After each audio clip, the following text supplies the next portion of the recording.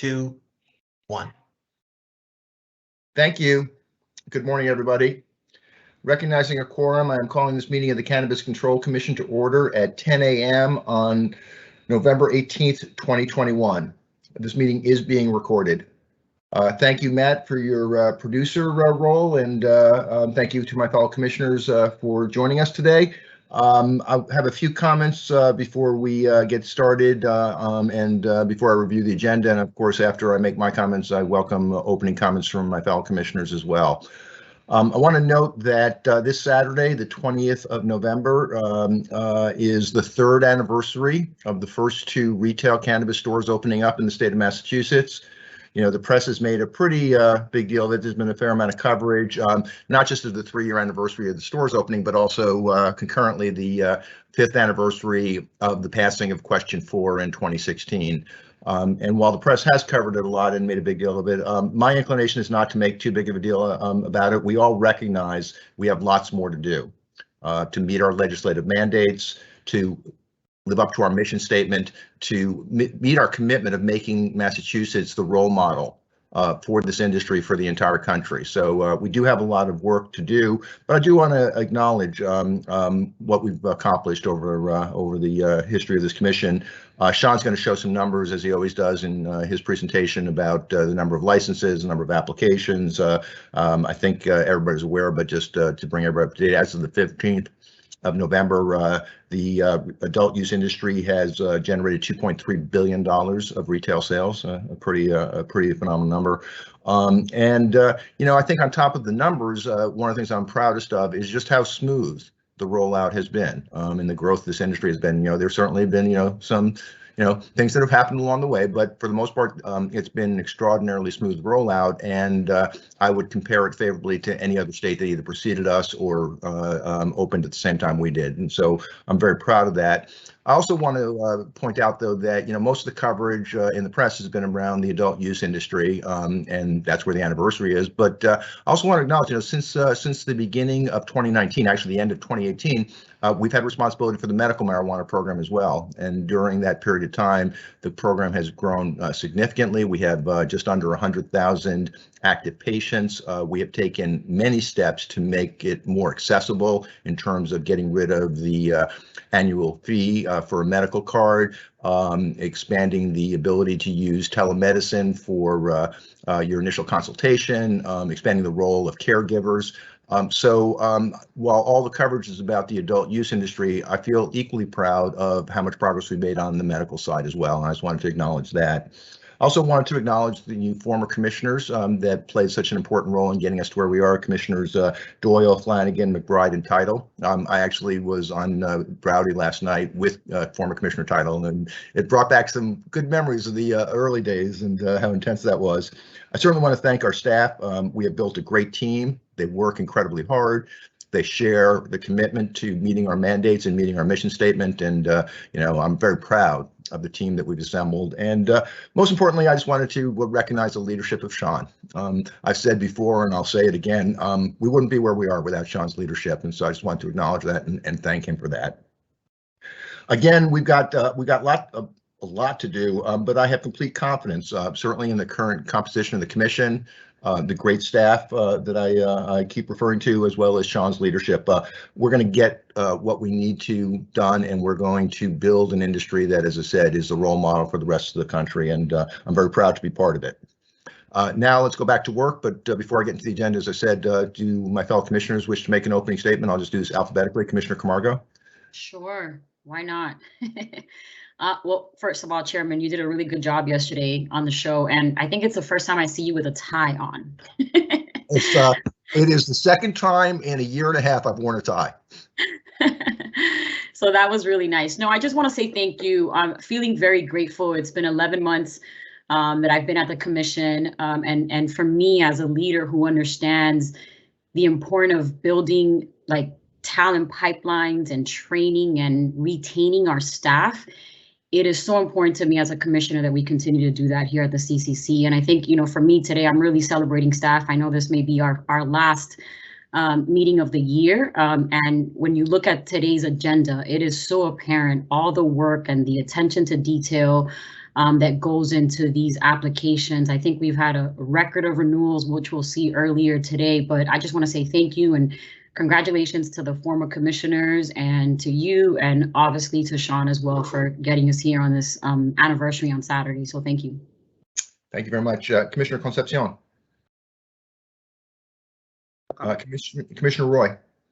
Thank you, Mr. Chairman. I also want to echo your sentiments about our executive director and our staff who do so much to help us fulfill our mandate and get us prepared for today's meeting, but not only today's meeting, but meeting with constituents. And I want to thank them for that. And I also want to thank my fellow Commissioner Stebbins, who graciously invited me to join him on an editorial piece that highlighted opportunities for our veterans in the cannabis industry. And I want to thank our comms team also for assisting with that editorial. I'm pleased to see today the different mixes of licenses that we will be reviewing and under consideration. We have an independent testing lab, many cultivators, and a micro business that is a woman-owned, minority-owned micro business. So I'm glad to see the mix of licenses. And finally, I just want to wish everybody a wonderful Thanksgiving holiday with special recognition to our first responders, law enforcement, and military who don't always get holidays. So that's it. Happy Thanksgiving. Thank you, Commissioner. Commissioner Stebbins. Thank you, Mr. Chair. I also just want to pass along quick thanks to the communications team. As Commissioner Roy pointed out, they were really helpful for she and I last week. I also want to thank licensing, investigations, enforcement, all the work they did to get this agenda ready and make sure that we were covering the renewals and approvals that we need to do by the end of the year. I also want to, as the Commission Secretary, I want to thank Christopher Smith for all the work he has done over this past year working with me to produce the minutes, and also recognize that Sabiel Rodriguez has picked up those responsibilities, and his first set of meeting minutes are on today's agenda. So thanks, Sabiel, for his good work. Thank you very much. I actually didn't realize that that transition had occurred, so I want to just echo my thanks for all the work that Christopher's done over the past few years on that. And Sabiel, welcome. And I guess Commissioner Stebbins, what your term as secretary doesn't have too much more to go. When is your term over? As secretary, not your term as commissioner, your term as secretary. I think it's on a yearly basis. It is, but I'm happy to throw my hat in the ring and run a nice, clean campaign to get reappointed. I have to say, I think you just made Commissioners Camargo, Concepcion, and Roy incredibly happy. Okay, thank you very much. Matt, can we go to the agenda, please? Thank you. So this looks like a standard agenda. After our comments and updates, we will do minutes. And again, Sabiel, thank you for catching us up on minutes. We have a pretty typical, maybe slightly longer than normal executive director's report, which I'm certainly looking forward to. Changes of ownership, I think there are 6.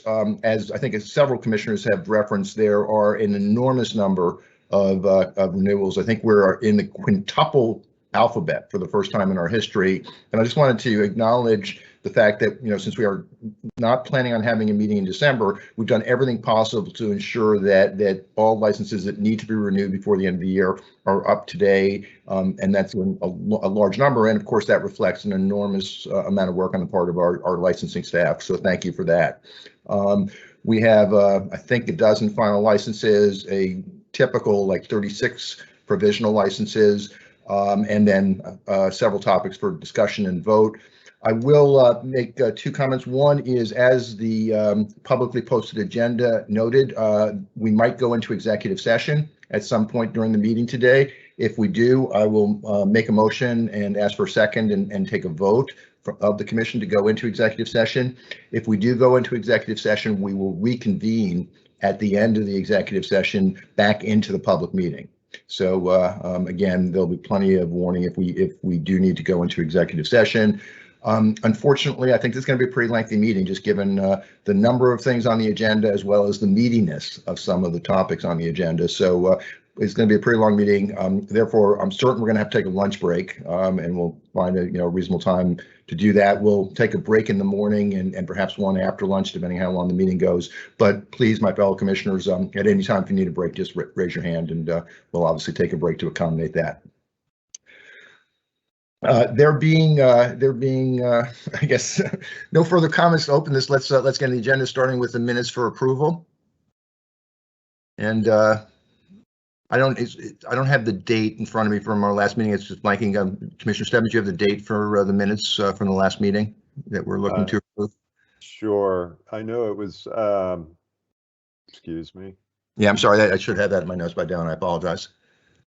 The 14th. I believe it's for 14th of October. 14th. Yeah. Okay. So I want to ask my fellow commissioners, have you all had a chance to read the minutes from October 14th, 2021? Do you have any questions or comments or suggested edits to those minutes? Okay, then Commissioner Camargo, could I ask you please for a motion to approve the minutes from October 14th, 2021? So moved. Thank you. Commissioner Concepcion, would you second that motion, please? Second. Thank you. Let the record show that Commissioner Camargo made the motion to approve, seconded by Commissioner Concepcion. Commissioner Camargo, your vote, please. Aye. Thank you. Commissioner Concepcion. Aye. Thank you. Commissioner Roy. Aye. Thank you. Commissioner Stebbins. Aye. Thank you. Commissioner Hoffman. Aye. Let the record show the commission approved the minutes from October 14th, 2021 by a vote of 5 in favor. Commissioners Camargo, Concepcion, Roy, Stebbins, and Hoffman, with none opposed. Thank you. And again, thank you, Sabiel, for this. And thank you, Commissioner Stebbins, for your service, which sounds like it's going to go on for a while as Commission Secretary. Really appreciate that. Thank you. Mr. Executive Director, are you ready for your platform to do your report? I believe that I am. And please go ahead. Thank you. Good morning, commissioners, and welcome back to our monthly meeting. The first item I have for you is our normal data presentation. As you can see here, there are 12 applications that are currently awaiting their first review. This is on par with past months, and I think does indicate the efficiency with which we process a lot of these initial applications. There's 34 applications before you for your consideration. There's also 20 applications that are awaiting a supplemental review. Those are applications that we have previously reviewed. We've reopened them for additional information that might be required or missing information. Those applicants have since resubmitted those applications and are now pending before us again. So in total, our workload, for instance, would amount to 32 applications in total. As you indicated, Mr. Chairman, we are close to 100,000 certified active patients with a grand total of 97,881. And to date, with the deadline having passed on Monday, the 15th of November, we received 817 applications for the third cohort of the social equity program. And so we're hard at work processing those applications. As long as you submit it by that date, we will honor that timestamp and process you accordingly. Thank you. This next slide is a real high-level overview of the entire licensing portal. As you can tell by that bottom total of 9,436. However, 7,091 applications remain incomplete or have not yet been submitted to the Commission for consideration. Also, to date, the Commission has approved 945 licenses, which does indicate a significant volume during the course of our history, of course. Thank you. Any questions? Please keep going. Thank you. Of those 945 that have been approved by the Commission, here's a breakdown based on license type. Again, I think I'll just go through the traditional supply chain. You have 285 marijuana cultivators, 218 marijuana product manufacturers, and 379 marijuana retailers. An important component between those license types is, of course, the independent testing lab. And you can see here that the Commission's approved 14 of those to date. Of course, similarly, you have marijuana micro businesses and craft cooperatives that do input into that supply chain, and we're just now starting to consider, and before you today, you have the several marijuana delivery operators as well as couriers, which are already operational in our system as well. So a lot of activity throughout the supply chain, but good breakdown as far as the volume is concerned. And just if I could, on the marijuana delivery operators, we have one license approved. As you mentioned, there are several on the agenda for today. just to be clear, the three-year exclusivity window, which could be extended by vote of the commission, but the 3-year window starts when the first commence operations is received by a delivery operator. Is that correct, or was That is correct. Yeah. So in other words, the clock has not yet begun, and it would commence at the beginning of that commence operations. That first one. Thank you very much for that. Sure. Other questions? Please keep going. This is a bit of a life cycle view of the license process. You see here that there's 124 entities that have either secured a pre-certification, that's for delivery courier or delivery operator, or a delivery endorsement for the micro business that would otherwise qualify. So again, exclusivity being for social equity program or economic empowerment applicants. 94 entities have had a provisional approval, that is that the commission's taken a vote to approve them.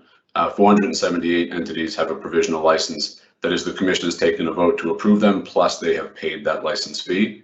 58 entities have secured a final license, and to date, 316 entities have commenced their operations. Thank you. Keep going, please. This is a little bit of our workflow. As I noted earlier, there's 12 applications awaiting our staff's initial review. As I noted, those 20 applications that were pending for supplemental review, there's an additional 181 that we've reopened that have not yet been submitted to the commission or resubmitted, excuse me. There's 36 entities that are awaiting at third-party response. The third party in this sense is a municipality whom we check with to ensure that there is compliance with local zoning and bylaws, as well as the third-party background check vendor CSI. There's 34 applications before you, and again, considering the delivery pre-certifications or endorsements, we've considered 1,070 total applications. That's the combined approved licenses and those pre-certs. Thank you.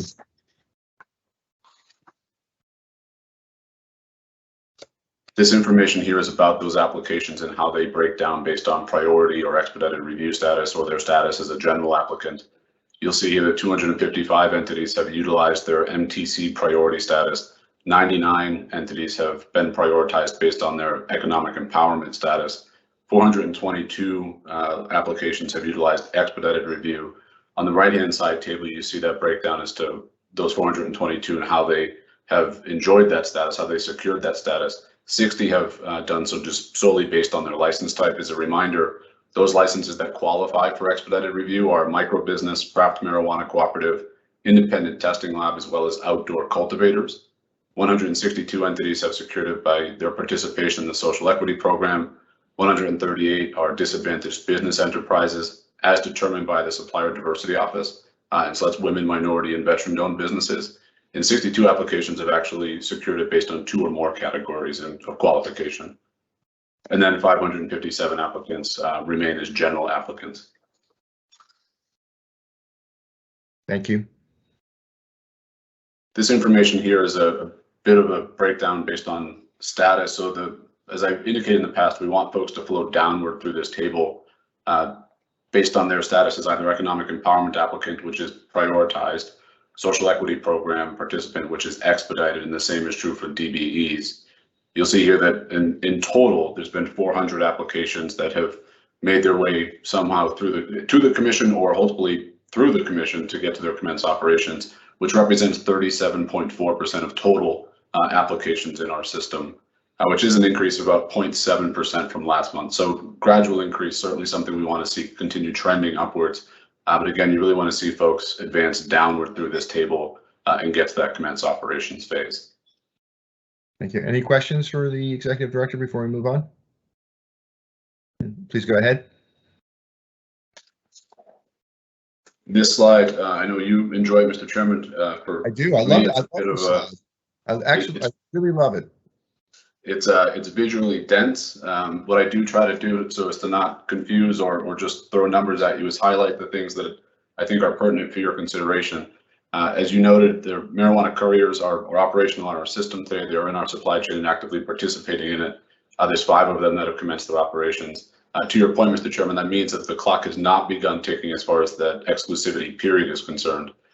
We do have 74 additional couriers that have secured their pre-certification and then would be advancing to the provisional license application phase. So we're looking forward to receiving those applications. There's 8 independent testing labs that have commenced their operations as of today.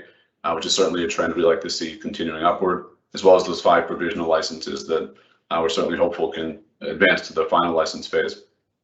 I highlighted the provisional license number for marijuana cultivators, just so you can see the sheer volume of those licenses that exist. That certainly represents, I guess, potential supply that could hit our market. There's 62 that have commenced their operations, but that number really stuck out to me as folks that are hopefully actively building out their facilities, which is a time-consuming and, I should note, an expensive task as well. Pending applications for marijuana delivery operator license, the 2 numbers I'd like to show you in concert are the 48 pre-certifications as well as the 13 pending applications. So folks are actively getting that pre-certification and quickly advancing to the application phase. There's 1 provisional license that has been issued by the commission, and then of course, as you noted, there's 5, I believe, on your agenda for today. Advancing downward here on the slide, or in the table, excuse me, similarly on the point I made for marijuana cultivators is that 164, there's a similar volume on the marijuana product manufacturer, which is 120. So again, that does represent a supply chain opportunity. 7 pending applications for marijuana research facility. You may recall that since we've reopened that application and made it available to the public, we did have some pending applications that were held really in abeyance until we could re-release that application. We've reached out to all of those folks manually. We did issue requests for information to allow them to update that application. So in other words, holding them harmless and not wanting them to get into this new queue. And so obviously we're eagerly awaiting their responses. Advancing downward again, marijuana retailers is 176 that have commenced their operations. But again, 165 with provisional licenses, which does of course represent those future retail outlets that could be available here in the Commonwealth.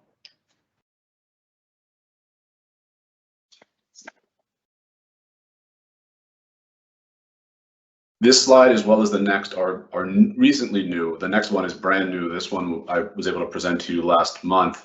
It does represent cultivation based on indoor versus outdoor. And so what I wanted to call your attention to is that to date, we have 8 marijuana cultivators that are outdoor grows, in addition to the 54 that are indoor. We also have 151 provisional licenses that are indoor. So again, those are folks that are hard at work building out their facilities and getting into a compliance phase that they can demonstrate compliance. But this does break it down based on indoor versus outdoor.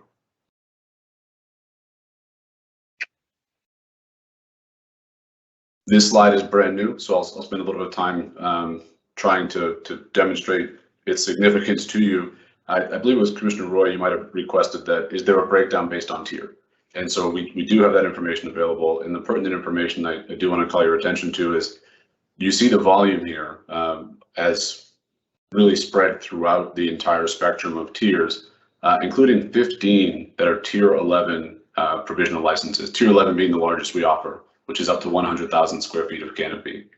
But a good chunk of those applications are actually smaller cultivation tiers, including 31 that are tier 1, which is up to 5,000 square feet, 43 that are tier 2, which is up to 10,000 square feet of canopy, and tier 3, which is up to 20,000 square feet, has 41 provisional licenses.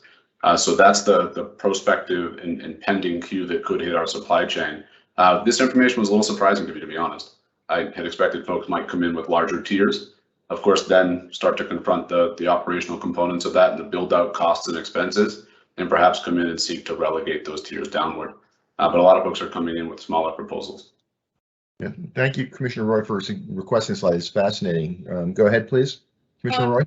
Yeah, just curious, Mr. Executive Director, and thank you so much for putting this slide together. It's highly informative. How is there a percentage, in a guesstimate of how many have graduated up in tiers? Sure. The honest answer I can give you is that none would have qualified likely yet, or none have requested and secured it. Based on, to graduate upward, you've got to demonstrate over the course of, I think it's the previous year, the previous 6 months, a percentage of sales, or excuse me, percentage of wholesale transfers out of your facilities. You have to demonstrate a need there.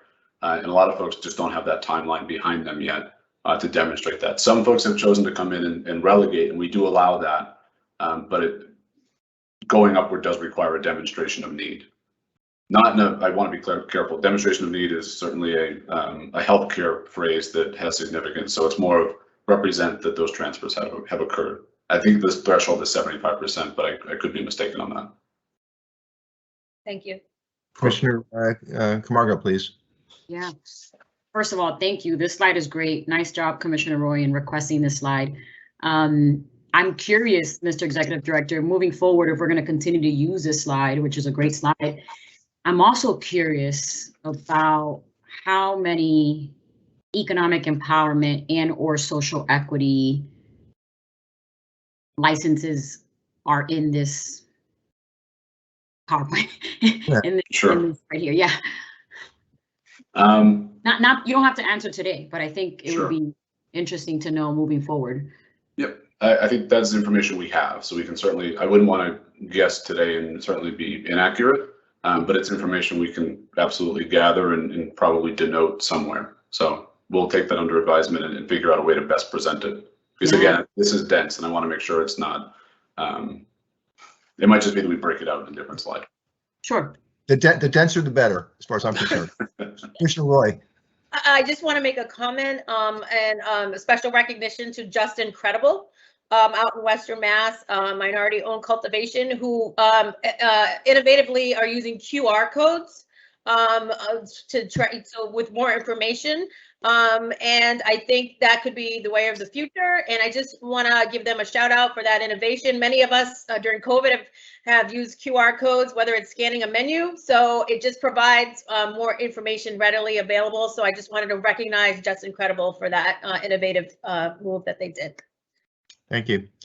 Any other questions or comments before the Executive Director moves on? Go ahead, please, Sean. Sure. So I just want to leave you with a note here that there's actively commenced operations 1.79 million square feet of canopy that is, again, actively available for growth and development here in the Commonwealth. The provisional license number is almost 4.5 million square feet of canopy that is prospectively available. So I think that's a powerful number that left an impression on me as being just the sheer size and volume of available canopy. And it is something that our investigators do actively measure when they go out and inspect these facilities. What we count is the table or square footage of active available space. So it's not so much your roof span or anything of that nature. It's the actual growth availability inside the rooms themselves. So. Great. Thank you. This slide here is a bit about our medical use of marijuana program. So a few points I want to leave you with are that there's 87 licenses that have commenced their operations. Those licenses being vertically integrated, it does represent a full sustained supply chain. So a license allows for cultivation, product manufacturing, and dispensing to patients. A note that I went back and looked up historically just to see comparatively, to your point, Mr. Chairman, having accepted the medical use of marijuana program and transferred it successfully from the Department of Public Health to the Commission back in the waning months of 2018, December of 2018. The December 2018 number of active MTCs with commenced operations was 49. And so our number today being 87 represents an increase, and that time has been of 38 licenses that have now commenced their operations. That's great, and it's something I really, as I said, most of the conversation in the public is about the adult use industry, but I really want to make sure that people understand we're just as focused on the medical industry, and we're making enormous strides. I mean, that's almost doubling in the couple of years that we've had the program. So, congratulations to you and the staff for that. I think it's really important. And I thank you. I think it just shows that it demonstrates the Commission's sustained commitment to the medical program, of course. On the right-hand side table, similar data that I pulled from December of 2018. As you can see here, as I noted earlier, there's 97,881 certified active patients. And the distinction there between certified patients and certified active patients is those certified active patients have gone into our medical use of marijuana system and confirmed their registration status and actually finished that process to the point where they are now registered with the program. They would receive a patient card and have the ability to go into a dispensary and purchase their medicine. In December of 2018, that patient count was 58,920. So that represents for us an increase of 38,961 patients during the lifespan of our responsibility for this program. So again, I think it shows the growth of this program. Certainly COVID had a lot to do with that. We saw a massive spike last year in the month of, I think it was March and April.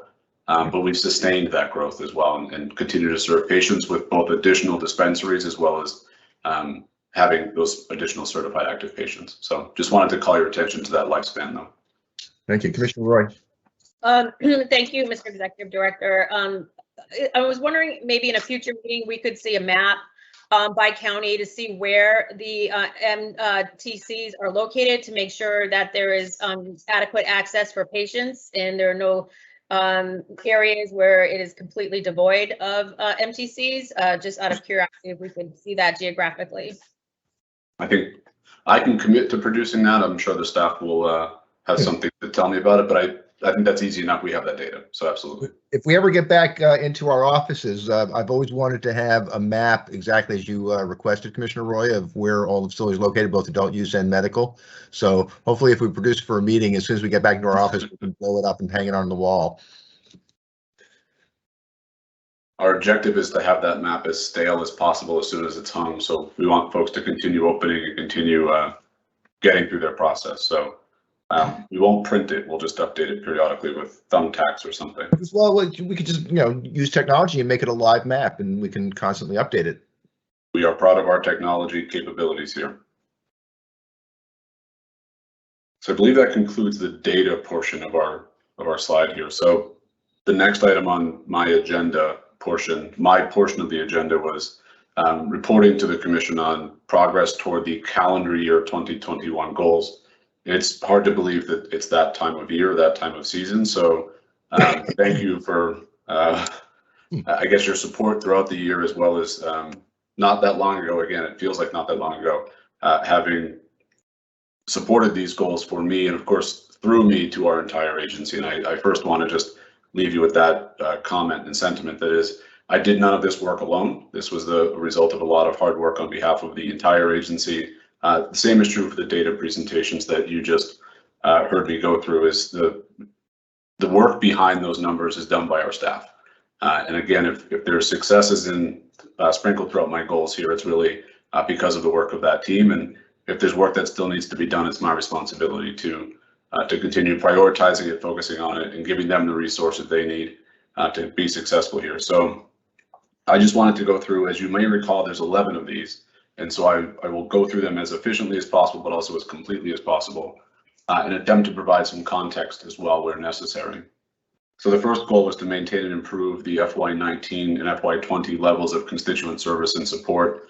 I believe I determined, you'll see that I use essentially 25% intervals in progress. I didn't want to get too cute or too specific about the presentation here. So the reason I think it's 75% is a number for a number of factors. One is we should never be satisfied as far as constituent service is concerned. We should always be striving and aspiring to do more and be more available, more responsive, and more complete in our responses.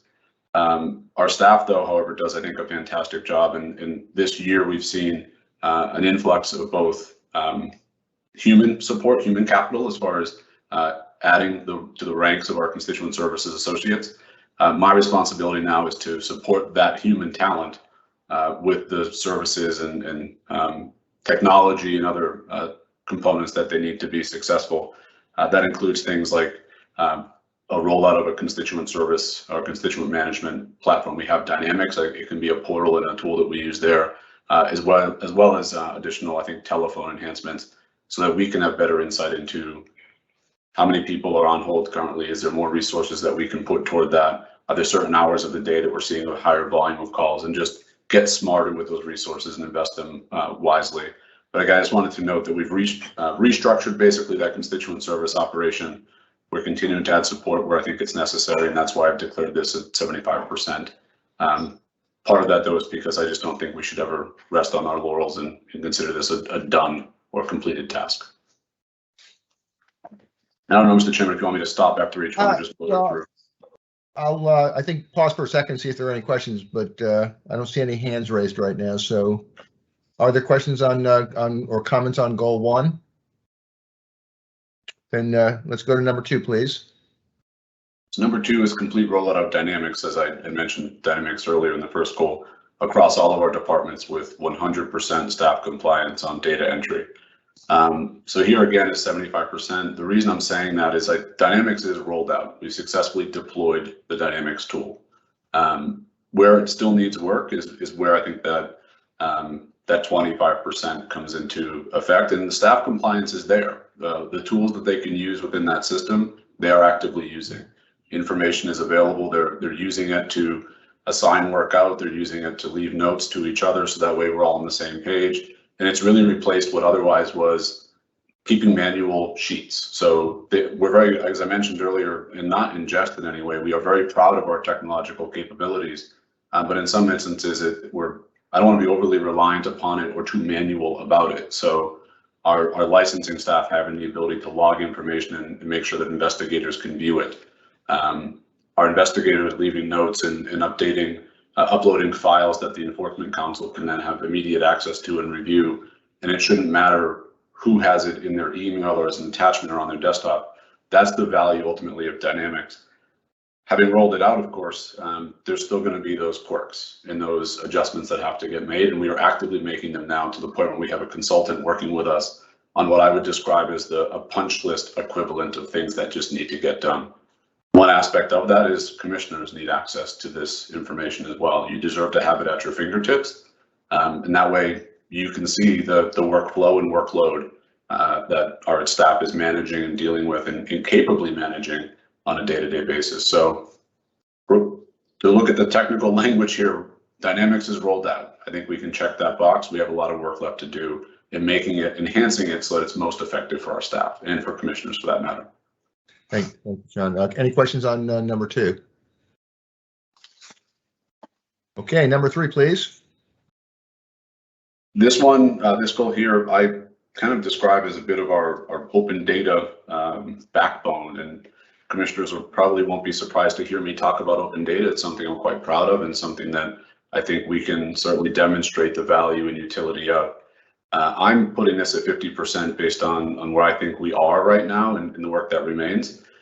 You'll also see here that this goal, which is expand data collection and organization throughout the agency and fully integrate into aspects of commission functions, including policymaking, licensing, enforcement, social equity programming, researching, hiring, through robust and expanded open data model. Because of that laundry list of things that it includes is where I think the 50% comes in. We're proud of our open data work. We're proud of our culture, that we believe in data, we collect it as often as possible, and we try not to sit on it or hoard it or selfishly keep it to ourselves. We want to broadcast it to the world and anyone that wants to have access to it. We also want to use it for ourselves and be smarter about some of the operational decisions that we're making. One of the things that we're doing, though, is we're shifting platforms actively live right now. And that work has largely gone on behind the scenes. And soon enough, I think we're going to be in a position to roll out a new, I think more dynamic in some ways, but also I think more digestible format of our data. And that work is really, I give Marianne Sarkis, our data analyst and data manager, a ton of credit within our IT department for just allowing us to organize and think more clearly as it pertains to open data. We are using it internally. We're using it to learn about a lot of the work that we're doing. You see products of that as far as the data presentations I can share with you at monthly meetings, but we're not done. And I think what we deserve and what we owe to the public is more additional information in a cleaner, more digestible format. And I think Marianne and the team are capable of doing that. I also appreciate and grateful for your consideration at this meeting, the role of a data director. That speaks to this goal, and also I think our long-term vision of setting up with the right type of infrastructure and the right type of priorities. So 50% here, I think, is an honest assessment that we can always do more. And I think that integration and that transfer and that migration is really going to help us, allow us to do that. So that was very smooth, the way you kind of started a commercial to approve the job description coming up later in the agenda. I'm very impressed. I'm always hard at work. Commissioner Concepcion. Thank you. Mr. Executive Director, do you have, can you give us an anticipated timeline on when you think this particular goal will be completed by?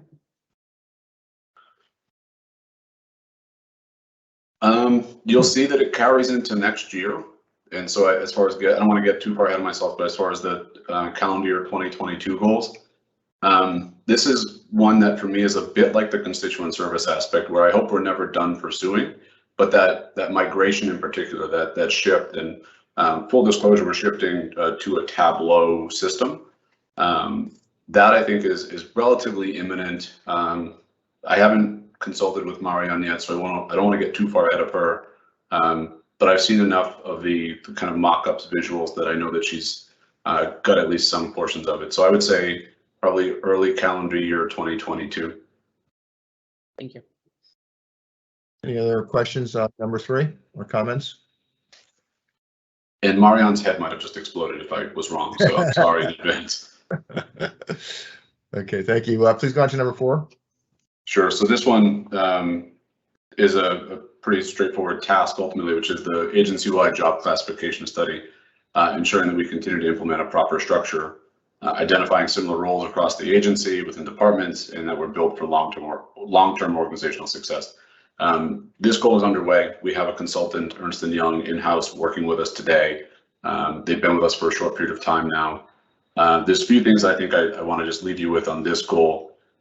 We're doing it. We're actively doing it. And I think you're already seeing some of the results of just our frame of mind and our thinking here. The job descriptions that are before you, again, I guess I'll pitch and sell as the opportunities present, but they're consistent with this work.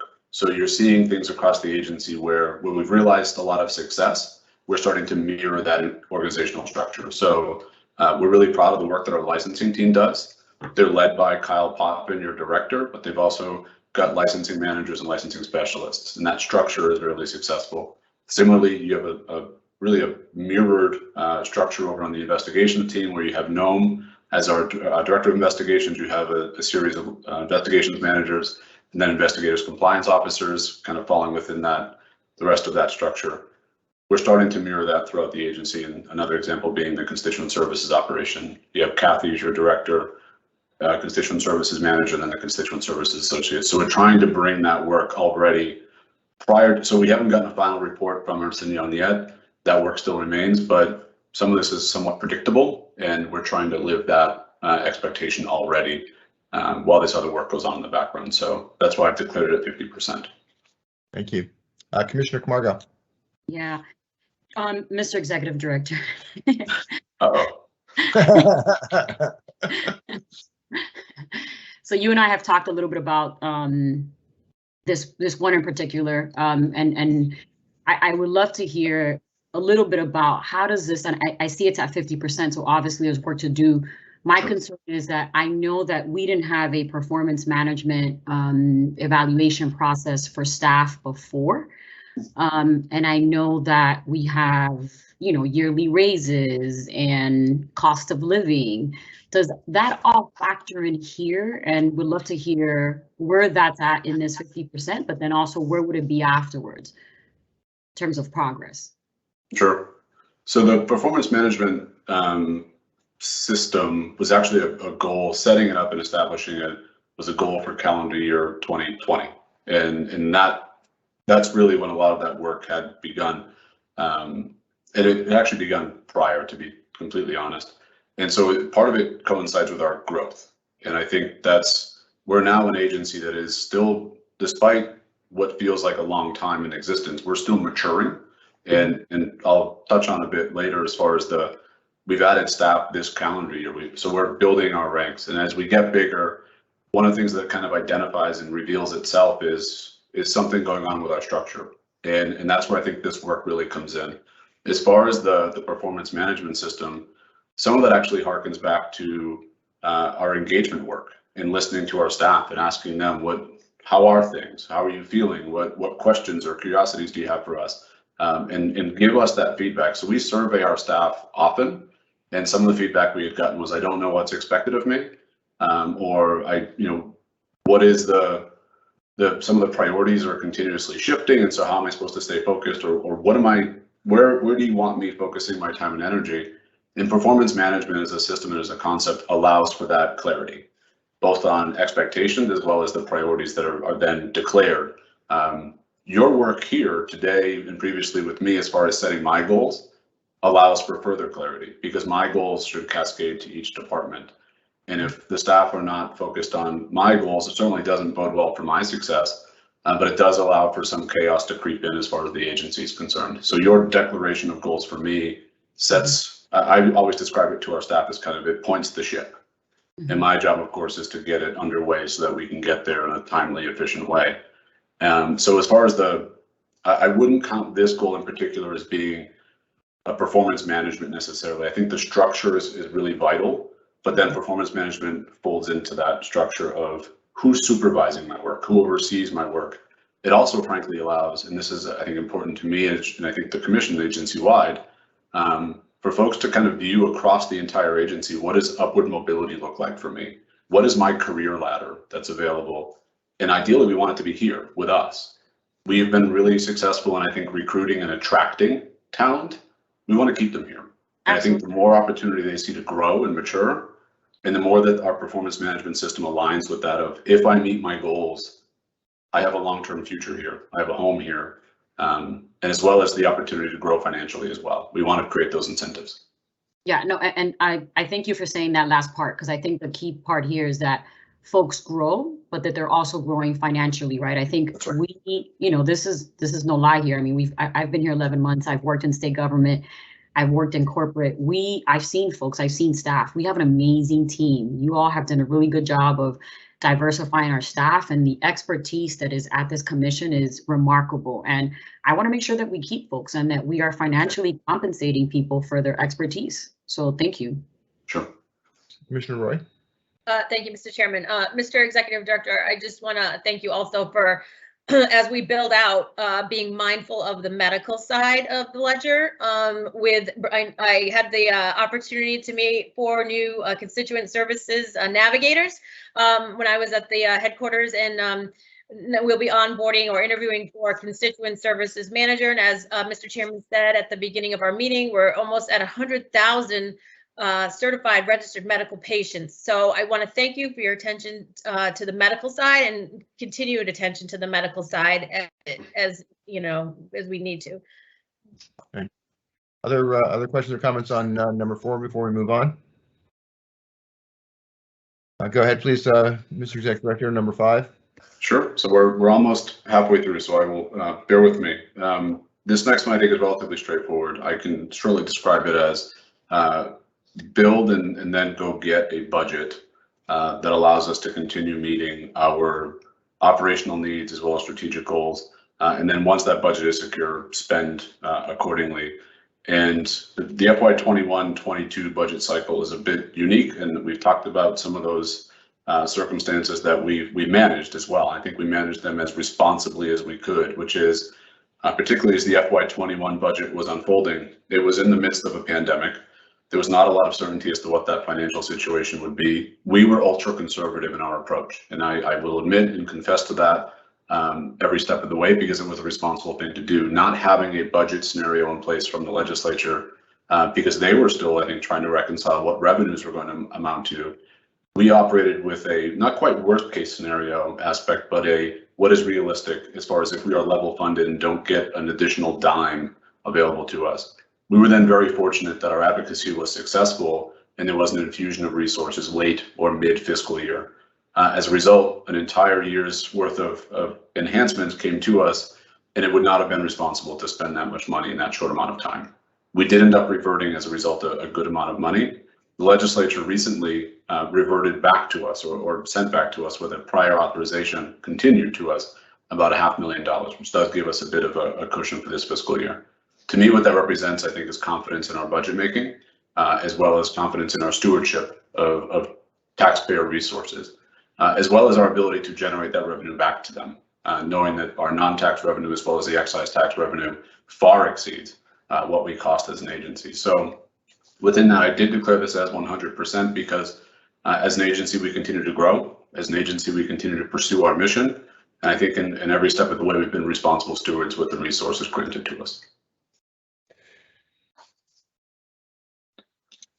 Thank you. And you know, while we're talking about your current year goals, I think it's important just to reflect back that this has been a true statement for our entire history. Every year we have secured from the legislature what we've requested for operations, and we've spent carefully within that budget. And so, you know, this is 100% done for this year, but also want to just make sure that people understand it's the history of our commission that I think gives the confidence that you were speaking to about the legislature and how they have that confidence in us. Thank you.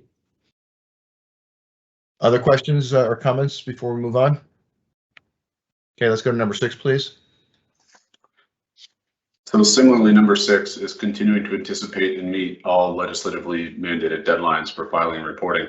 To the point you just left us with, Mr. Chairman, is that we continue to do this as well. Historically, we've done it. We continue to do it. It's something that's a source of pride of us. We don't miss deadlines, and we're really proud of that fact. And we also are sensitive to them with trying to leave enough lead time and advance notice that we're not scrambling to meet deadlines. And certainly during the early days of the commission, I think we lived in a state of scramble and trying to get a lot of work done, but we also did it. And we learned from those exercises as well. So this is something that's certainly a source of pride for us. Historically, it remains that way, and something we'll continue to do moving forward without a doubt. Thank you. Questions or comments? Okay, number 7. Number 7 is that we continue to meet and exceed all the mandates relating to research studies, and that we develop mechanisms to share those findings and expand public awareness with that broad coalition of policymakers, researchers, regulators, and the public, including hosting research conferences or summits. Here, I think we have always historically been, and we continue to be really proud of our research work. It's a small but mighty department that I think puts out a lot of really compelling, thought-provoking information, and I think it's also developing both a combination of first in the nation and best in the nation research. And I think that as a result, we're able to share it certainly across the country with our colleagues and our peers, as well as policymakers, both at the State House, as we've presented and developed those statutory mandates, as well as the general public that might just be curious about certain topics related to cannabis. I think we have produced information that is compelling about cannabis and about the work of implementing and instituting the industry, as well as migrating that medical program over. So we've tried to move the needle as far as research is concerned. My assessment is I think we've been successful, especially around provoking thought and informing discussions. So my hat's off to Julie and her team. I certainly can't take a ton of credit for this, aside from just giving them and trying to create the space they need to be effective at doing their work. And so that here, the 75% is that there's still more work to be done. I would imagine Julie certainly would agree with that, because I know that she intends to do more work. And as far as the research conferences and summits, the challenge there, of course, is the in-person component. At the same time, through the Cannabis Regulators Associations, we were proud to be part of founding. We're doing that work to create that space to allow all of us to share our research and talk with one another. So that's coming up in December, and something that we'd be excited to host and looking forward to. So I guess it's tardy for today's meeting as far as it'll be done in December, but maybe that's why it's 75%. I'm also a pretty hard grader myself, so. Thank you. Questions or comments on this, Commissioner Camargo? Yeah, I just gonna make a quick comment. Sean, kudos to you too here on this one. I know you have it at 75%, but I know that you're doing a lot of outside work with legislators throughout the country. So kudos to you. Even though you don't talk about it or invite us to any of the meetings, I know you're doing it. Thanks. Commissioner Roy, did you have a comment? Nope. Commissioner Stebbins. Sure. Thank you, Mr. Chair. Sean, am I understanding that where you talk about statutory mandates relating to research, and just confirm that our last report, I think it was on THC concentration, fulfills all of our obligations for research reports in the statute? That is correct. Okay, so this kind of frees us, essentially kind of frees up Dr. Johnson and her department to continue to be innovative, I guess, in this space as it relates to this goal? It does, and however, I think what Dr. Johnson and others would argue is that periodic updates are still necessary. So as we collect data, we were the beneficiaries when we assumed the creation of the agency. The Department of Public Health had done a pretty broad baseline study, and I think the fact that we have that baseline will allow us to now track progress year over year, and I think that's exactly what Dr. Johnson intends to do. What that relief will provide, though, is now, I think, a scalable, manageable pace to this, and that's exactly what she's thinking about, and I think that's the right way to go about this. And she's also looking at how do we manage some of that work in-house as far as her department, and who can we partner with on other things, which obviously brings us the credibility of their work, but also extends our reach a bit further. So, for instance, data collection is not something that a lot of people are equipped to do. And I'll touch on later as far as external review. And that's something that having experts that you can call upon to give us perspective and share some of that work with is going to be really valuable. So my goal is that she continues that work ultimately and just adds the additional context year over year to it. Okay, thank you. Yeah, I just want to thank you, Mr. Chairman. Recognize also the work of the special commission that was statutorily mandated, and recently their language was refiled by the governor or in the process of for the Trooper Clardy bill. So I want to just recognize the special commission for all of their work. Thank you. Any other questions or comments before we move on? Okay, number 8, please. We're almost there. So this next goal is a 3-year strategic plan to begin the development of a 3-year strategic plan for our social equity program that includes measurable goals and metrics, combines with a robust data collection and tracking of participant success and satisfaction, and then the ability to identify and engage with participants thereafter. So I put this at 50%. A lot of the work that has gone on to do this has largely been behind the scenes, and that work is really certainly developing and building out cohort 3, but also assessing the vendors that we've been able to work with and alongside during cohorts 1 and 2, as well as the participants of cohorts 1 and 2. And so a lot of the work that remains here, and I'm proud of the work that Kevin Sibley has done in his short time with us, and that Cedric Sinclair has done his oversight of that program and that department. The work that we're doing now is really the mechanisms to do that data collection and the ability to collect the tracking of the participant success and satisfaction. So one of the things that we're developing, this is imminent, I would say probably within the next month or 2, probably even less than that, is a survey. That survey being of SEP participants, of licensees as well. So we have a lot of licensees that have promised. So we're also looking a bit beyond the social equity program and more to the broader topic of equity. A lot of our licensees have declared their interest in participating. The commission also requires, as part of their positive impact plans, that folks think about this.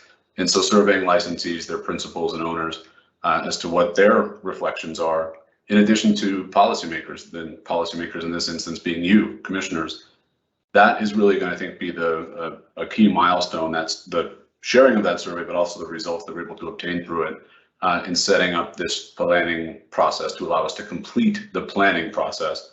And of course, knowing that's phase 1, ultimately. We have a lot of work to do thereafter.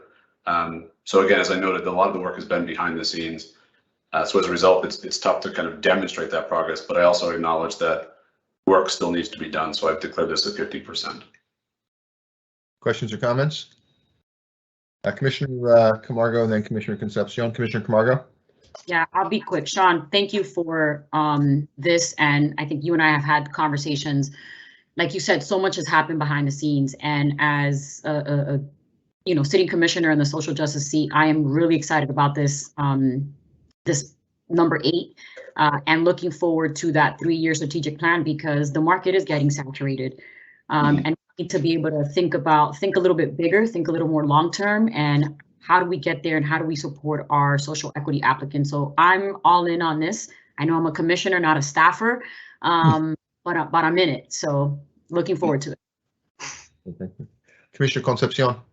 Thank you. So I had a quick question just in terms of the goal once this data is collected.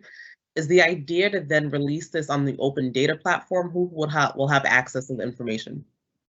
So we're ultimately going to selfishly use it to frame our thinking and identify things that we don't know at this point. So I think the first thing I want to do, and that again, Kevin and Cedric are leading this charge, is ask the questions of what don't we know? And so give us that feedback. Tell us, what do you want to see strategically? Where do you think it should be going? What resources do you need?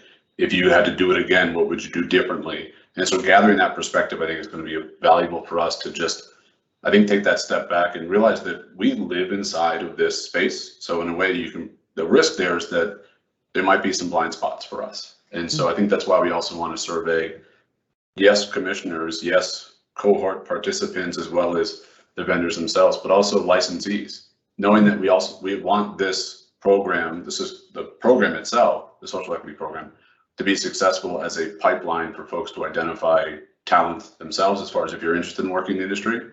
Our ability to do that is how can the program serve those needs as well?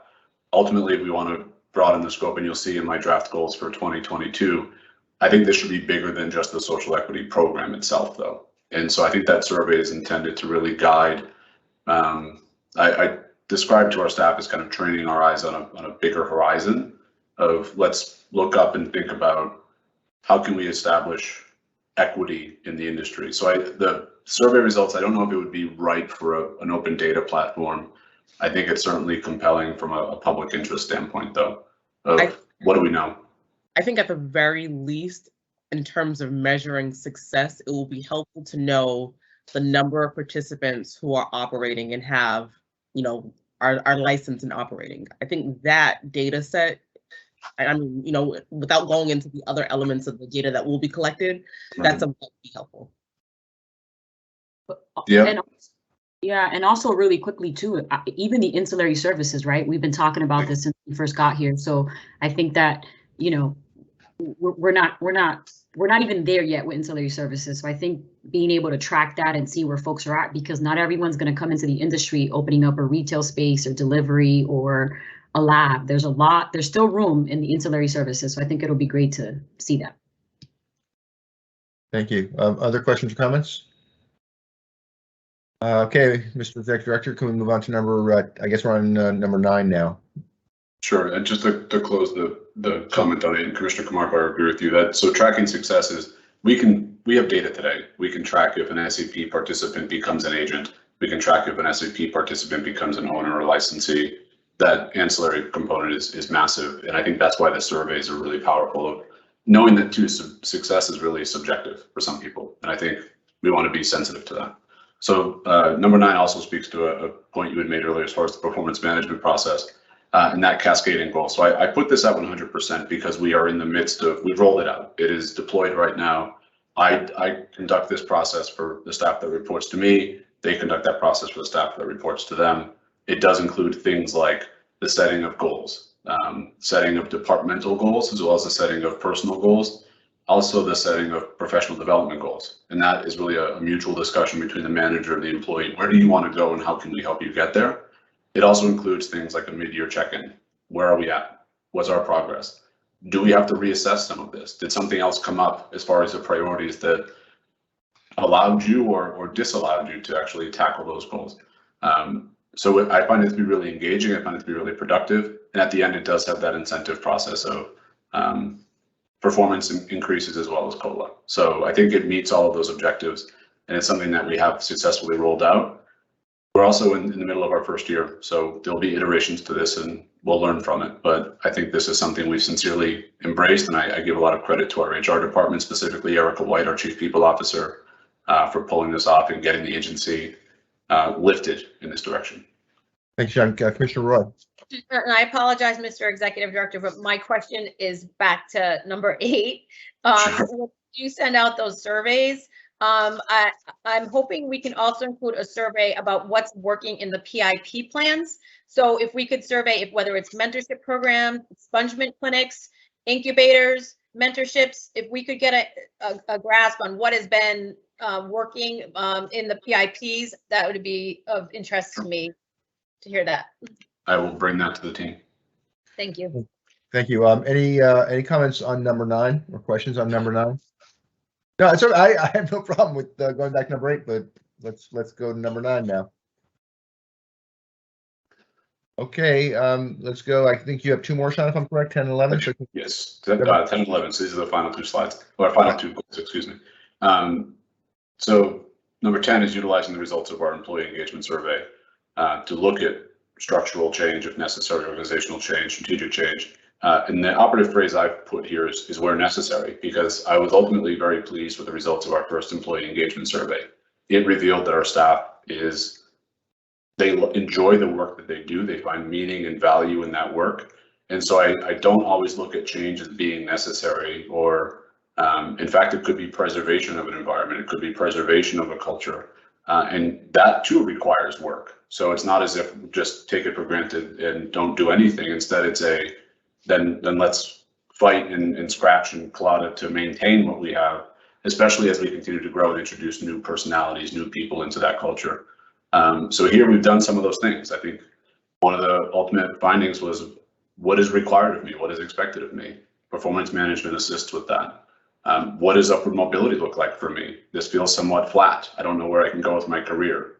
The job classification study, I think, is responsive to that. So I declared it 75% because, again, I think kind of harkening back to my earlier comment around constituent services, employee engagement for me is something that lives. It's not something that we ever consider done. So again, I may be too harsh to myself. I don't want this to reflect the work of staff. It's me trying to hold myself accountable for preserving this and fighting for it. Thanks, Sean. I agree with that, by the way, and thank you for that mindset. Any questions on this goal? Okay, and move on, please, to number 11. I will say, actually, Sean, I'll take you off the hook here. You know, I don't know that you should grade yourself. I think we should just ask the commissioners how they feel that you did against this one. To your point, Mr. Chairman, I guess this might sound arrogant, but I think we've successfully onboarded the 4 brand new commissioners we've introduced this year, we've welcomed this year. The fact that you're logged into the meeting and able to participate, I think, is what I use to check the box on this one. That said, the area that I have focused on, because I think the onboarding process, for starters, I think 3 of you joined the commission in relatively short succession. And I think our staff was excited to welcome you and really try to get you up to speed and share with you all the work that they do here. And I think they're all very excited by it. And then Commissioner Roy, we were able to welcome you shortly thereafter as well. And it allowed us to, I think, learn from that first exercise, make targeted improvements on things that the feedback from the previous 3 commissioners, we evolved that process. And I think we also did it in relatively short order just because the commission does meet monthly. And so we wanted you to be active, full participants in these conversations. The piece that I tried to focus on was really on my management of the staff and allowing them and allowing for that collaboration to occur. It was actually based on feedback of departing commissioners saying, I wish I had more opportunity to engage with our staff. I wish I had more opportunity to collaborate with our staff and really be part of that team. At times it felt like there was just this firewall. And in some cases that's absolutely appropriate. I've really tried to get out of the way in some instances and make sure that staff are readily available to you, allowing you, I think, first off, to see their talent and their expertise, but I think also facilitating that collaborative environment and spirit, which is ultimately back to the employee engagement process of what's our culture here. So I tried to focus less on the onboarding machinations and more on the collaborative spirit. So hopefully you found that. But again, I don't want to be too arrogant. I didn't put it out 100%, but the fact that you're here and there's Do I hear any counter offers on what the grade should be? Commissioner Stebbins. Well, first of all, I appreciate the executive director setting the bar pretty low to get himself an A, but I do want to just commend him for really, as he just pointed out, about breaking down those walls, breaking down those barriers of communication between staff and commissioners and the team and commissioners. I'm still trying to encourage some staff to save some typing time and not type out my full title in a Teams chat, but we'll get there. But I definitely appreciate the opportunity to work with everybody deep into the teams, just not with department heads, but obviously with members of the team throughout the organization. So if that's a measurement, I would certainly give him an A in terms of helping to break down those barriers. Commissioner Roy. I'll even give him an A+ because no. Sean's head is already quite large, in case you can't tell from the screenshot. You know, and now you're. Oh, honestly, I can say personally, the onboarding experience was everybody was amazing and welcoming and full of institutional knowledge that they were willing to share with me and their expertise. And the staff is really incredible and hardworking and dedicated. And then I'm going to give a shout out to Celia Williams, who called me late in the wee hours. She was up working late and I was up working late. And so we have a really dedicated staff. And I just want, that's a testament to Sean's leadership. Thank you. Other comments? Commissioner Camargo. Oh my gosh, she's got that smile on her face, which means she's about to toss a bomb, I think. Wow, listen, you got to be careful because perception becomes reality. No, I want to say, and this is really for the viewers. I've said this in public events. There's no manual to being a commissioner. The training and the onboarding that we have received as commissioners has been very helpful. And I just want to say again, Sean, thank you, because I ask a lot of questions. I am not shy. I'm very vocal. And I feel like that's how I've been able to sort of understand the commission, understand this job, and to be able to put policy forward. So I want to thank you for that. I also want to, echo Commissioner Stebbins' comments about sort of breaking those barriers, because I've been in places, and this is a different role for I think a lot of us, but being able to have that direct contact with staff, building those relationships has been very hard because of the pandemic, right? So I think that being able to just break those barriers, have conversations, when we did our diversity guidance group, it was the first time that for me as a commissioner, I think Commissioner Stebbins, we were able to learn how staff functions, learn what's on their plate, what is their capacity, what is their expertise. And it's really important for me as a commissioner, I think everybody will agree here, unless we know staff's expertise and capacity and how to manage and how to interact with them, we can't do our jobs. So I want to just say thank you to you for allowing that and us having those open lines of communication. And one thing I would say, and this is to the public, is I've said this: if anyone is interested in being a commissioner, because we won't be here, we all have 5-year appointments, right? Let us know. I have now 4 people who are interested in being future commissioners, and I'm going to send all of them a Robert's Rule of Order as part of onboarding. But there's a lot to learn as a commissioner, and I really want to say, if there is anyone out there who's interested in being a commissioner 4 or 5 years from now, please reach out to us. We are happy to give you details on how to do this, because the onboarding that has happened here has been amazing, remarkable, and I'm very grateful. And just thank you, Sean. I just wanted to say that it's our last meeting, so I got to get it out. Commissioner Concepcion. I'll sort of just add on to a lot of what's already been said, but to start off, becoming a commissioner is one of the steepest learning curves I have experienced. But the team here, the executive director, have been phenomenal, and we're continuing to learn. I'll speak for myself. I feel like every time, every month, every week, just about, we're learning so much new information, but we have a staff that are experts, that know what they're doing, are very competent, and always available to assist. So I just want to thank the team here, because, just preparing for today, yesterday, I think I had about 8 different meetings with different staff members, and they were just really helpful. So I just want to say thank you. Thank you. I'm not going to argue against the 100% A plus. I mean, I think there's a little bit of grade inflation going on here, but I'm not going to argue against that. I will, however, point out I am still waiting for my onboarding, and I'm just curious if that's going to happen at some time, Mr. Executive Director. I believe when you were appointed, the comptroller was the staff of the agency at that point. Comptroller staff was the staff of the agency, correct? Right. So I would advise you to take it up with them. Thank you. We do have the materials. I'm happy to send them. Just for context, so good. I'm sorry, Commissioner Margaret, did you have another comment? No, I said send them a book. I said Robert's Rules of Order, right?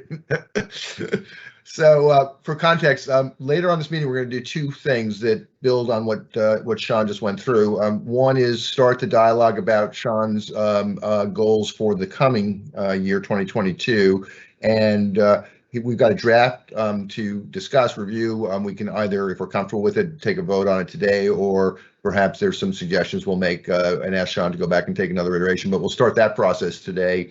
And then based upon the leadership of Commissioner Stebbins, we'll also articulate and make a decision on how to conduct performance reviews for Sean. I mean, I think he, in goal number 9, said the process for performance management is in place for the entire staff.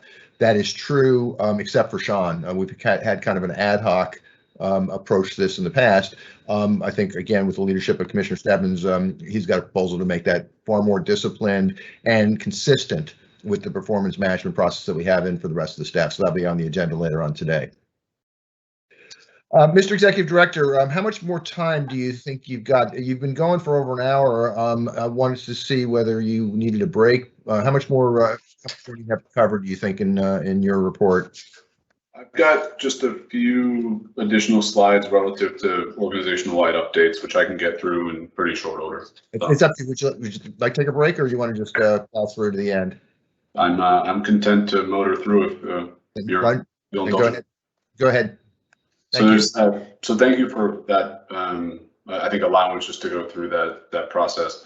Few updates here that I just want to call your attention to, and I'll start with not one of the items that's on the bullet points here, but just to provide context to the work of the agency and the work of their staff in particular. The staff didn't just focus on those 11 things, and I think that's obvious. I think that's pretty clear. I didn't focus on just exclusively those 11 things. We did a lot more throughout the course of this calendar year, in particular, and again, kind of coinciding with the timeline of these goals. And I just wanted to call your attention to some of those things. If you'll just give me a quick moment to do that. I noted that we hired and onboarded, it was actually 19 full employees, including some chief and director level roles, including introducing a new chief technology and innovation officer, the director of equity programming and community outreach. So those are roles that we brought in and introduced to the agency that I think are already paying dividends and folded into the fabric of what we do. A key task and charge and project that I did not note in my goals, because it certainly wasn't included in there, that's not to suggest it should have been, it's more just absorbed by the agency, is we implemented the regulatory change that was promulgated in January. We also posted those regulations in Spanish and Portuguese to make them more accessible to folks. That included adult use deliveries, which did not exist the year prior. Now we have couriers and a micro business that's operating. We also introduced 84 additional adult use retail stores, 40 more cultivators, product manufacturers, micro businesses, and transporters. We've onboarded and commenced the operations of 5 independent testing labs, as well as 13 medical marijuana treatment centers. Behind the scenes, we were subject to 2 different audits, actually 3 total audits, 2 of which were complete and identified 0 deficiencies. One was by the Comptroller's Office for our use of procurement cards, and one was by the FBI for our use of the fingerprint access. And we're still having the State Auditor's Office work through and assist us with our agency, and we're under that review right now. But to find no deficiencies is something we're certainly proud of. We launched our new website, which does include the open data components, but also we think is more responsive to patient and constituent and licensee needs, and just organizes all that work better and more completely. We worked with MDAR and hemp, as later on in your agenda you'll see. That certainly was not anticipated at the time, but it's something we just reacted to. Some other behind the scenes things I think we tried to do were a new licensing certificate that now merges the adult use and medical use programs. We brought in and revised guidance documents, including guidance on hemp, diversity plans, municipalities, equity and host community agreements, which is before you today, as well as the testing protocols were updated. We drafted FAQs for delivery, the social equity program, the medical program, and we standardized, we think, at least the public meeting process that we're experiencing now and all the other COVID related things. That's a very condensed list. The list is actually much longer of the accomplishments, so to speak, but I just wanted to add context of it wasn't as if we sat back and worked on 11 things. We did a whole host of other things as well, and we're really proud of it. But again, that's the work of your staff that they've done, and something to be proud of. So thank you for the allowance to tangent a little bit, but that context I think is important for you. Thank you. More work, which is that our license applications are now available on the Commission's website. They have been historically. I think the work I want to call your attention to is that since January, this year, we've added, I think it's about 1,500 license applications to our website, which is the disclosure of those applications and all the application materials. It's something we do at Renewal as well as the provisional license phase. We are up to date through September's public meeting. We expect to be up to date, period, by January. So the work that goes into that is ultimately producing those applications. We think it's valuable from a public disclosure, public interest standpoint. We also, for us, it's something that's responsive to, we want to make this information available to the public. They shouldn't have to submit a public records request for that information. So we want them to proactively have it accessible to them. So the work of our staff, particularly our licensing department, as well as our legal department and our communications department, in collaboration there. So just want to call your attention to that update. It's something that they've been working on for a number of months to just get up to speed and up to date on. The advisory board was able to meet on Monday, October 25th.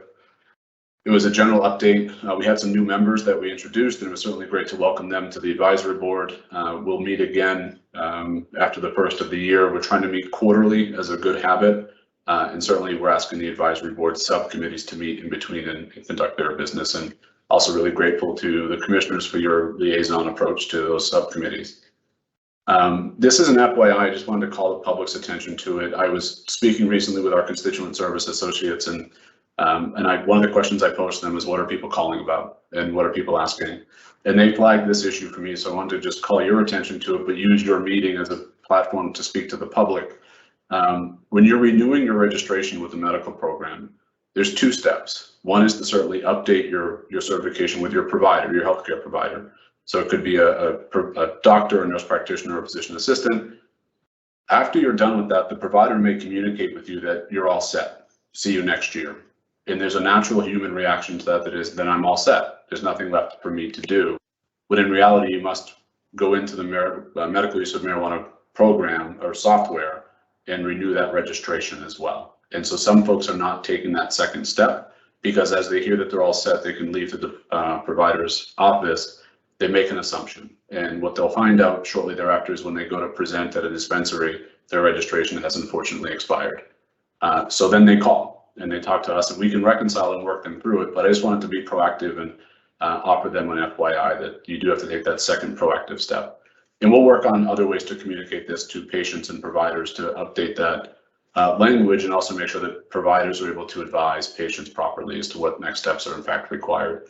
I just wanted you to know about it and also for patients and providers to be aware of that circumstance. And lastly, Commissioner Roy, you mentioned this, I had the privilege of chairing the Special Commission on Operating Under the Influence and Impaired Driving. We did report back at the waning days of 2018, and I think we actually reported on New Year's Day of 2019. And Governor Baker recently refiled that legislation based on that report as of last week. So grateful for him to raising that issue again and continuing that effort. And just wanted the commission to be aware of that development as well. Thank you. Okay. Again, just trying to give you some insight into what is going on around the agency. We have a request for information and RFI out there on seed to sale tracking. As you know, we use Metric today. They're our vendor. We did put out a request for information to learn as much as possible about that marketplace and seed to sale tracking, how the market has evolved in our now 4 years in existence when we first procured that vendor and that software. So this RFI it's not a binding procurement. It doesn't intend to contract at the end. It's really a learning exercise for us to understand capabilities, asking the market to help us learn as much as possible. So that does close on December 13th, and we'd be grateful for any information that folks are able to supply us.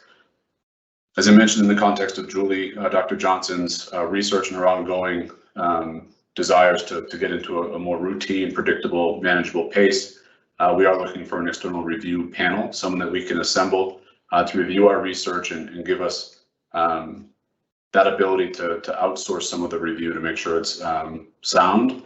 And we're especially looking for a diverse set of practitioners that we can rely upon. So that provision, that bid closes on January 14th of the new calendar year 2022.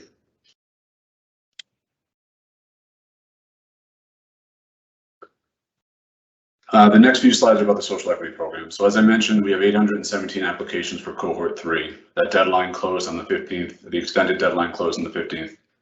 We will review those applications, and once you're accepted, all of those benefits, including access to license types, that accrues to you immediately. So as it's a rolling basis, as we get through your application, if everything's there and we can process it, once you're accepted, you are in, congratulations. And we will then introduce you to all the benefits that come along with it. Of those, Commissioner Roy, I believe, has a question. I'm sorry, Commissioner Roy, I missed that. Go ahead, please. Thank you, Mr. Executive Director.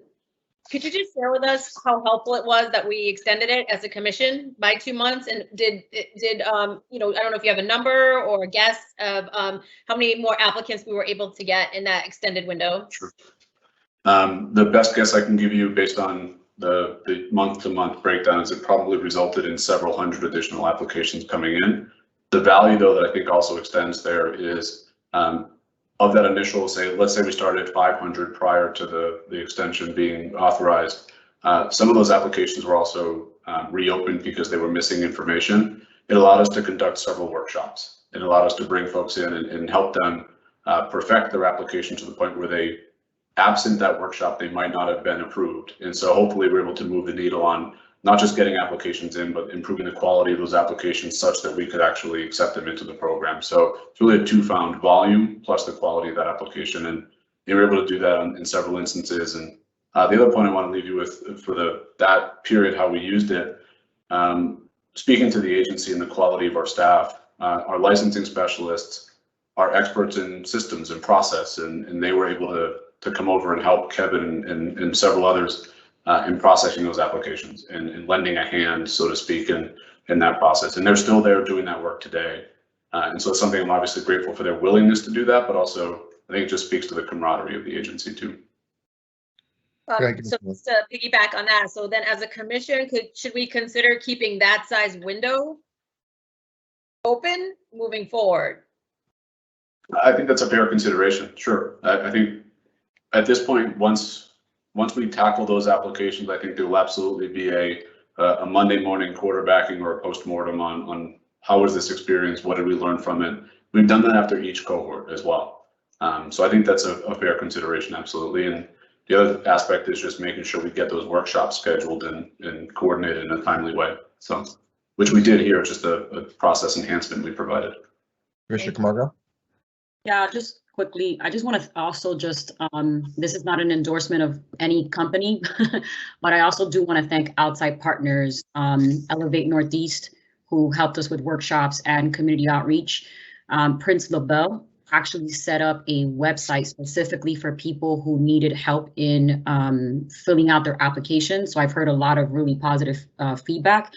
And I believe the folks at Vicente Cedarburg were part of the workshop a few weeks ago and were really able to answer a lot of questions for many participants online. So, we've always said that this is gonna be the CCC plus partners, and we're grateful for partnerships and those who want to help on the outside. So just wanted to mention that. So I'm going to apologize to my fellow commissioners in advance for doing this, and to Sean as well. I'm just cognizant that we have a really long agenda. And so if we can get through the last part of your presentation relatively quickly, obviously, if any commissioner has a question or comment, please feel free to do so. But if you could kind of help us out in terms of trying to get through this so we can get to the next parts of the agenda, I'd appreciate it. Thank you. Go ahead, Sean.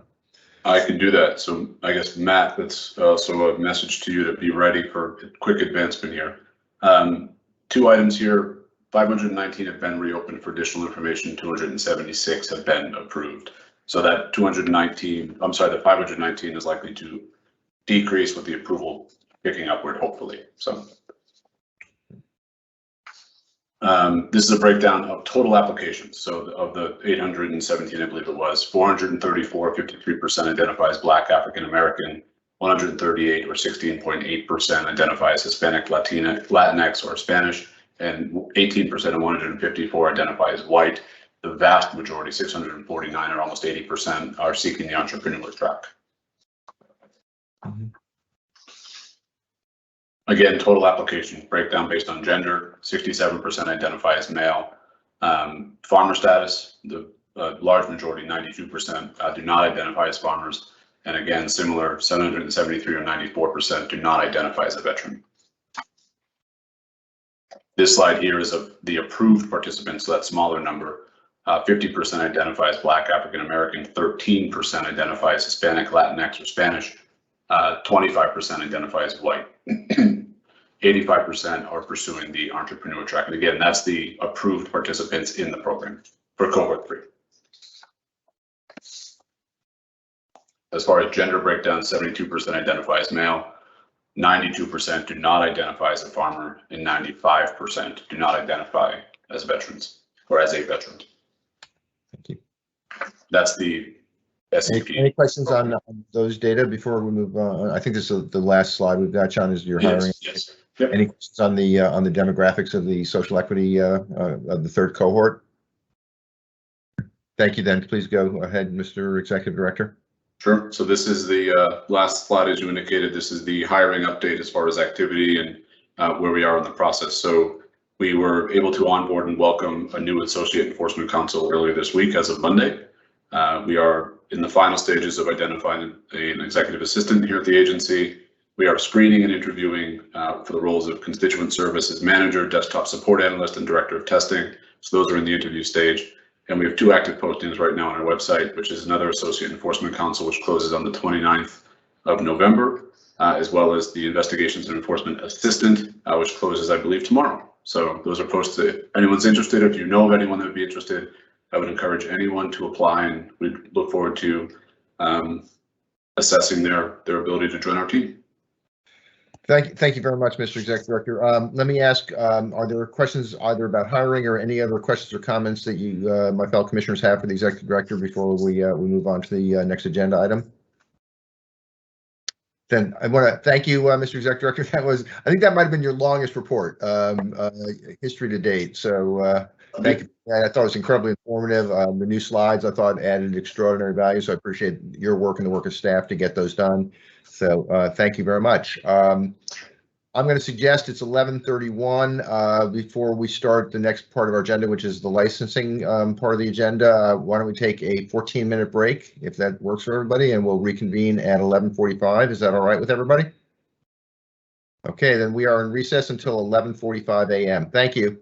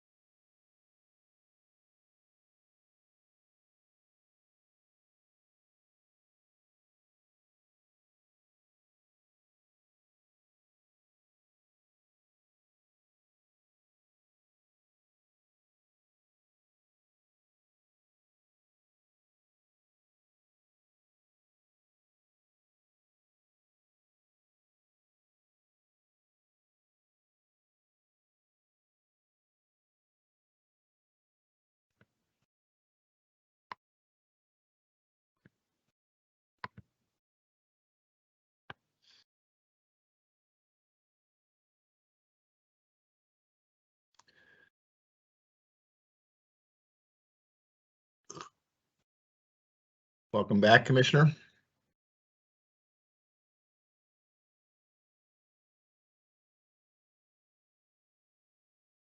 You're on mute. I said I'm just enjoying a little snack. Yeah, no, I just grabbed one myself. So yeah, you need all the nourishment you can get. We got a long ways to go. It's good. We'll take a lunch break though, sometime during the licensing part of this. Commissioner Stebbins, welcome back. Hey, guys.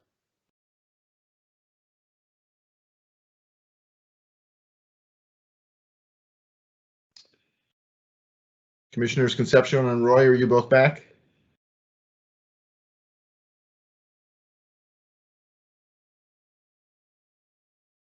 You're on mute, but welcome back. Thank you. Just had to grab some more tea. You're getting some hot tea to help your vocal cords. Yes. I can I'm see holding it on. I know it's a long meeting, so. I can see the steam coming up from your cup. Or is that coming from your ears? Are you angry about that? Are you angry about something? Commissioner Roy, are you back?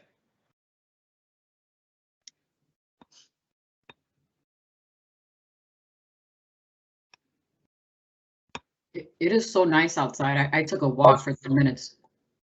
So beautiful. You know, since we're doing this remotely, why don't you just take your computer outside? I will sit in my car later. Don't worry. Okay. Commissioner Roy, welcome back. Thank you, Mr. Chairman. Okay. It is 11:45. Matt, can we go back in? We're back in session at 11:45. The next item on the agenda is licensing, and the first category of licenses are changes of ownership. Ms. Defoe, are you here with us? I'm here. Welcome. It's so nice of you to continue to come back every month. I keep, hoping that you will, but not sure that you will. But thank you. It's nice to see you. You too.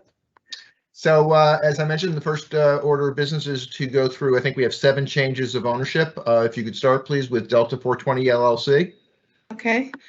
The licensee here is Delta 420 LLC. They are seeking a change of ownership and control over one adult use license.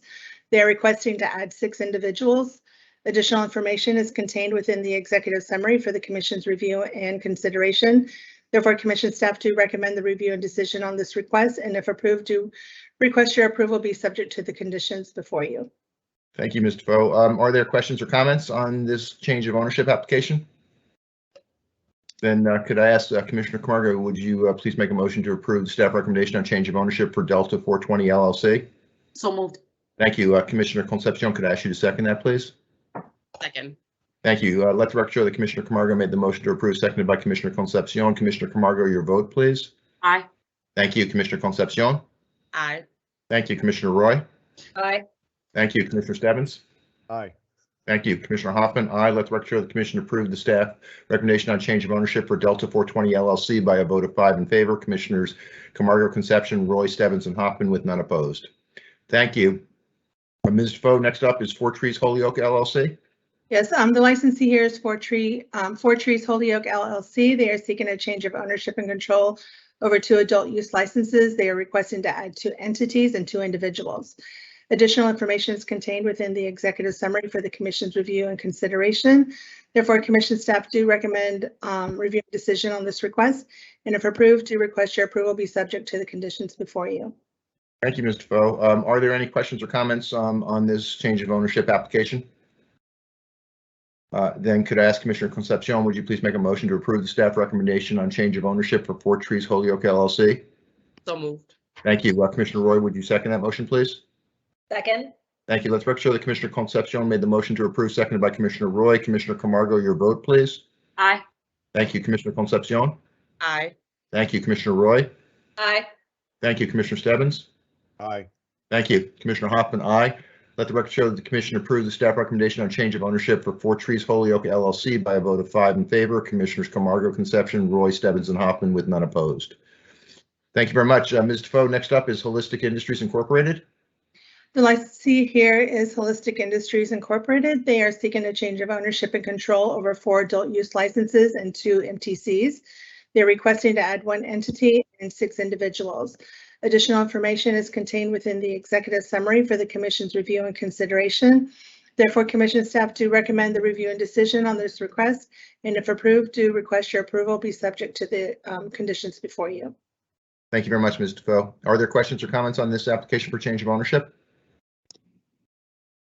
Then Commissioner Roy, could I ask you please to make a motion to approve the staff recommendation on change of ownership for Holistic Industries Incorporated? So moved. Thank you. Commissioner Stebbins, would you second that motion, please? Second. Thank you. Let's make sure that Commissioner Roy made the motion to approve, seconded by Commissioner Stebbins. Commissioner Camargo, your vote, please. Aye. Thank you. Commissioner Concepcion. Aye. Thank you. Commissioner Roy. Aye. Thank you. Commissioner Stebbins. Aye. Thank you. Commissioner Hoffman. Aye. Let the record show the commission approved the staff recommendation on change of ownership for Holistic Industries Incorporated by a vote of 5 in favor. Commissioners Camargo, Concepcion, Roy, Stebbins, and Hoffman with none opposed. Thank you very much. Next up, Ms. Defoe, Mainly Productions LLC. The licensee here is Mainly Productions LLC. They are seeking a change of ownership and control over 2 adult use licenses. They are requesting to add one entity and 4 individuals. Additional information is contained within the executive summary for the commission's review and consideration. Therefore, commission staff do recommend review and decision on this request, and if approved, do request for approval be subject to the conditions before you. Thank you, Mr. Defoe. Are there questions or comments on this application for change of ownership? And Commissioner Stebbins, could I ask you please to make a motion to approve the staff recommendation on change of ownership for Mainly Productions LLC? So moved. Thank you. Commissioner Camargo, could I ask you to second that motion, please? Second. Thank you. Let the record show that Commissioner Stebbins made the motion to approve, seconded by Commissioner Camargo. Commissioner Camargo, your vote, please. Aye. Thank you. Commissioner Concepcion. Aye. Thank you. Commissioner Roy. Aye. Thank you. Commissioner Stebbins. Aye. Thank you. Commissioner Hoffman. Aye. Let the record show the commission approved the staff recommendation on change of ownership for Mainly Productions LLC by a vote of 5 in favor. Commissioners Camargo, Concepcion, Roy, Stebbins, and Hoffman with none opposed. Thank you. Next up, Ms. Defoe, Proverity Laboratories Incorporated.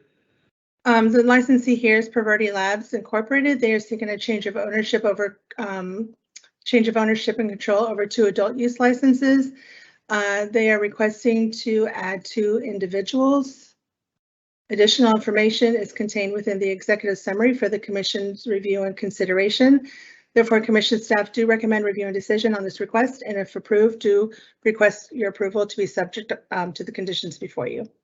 Thank you, Ms. Defoe. Are there any questions or comments on this change of ownership application? Then could I ask Commissioner Camargo, would you please make a motion to approve the staff recommendation on change of ownership for Proverity Laboratories? Commissioner Camargo? You're on mute. You're on mute. So moved. So Thank you. Commissioner Concepcion, could you second that motion, please? Second.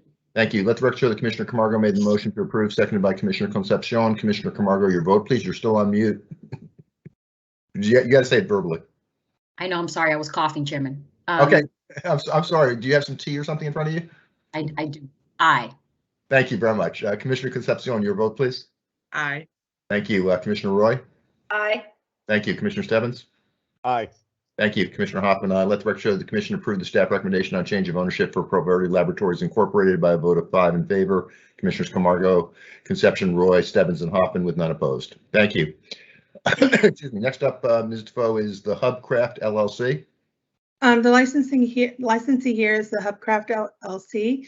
They are seeking a change of ownership and control over 2 adult use licenses.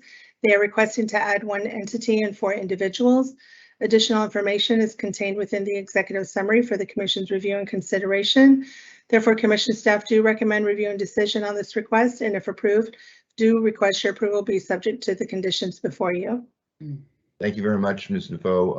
Are there any questions or comments on this license application for a change of ownership? Then could I ask Commissioner Concepcion, would you please make a motion to approve the staff recommendation on change of ownership for the Hubcraft LLC? So moved. Thank you. Commissioner Roy, would you second that motion, please? Second. Thank you. Let the record show that Commissioner Concepcion made the motion to approve, seconded by Commissioner Roy. Commissioner Camargo, your vote, please. Aye. Thank you. Commissioner Concepcion. Aye. Thank you. Commissioner Roy. Aye. Thank you. Commissioner Stebbins. Aye. Thank you. Commissioner Hoffman. Aye. Let the record show the commission approved the staff recommendation on change of ownership for the Hubcraft LLC by a vote of 5 in favor. Commissioners Camargo, Concepcion, Roy, Stebbins, and Hoffman with none opposed. Thank you. Next up, Ms. Defoe, United Cultivation LLC. The licensee here is United Cultivation LLC. They are seeking a change of ownership and control over 3 adult use licenses. They are requesting to add 3 entities. Additional information is contained within the executive summary for the Commission's review and consideration. Therefore, Commission staff do recommend review and decision on this request, and if approved, do request your approval be subject to the conditions before you. Thank you very much, Ms. Defoe. Are there any questions or comments on this application for change of ownership? Then could I ask Commissioner Roy, would you make a motion to approve the staff recommendation on change of ownership for United Cultivation Llc? So moved. Thank you. Commissioner Stebbins, would you second that motion, please? Second. Thank you. Let the record show that Commissioner Roy made the motion to approve, seconded by Commissioner Stebbins. Commissioner Camargo, your vote, please. Aye. Thank you, Commissioner Concepcion. Aye. Thank you, Commissioner Roy. Aye. Thank you, Commissioner Stebbins. Aye. Thank you, Commissioner Hoffman. Aye. Let the record show that the Commission approved the staff recommendation on change of ownership for United Cultivation Llc by a vote of 5 in favor. Commissioners Camargo, Concepcion, Roy, Stebbins, and Hoffman, with none opposed. Ms. Defoe, are there any other changes of ownership for the Commission to consider at this point in time? No, sir. Thank you very much. Let's move on now to renewals. So a couple comments before we get started. First of all, I'll reiterate, this is the largest number of renewals that I think we've ever had. 97, if my math is correct, adult use renewals and 22 MTC renewals. And again, I can't emphasize enough the hard work of staff going through what is a gigantic number of renewals. And our strong desire, since we are not having a meeting in December, to make sure that nobody falls through the cracks. And so I just again want to thank staff for the work that goes through this. I am not aware of any requests for conditions, so we'll do 2 rosters. We'll do the adult use roster and the MTC roster. Before we get started, Commissioner Camargo is asked to make a few comments on the renewal process, so please go ahead, Commissioner Camargo. Thank you. So Chairman, I'll just echo your comments around staff, but I also want to give special thank you to Rebecca on the renewal team, who's been at this at least the time that I've been here, Sarah, who joined her recently, and Annie, who just jumped in this past month to make sure that we got all our renewals in time. So again, thank you for that. So just kind of, again, to the public, for me, it's very refreshing to read through renewals. We read through the provisional licenses and it's a lot of theory in terms of what folks are going to do in their diversity plans and their positive impact plans. And then it's very refreshing to then read around renewal time what has really happened. So a quick shout outs, I kind of make my own awards here, but 1620 Labs, 80% of their vendors are local and women owned. And a review of their vendor list for 2020-2021 revealed that 42% of the company's vendors are either women-owned or minority-owned. So kudos to them. Gibby's Garden out in Oxbridge. I've actually visited there, and it was nice to see in their renewal outcome that they've opened their doors to over 30 different people and groups.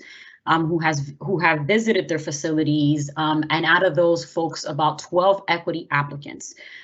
They've served as mentors, they've been coaches, they've really allowed people to come into Gibby's Garden and see what their grow facility looks like. So I really want to give them a shout out. It's nice for folks that are trying to get into the industry to be able to talk to folks that are already doing this. Good chemistry. Kudos to them. They provided some scholarship dollars to a cannabis culinary program hosted by Holyoke Community College. And in the summer, they supported a veterans and police officers fund for our fallen hero, Emmanuel Familia, I believe out of Worcester. So thank you for that support in the summer. Sanctuary Medicinals, they've created a program called Ready, Set, Go. And it's a training program to address tuition and other college-related needs to those underserved individuals from Fitchburg, Lowell, and Boston. And they themselves have put in about $5,000 to provide grants for this specific population. The quick last one that I have, and I don't know if I'm pronouncing this right, but it's Temazcal Wellness. I completely butchered that. It's Temazcal. Temazcal? Okay. All right. Temazcal Wellness. Thank you. I'm not going to go through their vendors because I don't want to sit here and endorse anybody, but I'm sure they're great vendors. They have really taken the ancillary services and supplier diversity to heart. A lot of their activities include changing one of their responsible vendor trainers to a minority-owned responsible vendor trainer. So I think Olivia will be happy to hear that. They have continuous contracts with a IT company that is minority-owned. They have a marketing and PR company that is women and LGBTQ owned. They have a cleaning company that is minority owned. And they've engaged in services with a company that does cannabis compliance software that is also minority founded and operated. So kind of just want to, and a lot of folks are doing really good things. I just picked out a few, but I also wanted to give some folks some tips for renewals and for next year. When renewing when you're putting in your application, remember it's 60 days prior to expiration of the original issue date. Be honest about what you have and haven't accomplished throughout the year. No one's gonna shut you down. We just really want to know what you're doing and how we can be helpful in answering questions for you all. I would say keep it simple in your descriptions. I've read 24 pages, almost 30 pages per one applicant. It's great to see all the accomplishments, but try to keep it simple. I think sometimes less is better, right? Revisit your positive impact plans and your diversity plans every quarter to make sure you're on track. Understand the community you are serving and its community partners to increase your impact. And if making donations to local organizations, always ask yourself, does this promote and encourage full participation in the regulatory cannabis industry by individuals from communities disproportionately harmed by cannabis prohibition and enforcement to positively impact those communities under our law? Thank you so much, Chairman. And I will say that I did have some conditions, and after speaking to our staff and getting their point of view and getting some background information, I withdrew my my conditions, and that's a testament to the staff and them doing their work and also coaching me and allowing me to understand their thought process. So thank you. Sure. Thank you very much. And again, my gratitude and appreciation for the focus you brought to the renewal process, and I really appreciate your leadership. For whatever it's worth, my opinion is that we should formalize your awards, and have the Narices or something. I'm not sure what the right name for your award should be, but I think we have little gold statuettes or something.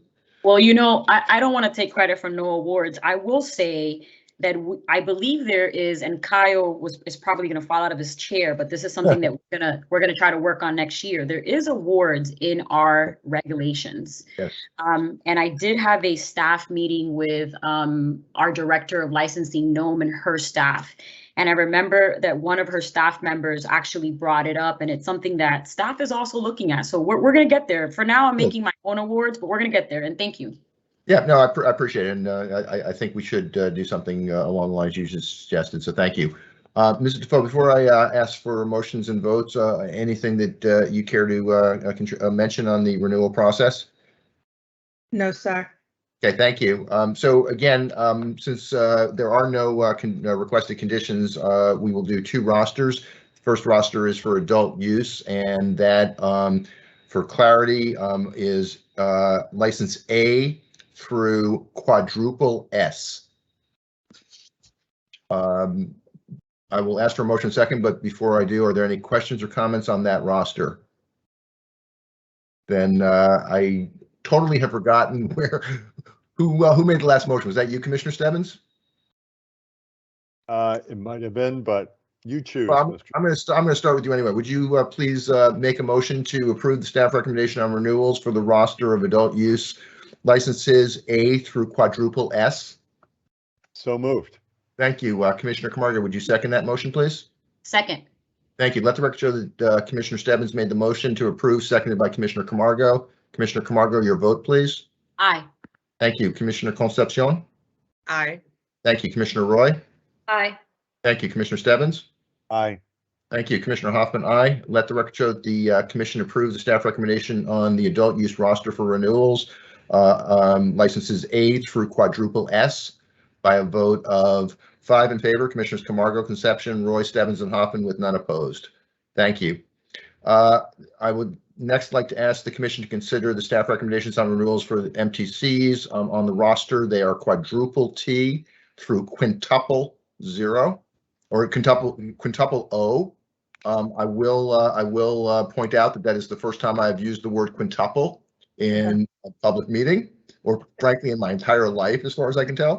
In any case, are there any questions or comments before I ask for a motion? Then Commissioner Camargo, could I ask you please to make a motion to approve the staff recommendation on renewals, licenses quadruple T through quintuple O? So moved. Thank you. Commissioner Concepcion, would you second that motion, please? Second.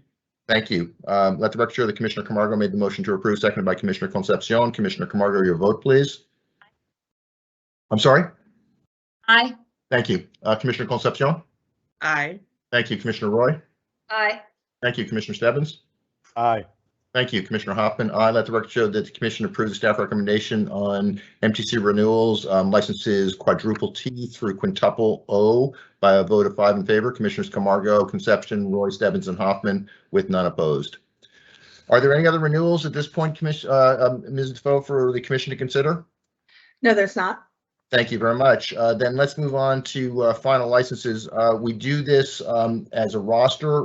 However, Commissioner Camargo, I'm sorry, my notes are screwed up here. Is this Commissioner Camargo that has asked to be recused? Is that correct on 3 of these?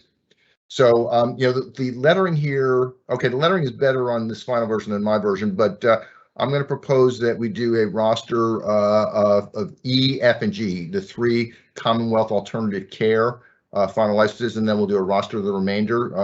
Those are the 3 that Commissioner Camargo has indicated a desire to recuse herself. So if you could shut off your camera 1 second, please. I'll be with you in a sec, Commissioner Roy. If we could, if Commissioner Camargo, you could shut off your camera and your microphone, and then we'll go ahead and entertain a motion. But go ahead, Commissioner Roy. I believe it's C, D, and E, Mr. Chairman. Well, no, the what's on the screen right now has the lettering correct. Okay. The original, no, same thing on my paper copy. An earlier version was incorrect. The lettering is correct on the version on the screen, so I'm going to use that if that's okay. Yeah. So the roster that I would like the commission to consider for final licenses, again, is E, F, and G, the 3 Commonwealth, excuse me, alternative care applications. Go ahead, Ms. Defoe. So we have 18 final licenses, which includes 1 independent testing lab. Okay. So on E, F, and G, Commonwealth Alternative Care, are there any questions or comments before I ask for a motion?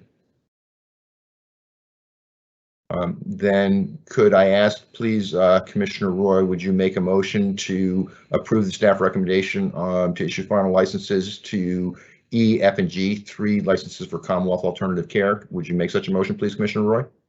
So moved. Thank you. Commissioner Stebbins, would you second that motion, please? Without mute being on? Commissioner Stebbins? Sorry about that. Second. I pray for the day of our meeting in public in person again, but okay. Thank you. Let the record show that Commissioner Roy made the motion to approve, seconded by Commissioner Stebbins. Commissioner Concepcion, your vote, please. Aye. Thank you. Commissioner Roy? Aye. Thank you. Commissioner Stebbins? Aye. Thank you. Commissioner Hoffman, aye. Let the record show that the commission approved the staff recommendation to issue final licenses to Commonwealth Alternative Care, E, F, and G on this roster by a vote of 4 in favor. Commissioners Concepcion, Roy, Stebbins, and Hoffman, with Commissioner Camargo recused. Thank you very much. Commissioner Camargo, would you please come back on camera and mic, please? Thank you.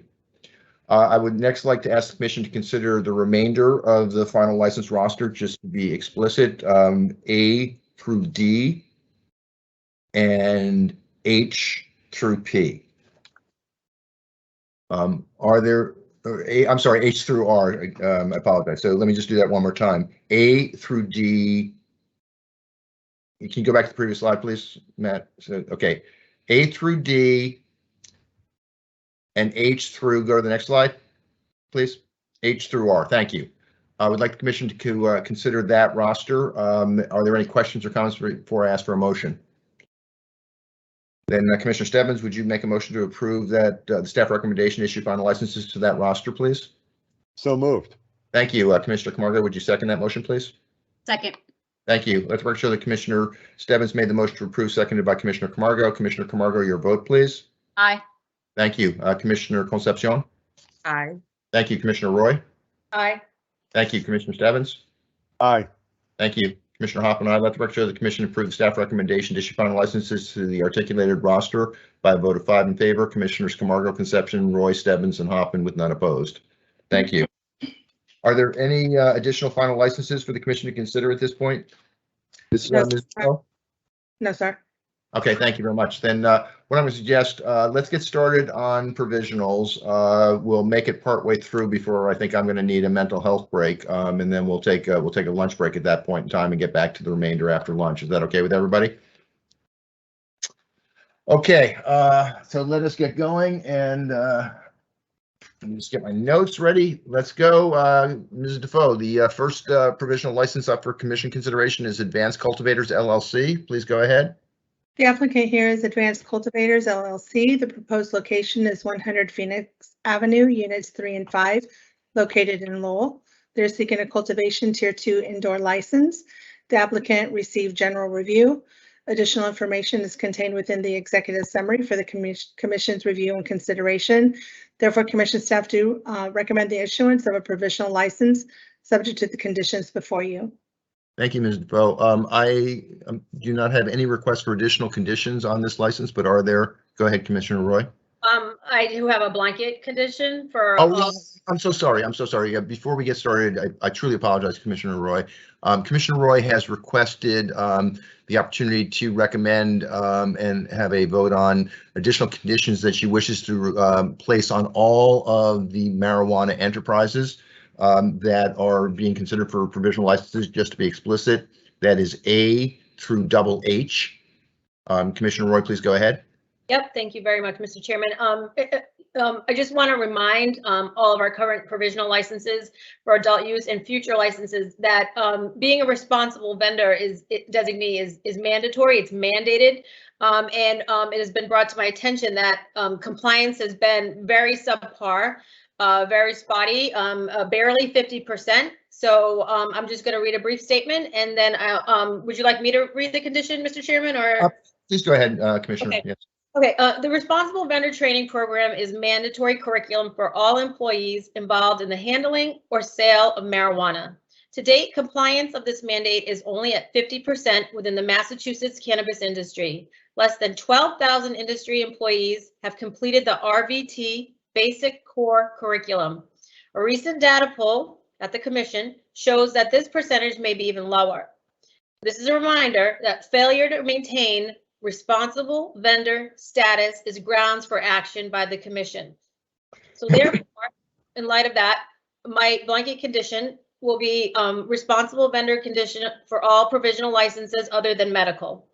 Prior to final application for licensure, all provisional licensees shall ensure that all persons having direct or indirect control of the license and all newly hired employees involved in the handling or sale of marijuana or marijuana products successfully complete the basic core curriculum of the Responsible Vendor Training Program and subsequently provide a certificate of completion to the Commission for each individual within 90 days of hire to be in compliance with 935-500-05 and 935-501-105.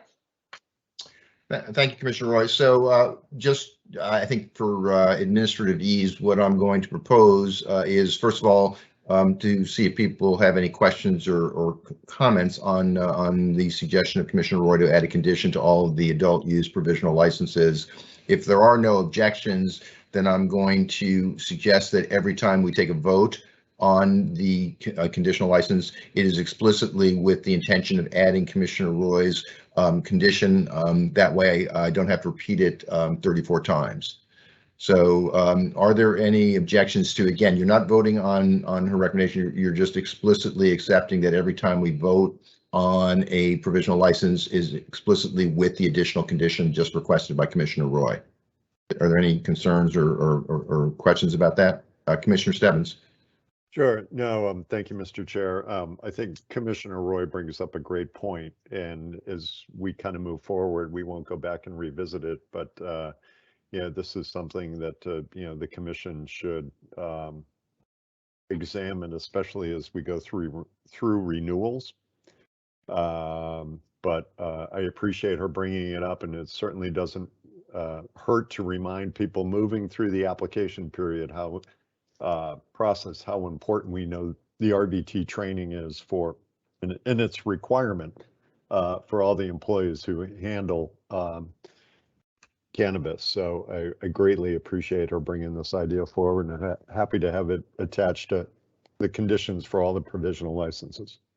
So again, I will not raise that condition again on each of the next 34 licenses, but explicitly Commissioner Roy's request condition will be part of our vote for each of those 34 licenses.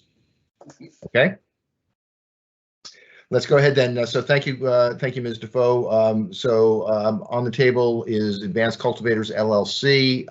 As I said, I have no conditions requested by my fellow commissioners on this. Are there any conditions, questions, or comments on this license before I ask for a motion and a vote?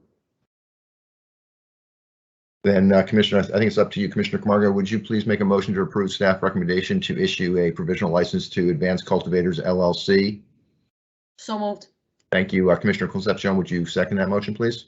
Second. Thank you. Let the record show that Commissioner Camargo made the motion to approve, seconded by Commissioner Concepcion. Commissioner Camargo, your vote, please. Aye. Thank you. Commissioner Concepcion. Aye. Thank you. Commissioner Roy. Aye.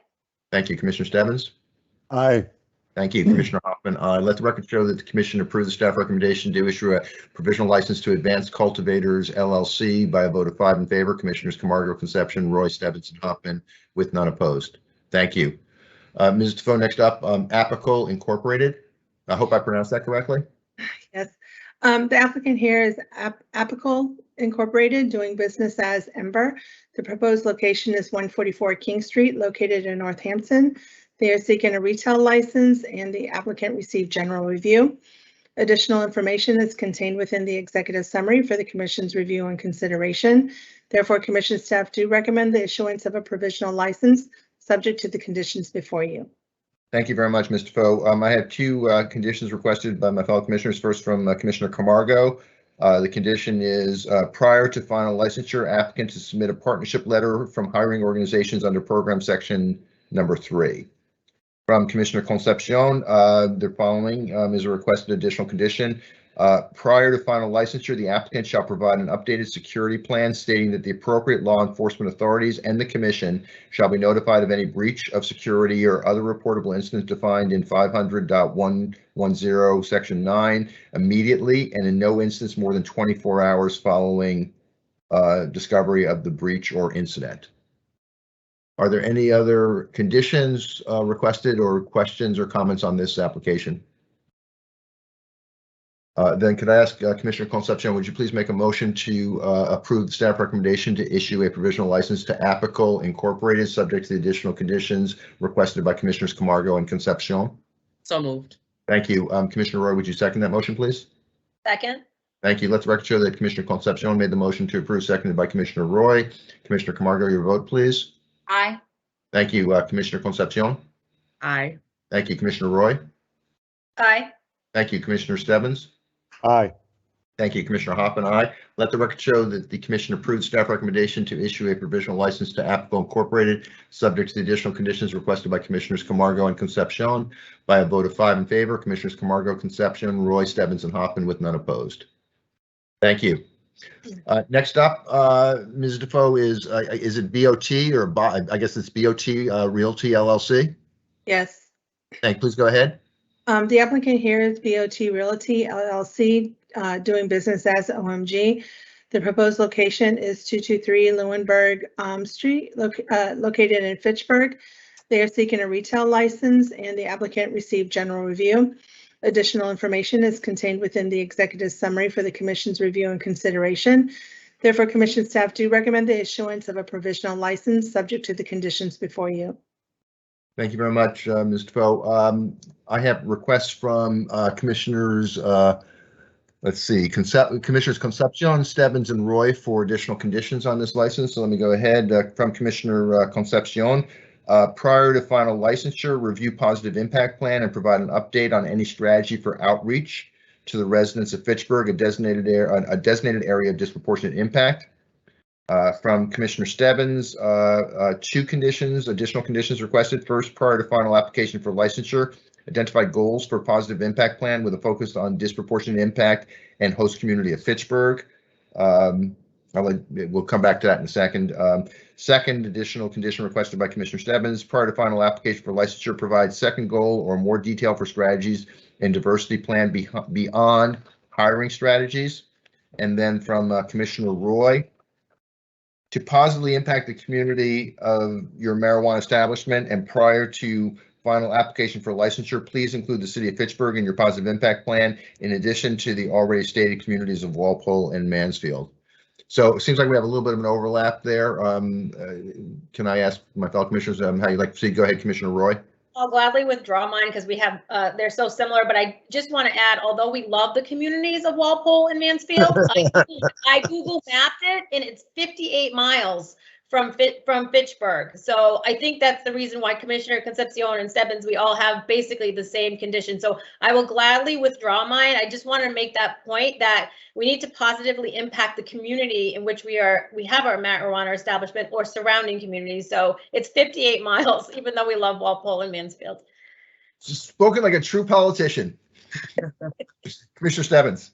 Sure, Mr. Chair, I was going to amend my first condition a little bit because I want them to consider a plan. But again, I got to express my disappointment with the application that they're going into a disproportionate impact community, and they did not even bother to include that host community of Fitchburg. So there either needs to be a new goal or there needs to be some clarification of a goal somewhere else, perhaps in their host community agreement, but that was kind of a disappointment that they missed that. Go ahead, Commissioner Concepcion. I will echo Commissioner Stebbins. Going through this application and understanding, and this is for any of the potential licensees that we have, if you're located in an area that we've designated as being disproportionately impacted, that is an opportunity to give back to the community where you are.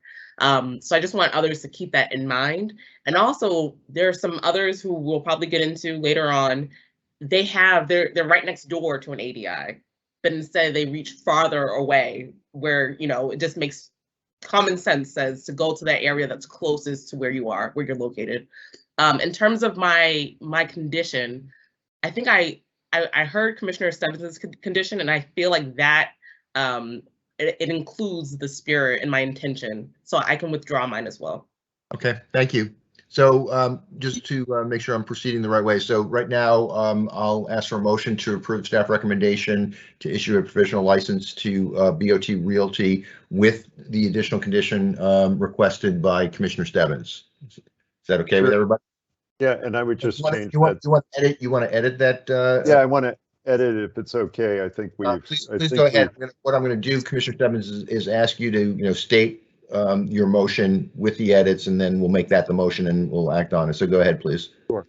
Prior to final application for licensure, consider goal or goals for positive impact plan with a focus on disproportionate impact in host community of Fitchburg.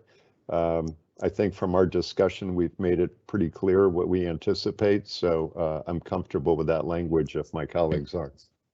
So what I'd ask you to do then, Commissioner Stebbins, is could you make a motion to approve the staff recommendation issue of provisional license to BOT Realty, subject to the condition that you just articulated, as well as the second condition that you made with respect to diversity plans? So moved. Thank you. Yeah, that's all I need. I think that's all we need. Commissioner Camargo, would you second that motion, please? Second.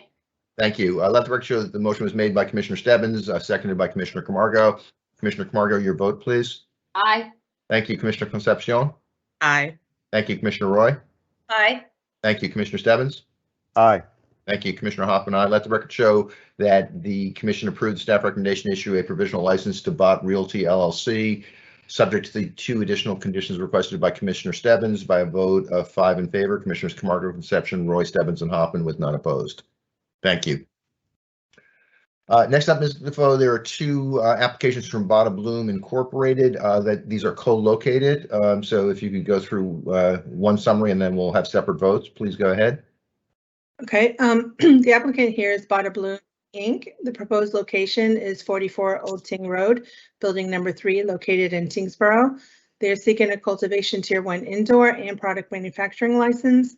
The applicant received expedited review as a social equity participant. Additional information is contained within the executive summary for the commission's review and consideration. Therefore, commission staff do recommend the issuance of a provisional license subject to the conditions before you. Thank you very much, Ms. Defoe.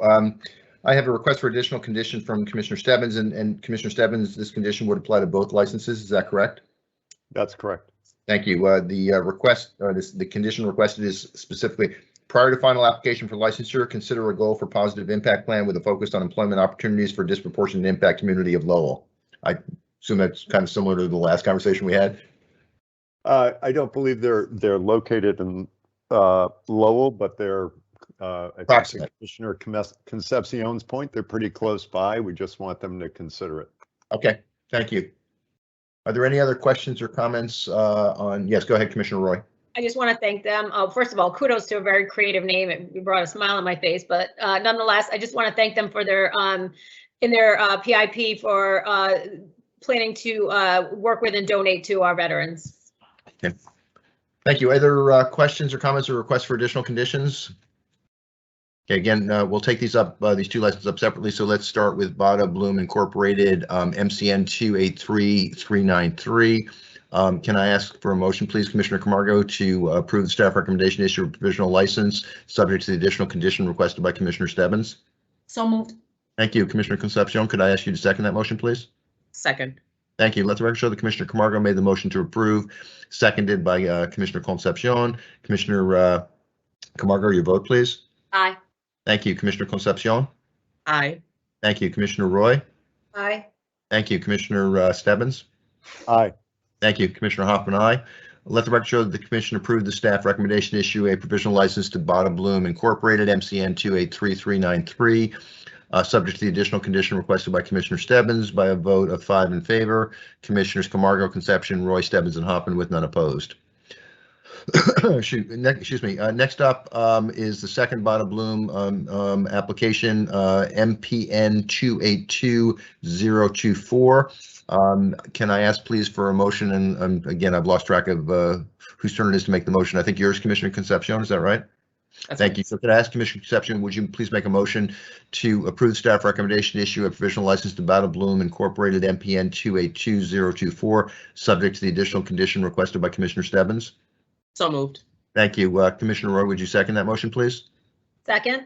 Thank you. Let the record show that Commissioner Concepcion made the motion to approve, seconded by Commissioner Roy. Commissioner Camargo, your vote, please. Aye. Thank you. Commissioner Concepcion. Aye. Thank you, Commissioner Roy. Aye. Thank you, Commissioner Stebbins. Aye. Thank you, Commissioner Hoffman. I let the record show the commission approved the staff recommendation to issue a provisional license to Bada Bloom Incorporated, MPN 282024, subject to the additional condition requested by Commissioner Stebbins by a vote of 5 in favor. Commissioners Camargo, Concepcion, Roy, Stebbins, and Hoffman with none opposed. Next up is BVO LLC. Please go ahead, Ms. Defoe. The applicant here is BVO LLC. The proposed location is 4 Pioneer Drive, located in Oxford. They are seeking a cultivation tier 2 indoor license. The applicant received expedited review as a social equity participant. Additional information is contained within the executive summary for the commission's review and consideration. Therefore, commission staff do recommend the issuance of a provisional license subject to the conditions before you. Thank you very much, Ms. Defoe. I have a request from Commissioner Camargo for an additional condition on this license. Specifically, prior to final licensure, applicant to resubmit a diversity plan to include more than hiring. Are there any other conditions requested or comments? Commissioner Roy. Yeah, I just want to commend BBO. This is an example of what the commission looks for. They are located in Oxford, and they are working to hire from Spencer and Worcester, which are 2 designated ADIs that sit right on either side of Oxford. So this is what we look for working with the surrounding communities. Thank you very much. Any other questions or comments or requests for conditions on this license? Then could I ask Commissioner Roy, would you please make a motion to approve the staff recommendation to issue a provisional license to BVO LLC, subject to the additional condition requested by Commissioner Camargo? So moved. Thank you. Commissioner Stebbins, would you second that motion, please? Second. Thank you. Let's record show that Commissioner Roy made the motion to approve, seconded by Commissioner Stebbins. Commissioner Camargo, your vote? Aye. Thank you. Commissioner Concepcion? Aye. Thank you. Commissioner Roy? Aye. Thank you. Commissioner Stebbins? Aye. Thank you. Commissioner Hoffman, aye. Let the record show the commission approve the staff recommendation to issue a provisional license to BVO LLC, subject to the additional condition requested by Commissioner Camargo by a vote of 5 in favor. Commissioners Camargo, Concepcion, Roy, Stebbins, and Hoffman with none opposed. Thank you. Next is CanGrow LLC. Ms. Defoe. The applicant here is CanGrow LLC. The proposed location is Lot 4, Quaven Boulevard, Randall Pond Industrial Park, parcel 129-6, located in Orange. They are seeking a cultivation tier 7 outdoor license, and the applicant received expedited review based on the outdoor license type. Additional information is contained within the executive summary for the commission's review and consideration. Therefore, commission staff do recommend the issuance of a provisional license subject to the conditions before you. Thank you very much, Ms. Defoe. I have a request from Commissioner Concepcion for an additional condition on this license, specifically prior to final licensure, review positive impact plan and provide an update on how the proposed collaboration with the town of Orange will make a positive impact on areas of disproportionate impact. Are there other questions, comments, or requests for additional conditions on this license? Mr. Chairman? Yes, go ahead, Commissioner Stebbins. I would like to offer another condition. I'm sorry I didn't include those in the notes earlier. Just go ahead. I would like to offer a condition prior to final application for licensure, review diversity hiring goals and projected number of employees and provide any updates. This is a case of, my love for kind of cut and paste applications, but I noticed further down there are some similar diversity hiring goals.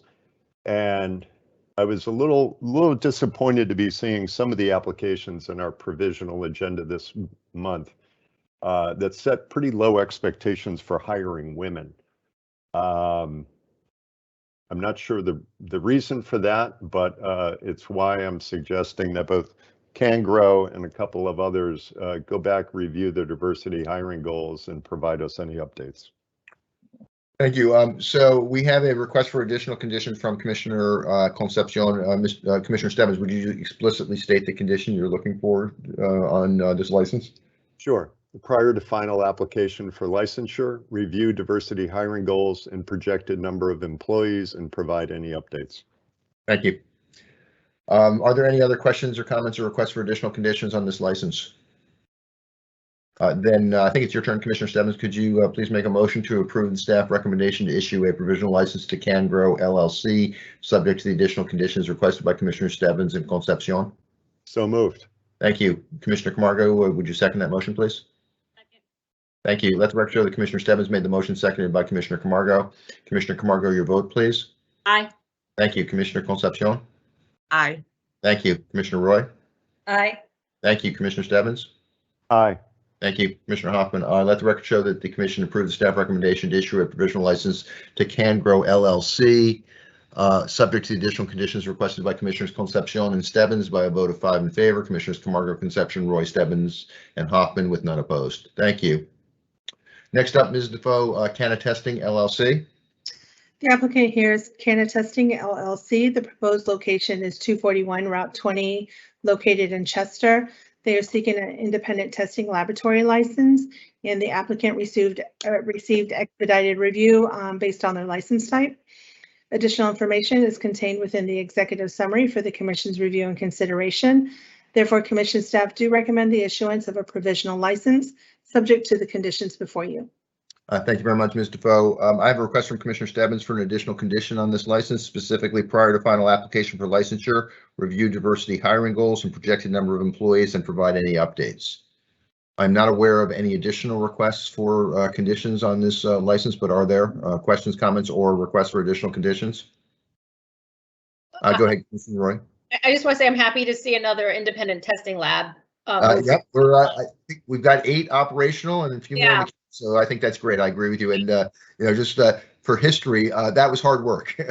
We were struggling to get enough labs when we first got started. So it's very, very gratifying to see that. Thank you for mentioning that. Any other questions or comments? And could I ask Commissioner Concepcion, would you please make a motion to approve the staff recommendation to issue a provisional license to Cannabis Llc, subject to the additional condition requested by Commissioner Stebbins? So moved. Thank you. Commissioner Roy, would you second that motion, please? Second. Thank you. Let the record show that Commissioner Concepcion made the motion to approve, seconded by Commissioner Roy. Commissioner Camargo, your vote, please. Aye. Thank you. Commissioner Concepcion. Aye. Thank you. Commissioner Roy. Aye. Thank you. Commissioner Stebbins. Aye. Thank you. Commissioner Hoffman, aye. Let the record show the commission approve the staff recommendation to issue a provisional license to Cannabis Llc, subject to the additional condition requested by Commissioner Stebbins. By a vote of 5 in favor, Commissioners Camargo, Concepcion, Roy, Stebbins, and Hoffman, with none opposed. Thank you very much. Next up, Ms. Defoe, is Cannabis LLC. The applicant here is Cannabis LLC. The proposed location is 642 Patriot Road, located in Templeton. They are seeking a cultivation tier 3 indoor license, and the applicant received general review. Additional information is contained within the executive summary for the commission's review and consideration. Therefore, commission staff do recommend the issuance of a provisional license subject to the conditions before you. Thank you very much. I have a request from Commissioner Stebbins for an additional condition on this license, specifically prior to final application for licensure, review diversity hiring goals and projected number of employees and provide any updates. I am not aware of any other requests for additional conditions, but are there comments, questions, or requests for additional conditions on this license? Yes, go ahead, Commissioner Roy. It's not a condition, just a comment. I just want to commend them. In my previous career at the Sheriff's Department, I had the fortunate opportunity to work with the Southwest Neighborhood Improvement Corp, known as SWNC. They do God's work. They do wonderful work in Worcester in our DIA area. So I just want to commend them for picking that organization. Thank you. Are there other questions or comments on this licensure? We're asked for a motion. Then Commissioner Roy, could I ask you please to make a motion to approve the staff recommendation to issue a provisional license to Cannabis LLC, subject to the additional condition requested by Commissioner Stebbins? So moved. Thank you. Commissioner Stebbins, would you second that motion, please? I'll second. Thank you. Let the record show that Commissioner Roy made the motion to approve, seconded by Commissioner Stebbins. Commissioner Camargo, your vote, please. Aye. Thank you. Commissioner Concepcion. Aye. Thank you. Commissioner Roy. Aye. Thank you. Commissioner Stebbins. Aye. Thank you. Commissioner Hoffman, aye. Let the record show that the commission approves the staff recommendation to issue a provisional license to Cannabis LLC, subject to the additional condition requested by Commissioner Stebbins. By a vote of 5 in favor, Commissioners Camargo, Concepcion, Roy, Stebbins, and Hoffman, with none opposed. Thank you. Next up, Ms. Defoe, Clovercraft LLC. Let me just emphasize this is a marijuana delivery operator. The applicant here is, No, I'm sorry. Please go ahead. I promise I'll stop. I will now stop talking over you, Ms. Defoe. Please go ahead. the applicant here is Clovercraft LLC, doing business as Budsy. The proposed location is 17 East Street, located in East Hampton.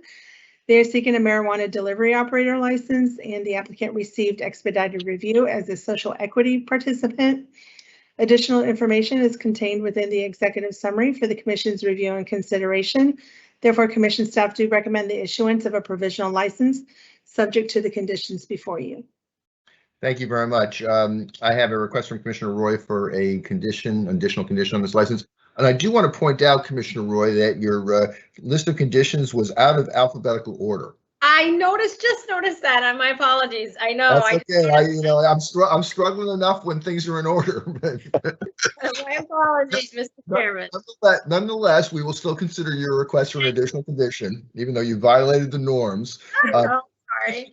Yeah. So Commissioner Roy has expressed or requested the following additional condition on this license, specifically, prior to final application for licensure, the applicant shall ensure compliance with 935 CMR 500.050 section 7C, namely not providing direct or indirect compensation to independent testing laboratories in the execution of its plan to positively impact, disproportionately harm people as a condition of licensure.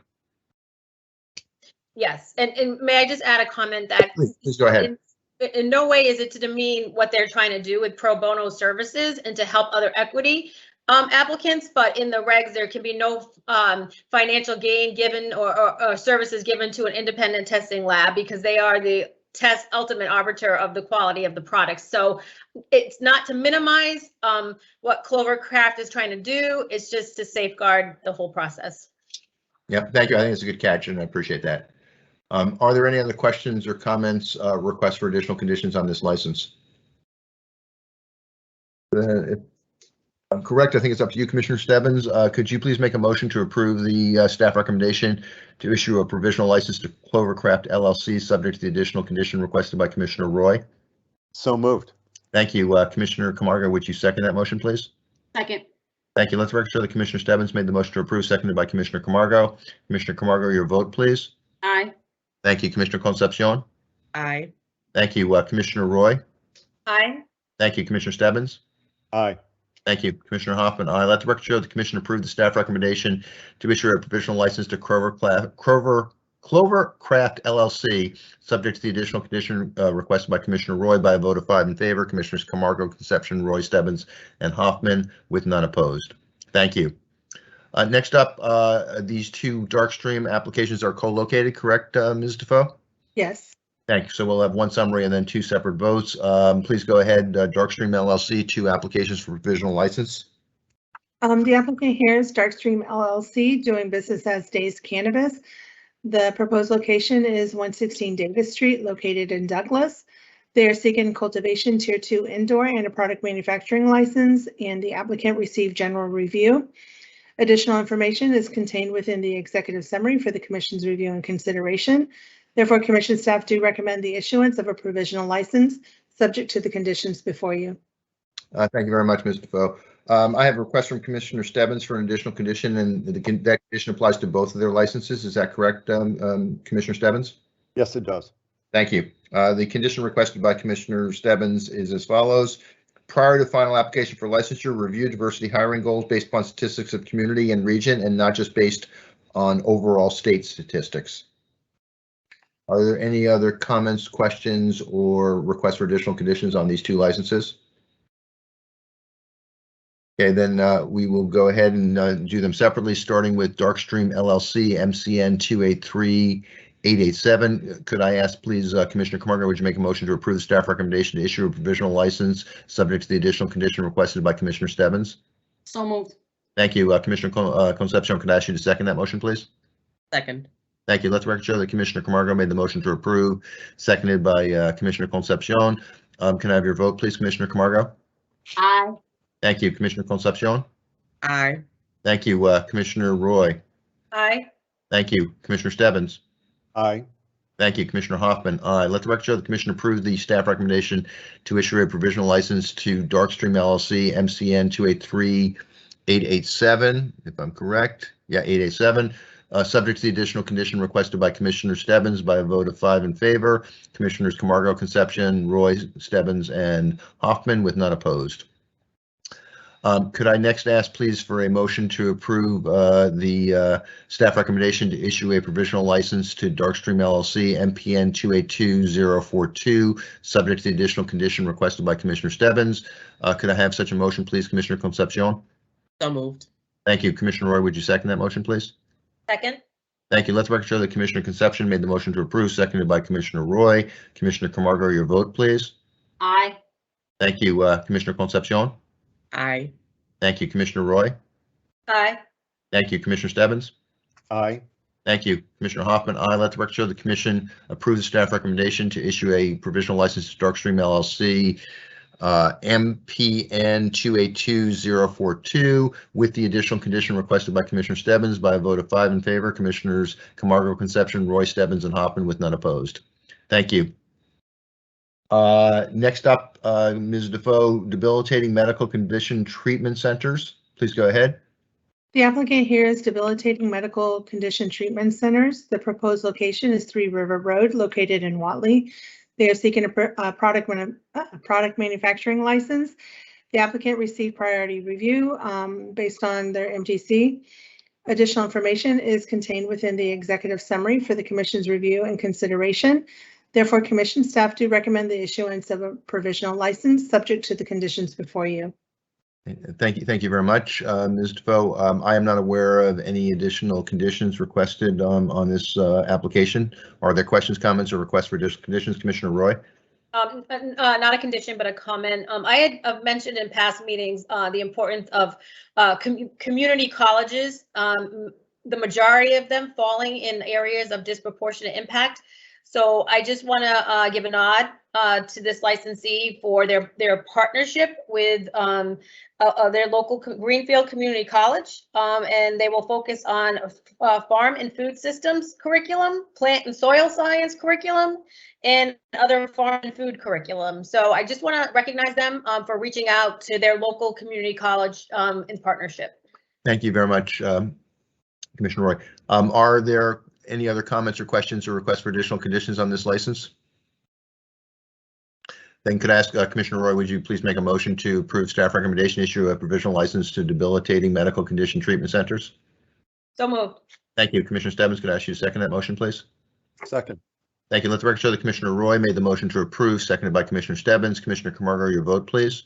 Aye. Thank you. Commissioner Concepcion. Aye. Thank you. Commissioner Roy.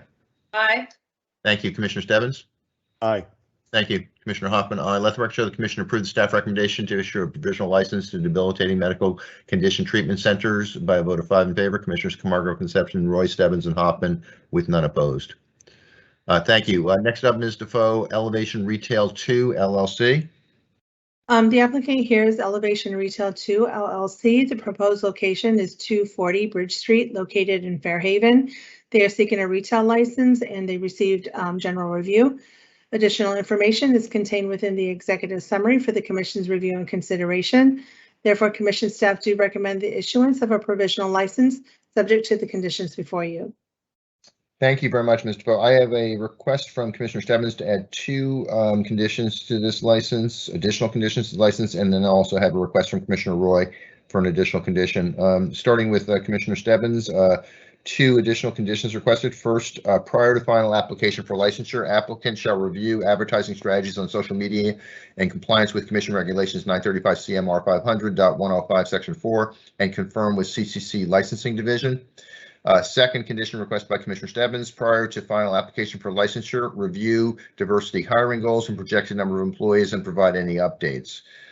From Commissioner Roy, I have a request for an additional condition on this license, specifically prior to final application for licensures and to achieve your stated diversity goals. Please update your diversity and inclusion plan, namely under measurement sections, bullet number 1, to include veterans. Are there any other conditions on request on this license or questions or comments? Okay, then can I ask Commissioner Stebbins, would you please make a motion to approve staff that recommendation issue a provisional license to Elevation Retail 2 LLC, subject to the additional conditions requested by Commissioner Stebbins and Roy? So moved. Thank you. Commissioner Camargo, would you second that motion, please? Second. Thank you. Let the record show that Commissioner Stebbins made the motion to approve, seconded by Commissioner Camargo. Commissioner Camargo, your vote, please. Aye. Thank you. Commissioner Concepcion. Aye. Thank you. Commissioner Roy. Aye. Thank you. Commissioner Stebbins. Aye. Thank you. Commissioner Hoffman. Aye. Let the record show the Commission approves staff recommendation to issue a provisional license to Elevation Retail 2 LLC, subject to the additional conditions requested by Commissioners Stebbins and Roy by a vote of 5 in favor. Commissioners Camargo, Concepcion, Roy, Stebbins, and Hoffman, with none opposed. Let's go on, please, Ms. Defoe, to the next one, Flower and Soul Incorporated. The applicant here is Flower and Soul Incorporated. The proposed location is 894 Plymouth Street, located in Halifax. They're seeking a retail license and the applicant received general review. Additional information is contained within the executive summary for the Commission's review and consideration. Therefore, Commission staff do recommend the issuance of a provisional license subject to the conditions before you. Thank you very much, Ms. Defoe. I have a request from Commissioner Stebbins for an additional condition on this license, specifically prior to final application for licensure, review diversity hiring goals based upon statistics of community and region and not just based on overall state statistics. Are there additional requests for additional conditions or comments or questions on this license? Then could I ask Commissioner Camargo, would you please make a motion to approve the staff recommendation to issue a provisional license to Flower and Soul Incorporated, subject to the additional condition requested by Commissioner Stebbins? So moved. Thank you. Commissioner Concepcion, would you second that motion, please? Second. Thank you. Let the record show that Commissioner Camargo made the motion to approve, seconded by Commissioner Concepcion. Commissioner Camargo, your vote, please. Aye. Thank you. Commissioner Concepcion. Aye. Thank you. Commissioner Roy. Aye. Thank you. Commissioner Stebbins. Aye. Thank you. Commissioner Hoffman, aye. Let the record show that the commission approve the staff recommendation to issue a provisional license to Flower and Soul Incorporated, subject to the additional condition requested by Commissioner Stebbins by a vote of 5 in favor. Commissioners Camargo, Concepcion, Roy, Stebbins, and Hoffman with none opposed. I have a few more in me, I think, before I need a break. So if we can just, we'll get about halfway through this, and then I think it's time for a break, and we can have a slightly lengthier break and have some lunch, if that's okay with everybody. So let's do 3 more of them, I think, or let's do 4 more, and then we'll take a break. So next up, please, Ms. Defoe, is Grass Ventures LLC, which is another marijuana delivery operator. Please go ahead. The applicant here is Grass Ventures LLC. The proposed location is 45 Congress Street, located in Salem. They are seeking a marijuana delivery operator license, and they received expedited review as a social equity participant. Additional information is contained within the executive summary for the commission's review and consideration. Therefore, commission staff do recommend the issuance of a provisional license subject to the conditions before you. Thank you very much, Ms. Defoe. I have a request from Commissioner Stebbins for 2 additional conditions on this license. First being, prior to final application for licensure, establish hiring goals for residents of ADI communities separately from the host community of Salem. Second, prior to final application for licensure, contact CCC Licensing Division for an update to confirm your training and recruitment partners' eligibility to support your activities. Are there other comments or questions or requests for additional conditions on this license? Go ahead, Commissioner Roy. I just want to recognize Grassip for not only being a marijuana delivery operator, but a woman-owned. So I want to recognize them for that, and also to thank them for incorporating in their positive impact plan a veterans group, the New England Veterans Alliance, and also, this is the first I've seen, is outreach to the Veterans Affairs Office. So I just want to commend them and thank them for that. Thank you very much. Any other comments, questions, or requests for additional conditions on this license? Then could I ask Commissioner Concepcion, would you please make a motion to approve staff recommendation issue a provisional license to Grass Ventures LLC, subject to the additional conditions requested by Commissioner Stebbins? So moved. Thank you. Commissioner Roy, would you second that motion, please? Second. Thank you. Let the record show that Commissioner Concepcion made the motion to approve, seconded by Commissioner Roy. Commissioner Camargo, your vote, please. Aye. Thank you. Commissioner Concepcion. Aye. Thank you. Commissioner Roy. Aye. Thank you. Commissioner Stebbins. Aye. Thank you. Commissioner Hoffman, aye. Let the record show the commission approves the staff recommendation to issue a provisional license to Grass Ventures, subject to the additional conditions requested by Commissioner Stebbins by a vote of 5 in favor. Commissioners Camargo, Concepcion, Roy, Stebbins, and Hoffman with none opposed. Or did I take a vote actually there? I think I need a break, but did I actually miss the vote there? Can we just do, just for completeness, the motion was made by Commissioner Concepcion, seconded by Commissioner Roy. Can now I have your vote, please, Commissioner Camargo? Aye. Thank you. Commissioner Concepcion? Aye. Thank you. Commissioner Roy? Aye. Thank you. Commissioner Stebbins? Aye. Thank you. Commissioner Hoffman, aye. Let the record show that the commission approved the staff recommendation to issue a provisional license to Grass Ventures, subject to the additional conditions requested by Commissioner Stebbins by a vote of 5 in favor. Commissioners Camargo, Concepcion, Roy, Stebbins, and Hoffman with none opposed. I think I can make it through 3 more, but I'll do my best. Next up, please, Ms. Defoe, Hall Road LLC. The applicant here is Hall Road LLC. The proposed location is 40 Hall Road, located in Dudley. They are seeking a retail license, and they received general review. Additional information is contained within the executive summary for the commission's review and consideration. Therefore, commission staff do recommend the issuance of a provisional license subject to the conditions before you. Thank you very much. I have requests from Commissioners Roy and Concepcion for additional conditions on this license, starting with Commissioner Roy. Specifically, consumer education compliance condition. Prior to final licensure and upon receiving a commence operations notice, the applicant shall ensure full compliance with all consumer education material requirements applicable to its license type in accordance with 935 CMR 500.140 Section 6, and will include the addition of current omitted subsections C, D, E, F, G, and J. That's from Commissioner Roy. From Commissioner Concepcion. Prior to final licensure, review positive impact plan and provide an update on any strategy for outreach to residents of nearby Southbridge, a designated area of disproportionate impact. Are there any other questions, comments, or requests for additional conditions on this license? Go ahead, Commissioner Roy. You need a break, Mr. Chairman. I'll keep it really brief. I just want to remind our retail licensees that they're required under 935 500 Section 6 to have consumer education readily available, which has subsections A through J. And what I'm finding is some are cherry picking some subsections. It needs to have all of them. So just as a nice little friendly reminder. Thank you for that clarification. Appreciate that. Are there any other questions, comments, or requests for additional conditions on this license? Could I ask Commissioner Stebbins, would you please make a motion to approve staff recommendation to issue a provisional license to Hall Road LLC subject to additional conditions requested by Commissioners Concepcion and Roy? So moved. Thank you. Commissioner Camargo, would you second that motion, please? Second. Thank you. Let the record show that Commissioner Stebbins made the motion to approve, seconded by Commissioner Camargo. Commissioner Camargo, your vote, please. I'm sorry? Aye. Thank you. Commissioner Concepcion? Aye. Thank you. Commissioner Roy? Aye. Thank you. Commissioner Stebbins? Aye. Thank you. Commissioner Hoffman, aye. Let the record show the commission approve the staff recommendation issue a provisional license to Hall Road LLC, subject to additional conditions requested by Commissioners Concepcion and Roy by a vote of 5 in favor. Commissioners Camargo, Concepcion, Roy, Stebbins, and Hoffman with none opposed. Thank you. Next up, Ms. Defoe, Heart of Gold LLC, which is a micro business.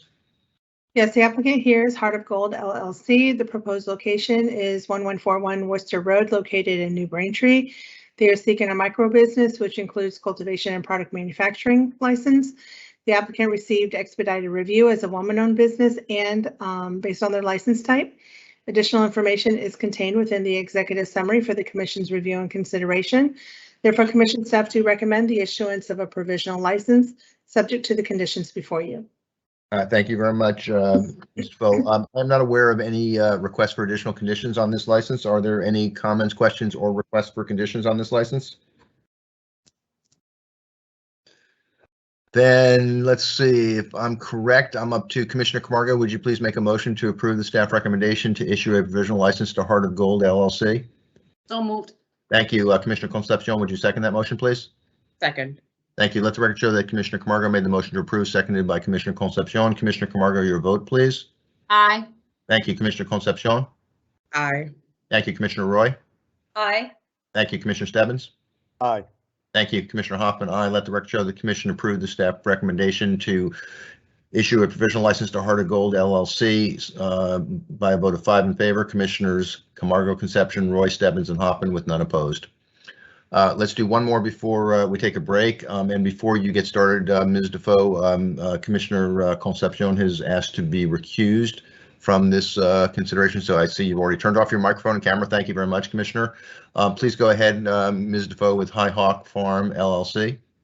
The applicant here is High Hawk Farm LLC. The proposed location is 80 Main Street, located in Rutland. They are seeking a retail license and they received general review. Additional information is contained within the executive summary for the commission's review and consideration. Therefore, commission staff do recommend the issuance of a provisional license subject to the conditions before you. Thank you very much, Ms. Defoe. I have a request from Commissioner Stebbins for an additional condition on this license, specifically prior to final application for licensure, separate and provide clearer details about community outreach and diversity training as part of a second diversity goal. Excuse me, as part of a second diversity plan goal. Are there any other questions, comments, or requests for additional conditions on this license? Then could I ask Commissioner Roy, would you make a motion, please, to approve the staff recommendation to issue a provisional license to High Hawk Farm, subject to the additional condition requested by Commissioner Stebbins? So moved. Thank you. Commissioner Stebbins, would you second that motion, please? Second. Thank you. Let the record show that Commissioner Roy made the motion to approve, seconded by Commissioner Stebbins. Commissioner Camargo, your vote, please. Aye. Thank you, Commissioner Roy. Aye. Thank you, Commissioner Stebbins. Aye. Thank you, Commissioner Hoffman. Aye. Let the record show the commission approves the staff recommendation to issue a provisional license to High Hawk Farm, subject to the additional condition requested by Commissioner Stebbins, with a vote of 4 in favor. Commissioners Camargo, Roy, Stebbins, and Hoffman, with Commissioner Concepcion recused. Okay, that's all I can do right now. It's 12:57. If we take a break till 1:30, will that work for everybody? Yes. Okay, then we are in recess until 1:30. Thank you very much.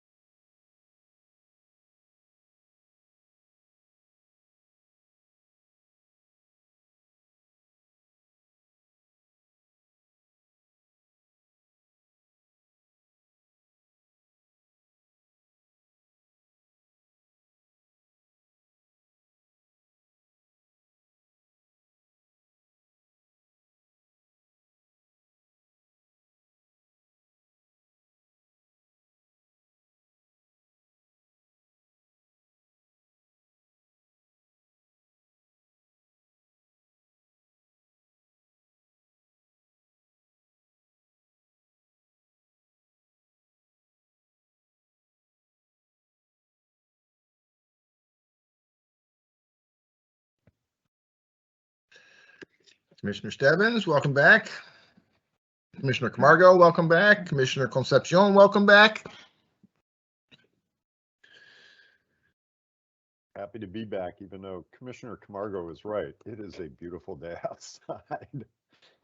It indeed is. Hey, Commissioner Roy, welcome back. Mr. Chairman, I managed to let the dog out. And my dogs are outside just lying in the sun, luxuriating. They look incredibly content, so I'm not disturbing them. I sat in my car. Did you? Yeah, just got some sun. Saw my neighbors mowing the lawns. Yeah, my buddies just sent me a text with a picture of them on the golf course. And they said, wish you were here. Those are not your friends. Those are not your friends. They claim to be, but I think you're right. You got a point there. Yeah. Tell them you will be there soon enough. Well, it's unfortunately probably March is going to be the next time. I mean, it's rare this time of year that you can get out in the golf course. So in Boston, You can go to Florida in December. I could. We'll see. We'll keep that option open. Okay, it's 1:30. So I see all four of my fellow commissioners. I see Ms. Defoe. So we are back in session at 1:30. Thanks very much for allowing me to take a break and hopefully get my mind working again. So we're, I think, a little more than halfway through the provisional. So let's get started again. Next one I have up is I&I Rose Garden LLC. Ms. Defoe. The applicant here is I&I Rose Garden LLC. The proposed location is 22 Birch Street, located in Boston.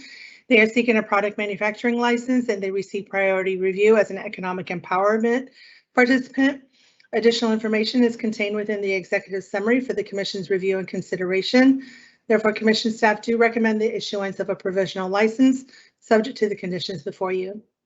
Thank you, Ms. Defoe. I do not have any requests from commissioners for additional conditions on this license. Are there questions, comments, or requests for additional conditions?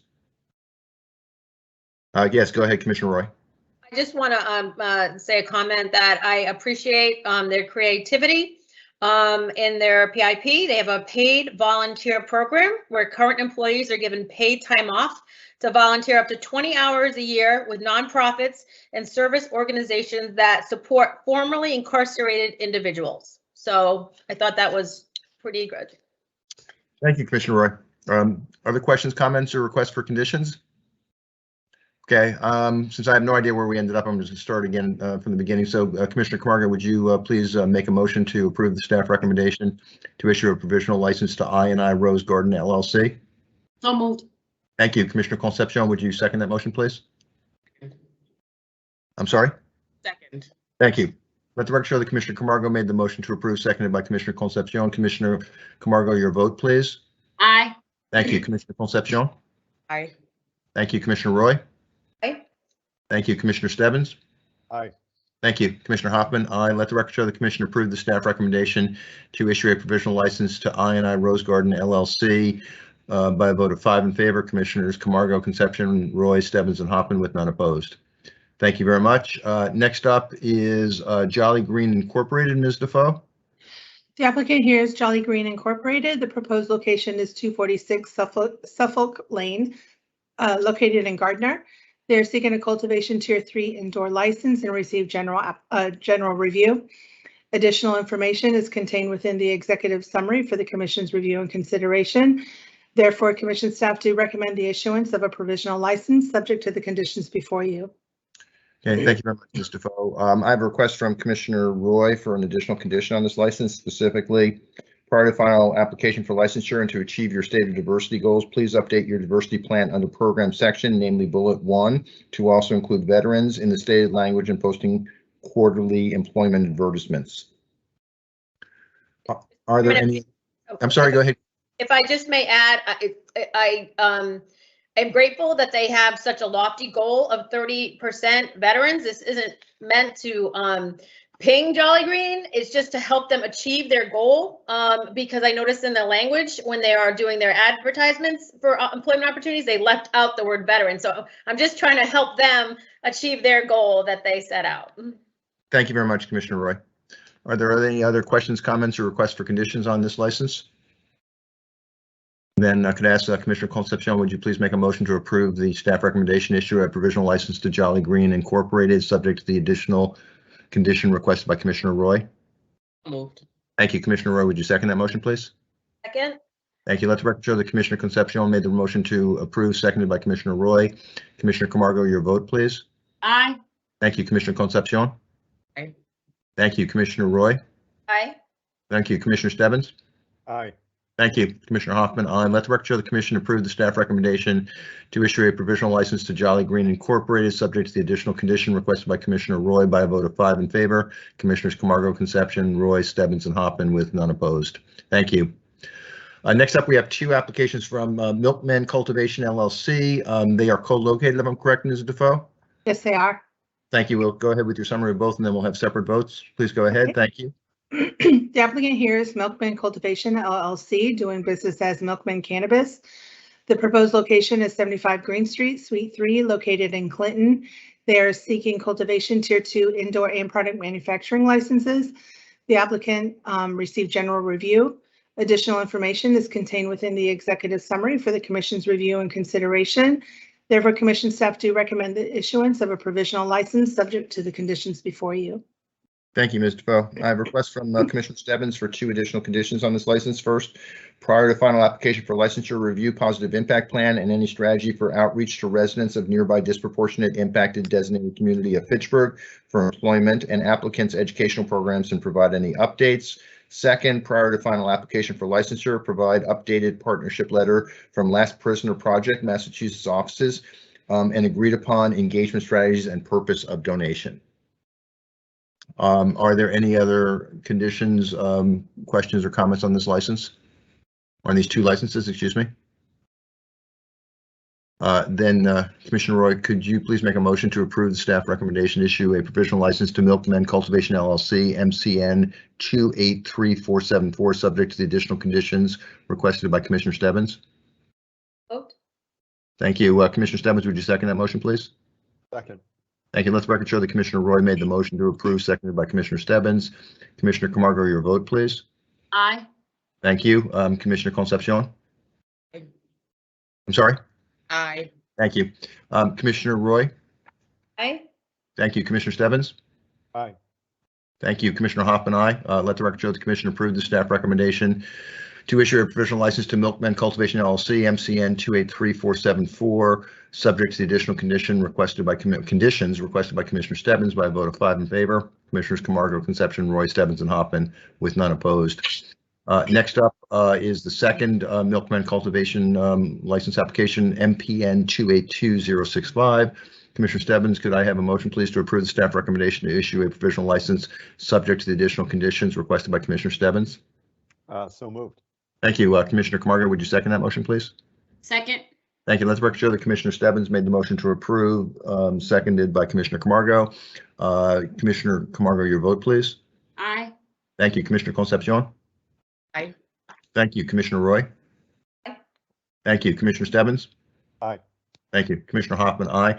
Let the record show the commission approved the staff recommendation to issue a provisional license to Milkman Cultivation LLC, MPN 282065, subject to the additional conditions requested by Commissioner Stebbins by a vote of 5 in favor. Commissioners Camargo, Concepcion, Roy, Stebbins, and Hoffman with none opposed. Thank you. Next up, Ms. Defoe, is MJ's Market. The applicant here is MJ's Market. The proposed location is 405-409 Middlesex Road, located in Tingsboro. They are seeking a retail license and they received general review. Additional information is contained within the executive summary for the commission's review and consideration. Therefore, commission staff do recommend the issuance of a provisional license subject to the conditions before you. Thank you very much, Ms. Defoe. I have a request from Commissioner Stebbins, this time for 3 additional conditions. First, prior to final application for licensure, provide updated partnership letter from Cultivated requiring organization to send report outlining how contribution was used in previous year. Second, prior to final application for licensure, review marketing strategies and compliance with 935 CMR 500.105 Section 4. And then finally, prior to final application for licensure, contact CCC Licensing Division for an update to confirm your training and recruitment partners' eligibility to support your activities. Are there any other questions, comments, or requests for conditions on this license? Then could I ask Commissioner Camargo, would you please make a motion to approve the staff recommendation to issue a provisional license to MJ's Market, subject to the additional conditions requested by Commissioner Stebbins? So moved. Thank you. Commissioner Concepcion, would you second that motion, please? Second. Thank Thank you. Let the record show that Commissioner Camargo made the motion to approve, seconded by Commissioner Concepcion. Commissioner Camargo, your vote, please. Aye. Thank you, Commissioner Concepcion. Aye. Thank you, Commissioner Roy. Aye. Thank you, Commissioner Stebbins. Aye. Thank you, Commissioner Hoffman. Aye. Let the record show that the commission approves the staff recommendation to issue a provisional license to MJ's Market, subject to the additional conditions requested by Commissioner Stebbins by a vote of 5 in favor. Commissioners Camargo, Concepcion, Roy, Stebbins, and Hoffman, with none opposed. We are next going to Northeast Alternatives. These are two licenses that are co-located, if I'm correct, Ms. Defoe? Yes, they are. Thank you. Please go ahead. Please go ahead. The applicant here is Northeast Alternatives Incorporated. The proposed location is 310 Kenneth Welch Drive, located in Lakeville. They are seeking a cultivation tier 6 indoor and product manufacturing license. The applicant received general review. Additional information is contained within the executive summary for the commission's review and consideration.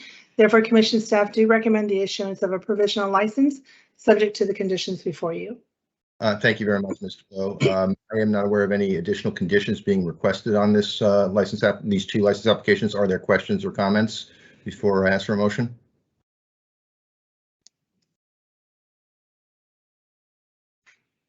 Or is everybody ready to vote on these two license applications? Let me be explicit.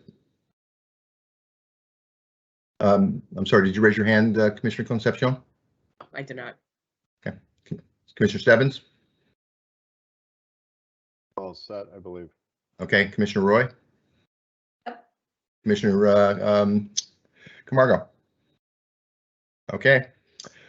Then could I ask for a motion, please, Commissioner Roy, to approve the staff recommendation? Can I ask for a motion to approve the staff recommendation to issue a provisional license to Northeast Alternatives Incorporated, MCN 282112? I think I'm up to Commissioner Roy. Would you make that motion, please? Moved. Pardon? So moved. Thank you. Commissioner Stebbins? Can I have a second, please? Second. Thank you. Let the record show that Commissioner Roy made the motion to approve, seconded by Commissioner Stebbins. Commissioner Camargo, your vote, please. Aye. Thank you. Commissioner Concepcion? I'm sorry? Aye. Thank you. Commissioner Roy? Aye. Thank you. Commissioner Stebbins? Aye. Thank you. Commissioner Hoffman? Aye. Let the record show that the commission approves the staff recommendation to issue a provisional license to Northeast Alternatives Incorporated, MCN 282112, by a vote of 5 in favor. Commissioners Camargo, Concepcion, Roy, Stebbins, and Hoffman, with none opposed. Next up is a second license application from Northeast Alternatives Incorporated, MPN 281868. I would like a motion, please, to approve the staff recommendation to issue a provisional license. Commissioner Stebbins, would you make such a motion, please? So moved. Thank you. Commissioner Camargo, would you second that motion, please? Second. Thank you. Let the record show that Commissioner Stebbins made the motion to approve, seconded by Commissioner Camargo. Commissioner Camargo, your vote, please. Aye. Thank you. Commissioner Concepcion? I'm sorry? Oh, this is weird. Aye. Thank you very much. I'm looking at my notes, not the screen, which is why I just need you to speak out as loud. Microphone is going in and out, so my Okay. apologies. No problem. Thank you. Commissioner Roy? Aye. Thank you. Commissioner Stebbins? Aye. Thank you. Commissioner Hoffman? Aye. Let the record show the commission approve the staff recommendation to issue a provisional license to Northeast Alternatives Incorporated, MPN 281868, by a vote of 5 in favor. Commissioners Camargo, Concepcion, Roy, Stebbins, and Hoffman, with none opposed. Thank you. Next up is Rolling Relief LLC, another marijuana delivery operator. Please go ahead, Ms. Defoe. The applicant here is Rolling Relief LLC. The proposed location is 370 Wareham Street, located in Middleborough. They are seeking a marijuana delivery operator license and received expedited review as a social equity participant. Additional information is contained within the executive summary for the commission's review and consideration. Therefore, commission staff do recommend the issuance of a provisional license subject to the conditions before you. Thank you very much, Mr. Foe. I have a request from Commissioner Stebbins for an additional condition on this license, specifically prior to final application for licensure, review product purchasing strategies and determine if they meet or align with diversity plan goals. Are there any other comments or questions or requests for additional conditions on this license? Then I think we're up to you, Commissioner Stebbins. Would you please make a motion to approve the staff recommendation to issue a provisional license to Rolling Relief LLC, subject to the additional condition requested by Commissioner Stebbins? So moved. Thank you. Commissioner Camargo, would you second that motion, please? Second. Thank you. Let the record show that Commissioner Stebbins made the motion to approve, seconded by Commissioner Camargo. Commissioner Camargo, your vote, please. Aye. Thank you. Commissioner Concepcion. Aye. Thank you. Commissioner Roy. Aye. Thank you. Commissioner Stebbins. Aye. Thank you. Commissioner Hoffman. Aye. Let the record show that the commission approved the staff recommendation to issue a provisional license to Rolling Relief LLC, subject to the additional condition requested by Commissioner Stebbins by a vote of 5 in favor. Commissioners Camargo, Concepcion, Roy, Stebbins, and Hoffman with none opposed. Thank you. Excuse me. Next up is Safetiva Labs LLC, and to your point earlier, Commissioner Roy, another independent testing lab. Please go ahead, Ms. Defoe. The applicant here is Safetiva Labs LLC. The proposed location is 109 Apremont Way, located in Westfield. They are seeking an independent testing laboratory license and received expedited review for its license type. Additional information is contained within the executive summary for the commission's review and consideration. Therefore, commission staff do recommend the issuance of a provisional license subject to the conditions before you. Thank you. I have no requests for additional conditions on this license, but are there questions, comments, or requests for additional conditions from any of the commissioners? Okay, then Commissioner Concepcion, could I ask you please to make a motion to approve the staff recommendation to issue a provisional license to Safetiva Labs LLC? So moved. Thank you. Commissioner Roy, would you second that motion, please? Second. Thank you. Let the record show that Commissioner Concepcion made the motion to approve, seconded by Commissioner Roy. Commissioner Camargo, your vote, please. Aye. Thank you. Commissioner Concepcion. Aye. Sorry. Thank you. Commissioner Roy. Commissioner Roy. Aye. Thank you. Commissioner Stebbins. Aye. Thank you. Commissioner Hoffman. Aye. Let the record show that the commission approved the staff recommendation, issue a provisional license to Safetiva Labs LLC by a vote of 5 in favor. Commissioners Camargo, Concepcion, Roy, Stebbins, and Hoffman with none opposed. Thank you. Next up, Ms. Defoe, is Shine Delivery LLC, another marijuana delivery operator. Please go ahead. The applicant here is Shine Delivery LLC. The proposed location is 119 Washington Street, located in Plainville. They are seeking a marijuana delivery operator license and received expedited review as a social equity participant. Additional information is contained within the executive summary for the commission's review and consideration. Therefore, commission staff do recommend the issuance of a provisional license subject to the conditions before you. Thank you very much, Ms. Defoe. I have a request from Commissioner Stebbins for an additional condition on this license, specifically prior to final application for licensure, review positive impact plan and any strategy for outreach to residents of nearby disproportionate impact designated community of Taunton for employment and programming and provide any updates. Are there any additional conditions requested on this license or questions or comments? Okay, then I think if I could, Commissioner Roy, would you make a motion, please, to approve the staff recommendation to issue a provisional license to Shine Delivery LLC, subject to the additional condition requested by Commissioner Stebbins? So moved. Thank you. Commissioner Stebbins, would you second that motion, please? Second. Thank you. Let's record show that Commissioner Roy made the motion to approve, seconded by Commissioner Stebbins. Commissioner Camargo, your vote, please. Aye. Thank you. Commissioner Concepcion. Aye. Were you making a comment by that? Thank you. Commissioner Roy. Aye. I know. Thank you. Aye. Commissioner Stebbins. Aye. Thank you. Let the record show that the commission approved the staff recommendation to approve the, to issue a provisional license to Shine Delivery LLC, subject to additional condition requested by Commissioner Stebbins by a vote of 5 in favor. Commissioners Camargo, Concepcion, Roy, Stebbins, and Hoffman with none opposed. Thank you. Next up, Ms. Defoe, is Smoky Leaf. The applicant here is Smoky Leaf. The proposed location is 45-49 Bank Row, located in Greenfield. They are seeking a retail license and received expedited review as a minority-owned business. Additional information is contained within the executive summary for the Commission's review and consideration. Therefore, Commission staff do recommend the issuance of a provisional license subject to the conditions before you. Thank you very much, Ms. Defoe. I have a request from Commissioner Concepcion for an additional condition on this license.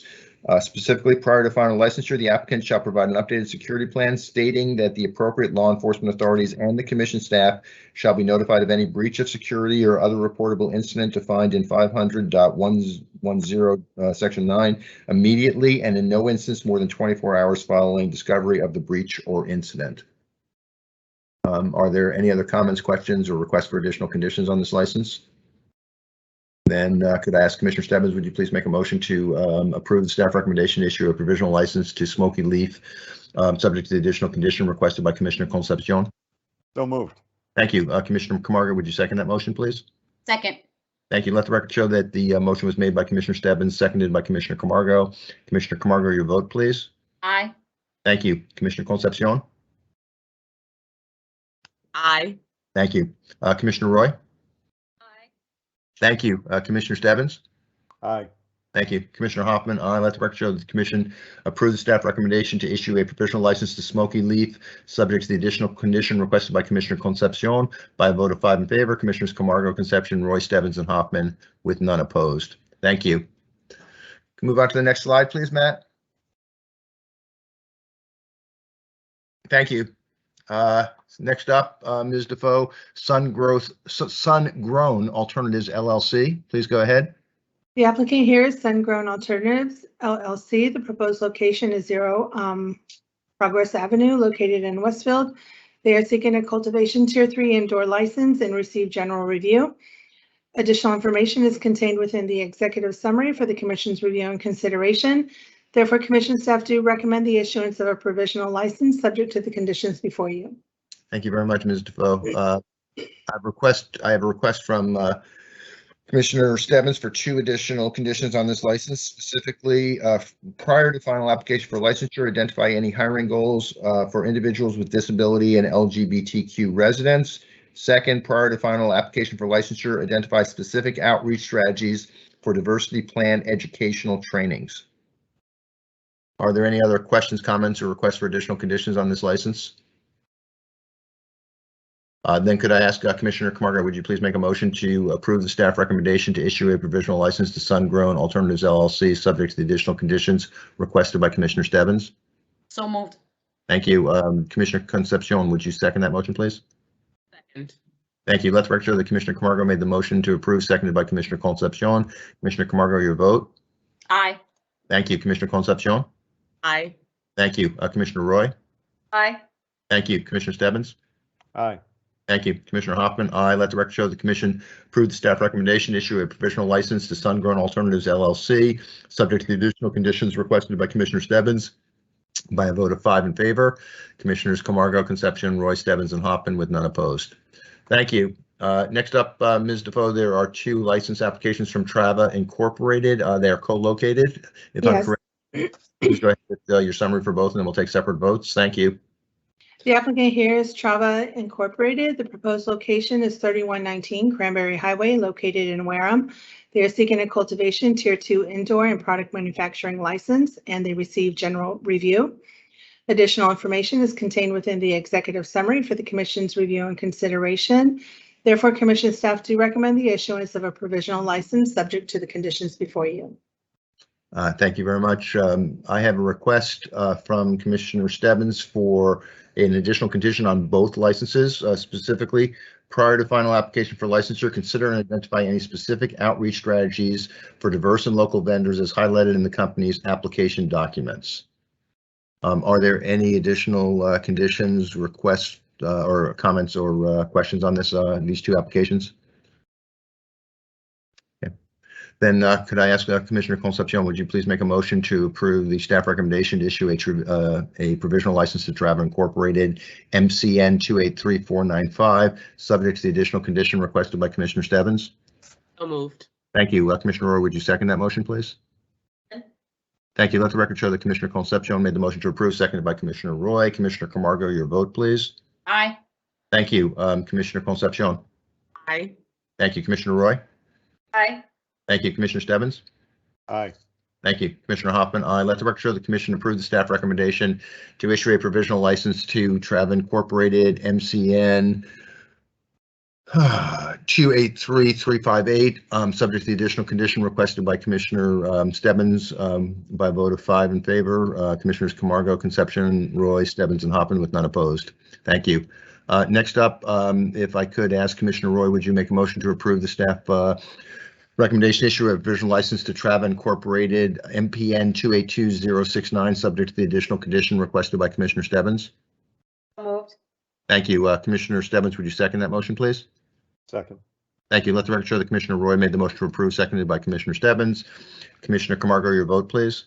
Aye. Thank you. Commissioner Concepcion. Aye. Thank you. Commissioner Roy. Thank you. Commissioner Stebbins. Aye. Thank you. Commissioner Hoffman, aye. Let the record show that the commission approved the staff recommendation to issue a provisional license to Trav Incorporated MPN 282069 by a vote of 5 in favor. Commissioners Camargo, Concepcion, Roy, Stebbins, and Hoffman with none opposed. Thank you very much. Next up, Ms. Defoe, TSC Delivery LLC, another marijuana delivery operator. Please go ahead. The applicant here is TSC Delivery LLC. The proposed location is 7 Kane Industrial Drive, located in Hudson. They are seeking a marijuana delivery operator license and received expedited review as a social equity participant. Additional information is contained within the executive summary for the commission's review and consideration. Therefore, commission staff do recommend the issuance of a provisional license subject to the conditions before you. Thank you very much, Ms. Defoe. I have no requests for additional conditions on this license. Are there questions, comments, or requests for additional conditions? Okay, then could I ask Commissioner Stebbins, would you please make a motion to approve the staff recommendation to issue a provisional license to TSC Delivery LLC? So moved. Thank you. Commissioner Camargo, would you second that motion, please? Second. Thank you. Let the record show that Commissioner Stebbins made the motion to approve, seconded by Commissioner Camargo. Commissioner Camargo, your vote, please. Aye. Thank you. Commissioner Concepcion. Aye. Thank you. Commissioner Roy. Aye. Thank you. Commissioner Stebbins. Aye. Thank you. Commissioner Hoffman, aye. Let the record show that the commission approves the staff recommendation to issue a provisional license to TSC Delivery LLC by a vote of 5 in favor. Commissioners Camargo, Concepcion, Roy, Stebbins, and Hoffman with none opposed. Thank you. We have 2 more left, both vertically integrated medical marijuana treatment centers. First is Deerfield Naturals Incorporated. Ms. Defoe, please go ahead. The applicant here is Deerfield Naturals Incorporated. The proposed cultivation, product manufacturing, and dispensing location is 10 Greenfield Road, located in Deerfield. They are seeking a medical treatment center license, and additional information is contained within the executive summary for the commission's review and consideration. Therefore, commission staff do recommend the issuance of a medical provisional license subject to the conditions before you. Thanks very much. I have a request for an additional condition on this license from Commissioner Stebbins, specifically prior to final application for licensure, identify any hiring goals for veterans, individuals with disabilities, and LGBTQ residents. Are there questions, comments, or requests for additional conditions on this license? Then could I ask Commissioner Camargo, would you please make a motion to approve staff recommendation issue a provisional license to Deerfield Naturals? So moved. Thank you. Commissioner Concepcion, would you second that motion, please? Second. Thank you. Let the record show that Commissioner Camargo made the motion to approve, seconded by Commissioner Concepcion. Commissioner Camargo, your vote, please. Aye. Thank you. Commissioner Concepcion. Aye.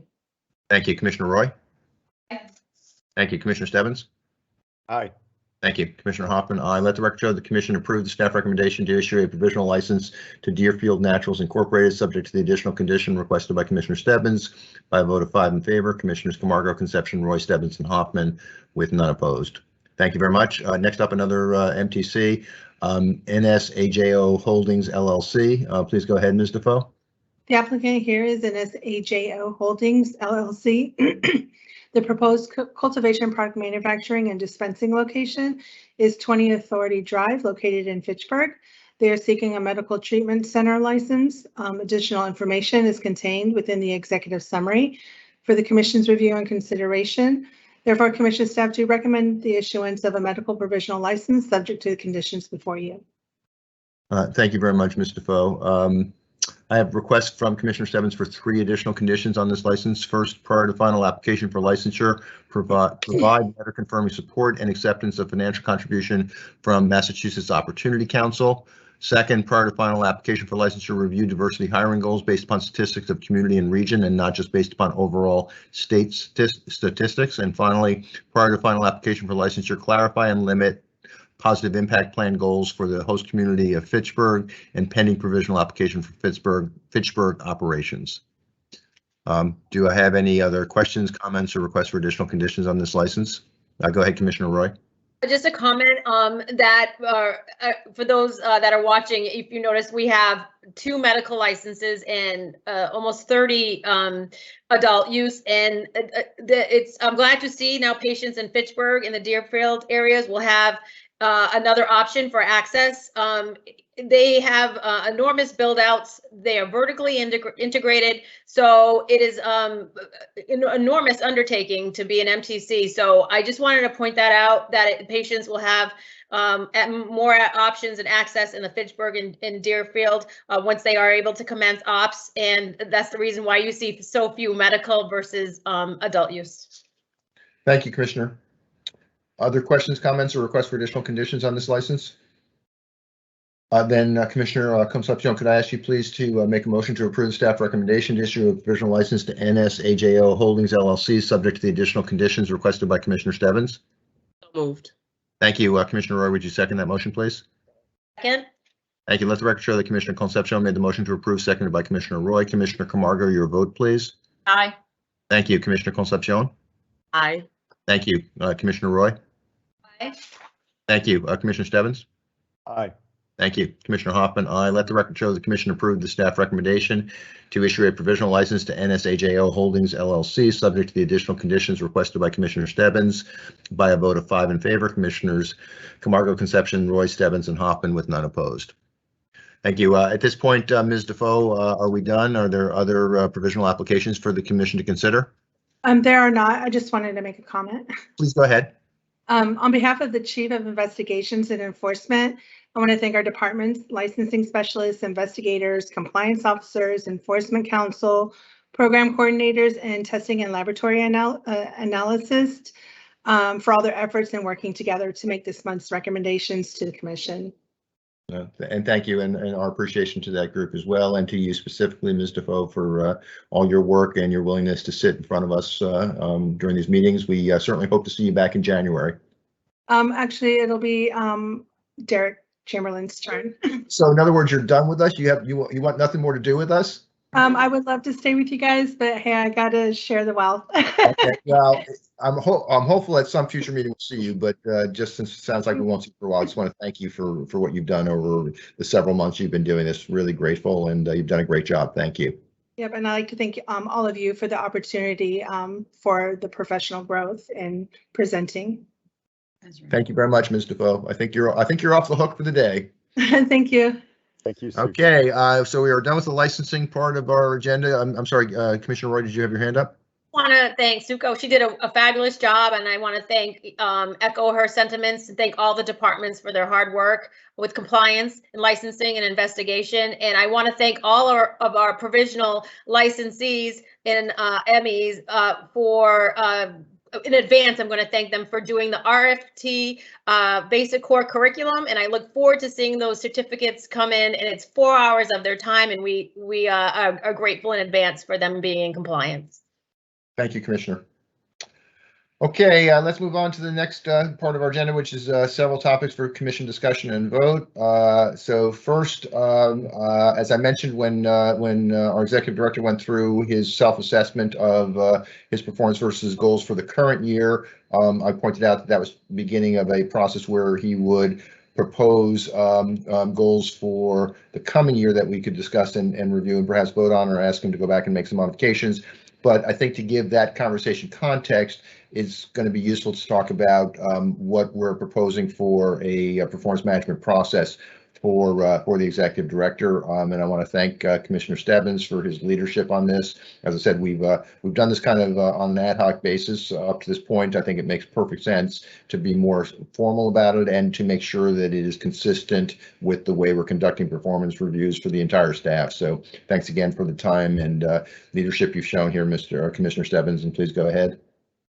Sure. Thank you, Mr. Chair. I want to draw your attention. I got some remarks I'll make, and I'll be happy to answer questions. I want to draw your attention to some of the items that were provided in your packet to assist with the discussion this afternoon. The first was a memo from our General Counsel, Christine Bailey.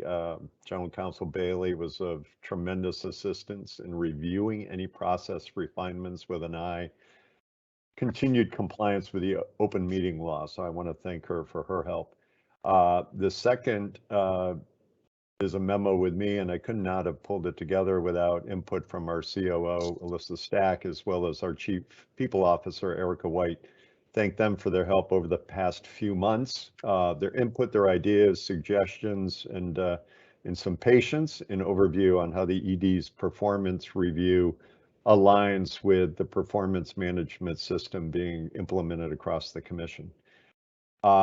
There is a challenge within our structure of how 5 people evaluate one employee, and that's our executive director, and comply with the open meeting law and make that procedure productive and valuable to us as commissioners and the ED as an experienced professional. I can tell you in my previous position, we also tackled this challenge because of our similar structure. Hopefully we can make some decisions on the process being proposed and work to meet the deadlines and requirements hopefully we're setting for ourselves. Let me discuss some of the key important elements of the proposal before you, and these aren't in any particular order.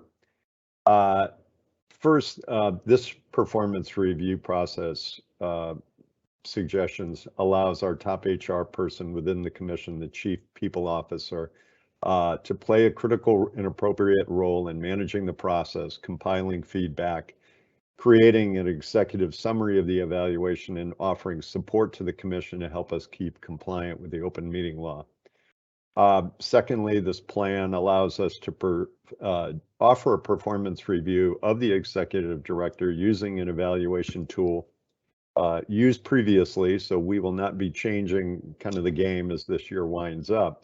But the proposal would also allow our Chief People Officer to create a new and expanded performance review tool to be approved at the commission meeting in February, hopefully early enough in the year to be helpful for the year ahead. Third, another proposed revision is to incorporate a mid-year goal update by the executive director at our July meeting. This mid-year update mirrors the mid-year review each member of the commission team undertakes with their managers.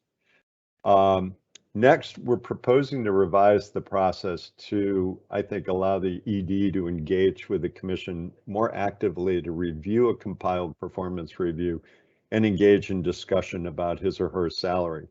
The use of executive session limits our ability to have that engagement with the executive director. One option for us to consider is tasking one commissioner to work with the Chief People Officer to review that performance document and discuss salary directly with the ED.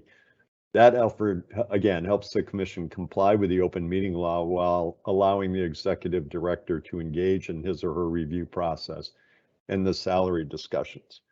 I want to be clear, the revisions in the process, I don't think diminish the active role commissioners can take to offer their views on the executive director's performance. An assessment tool will continue to allow each of us to weigh in on the executive director's performance equally.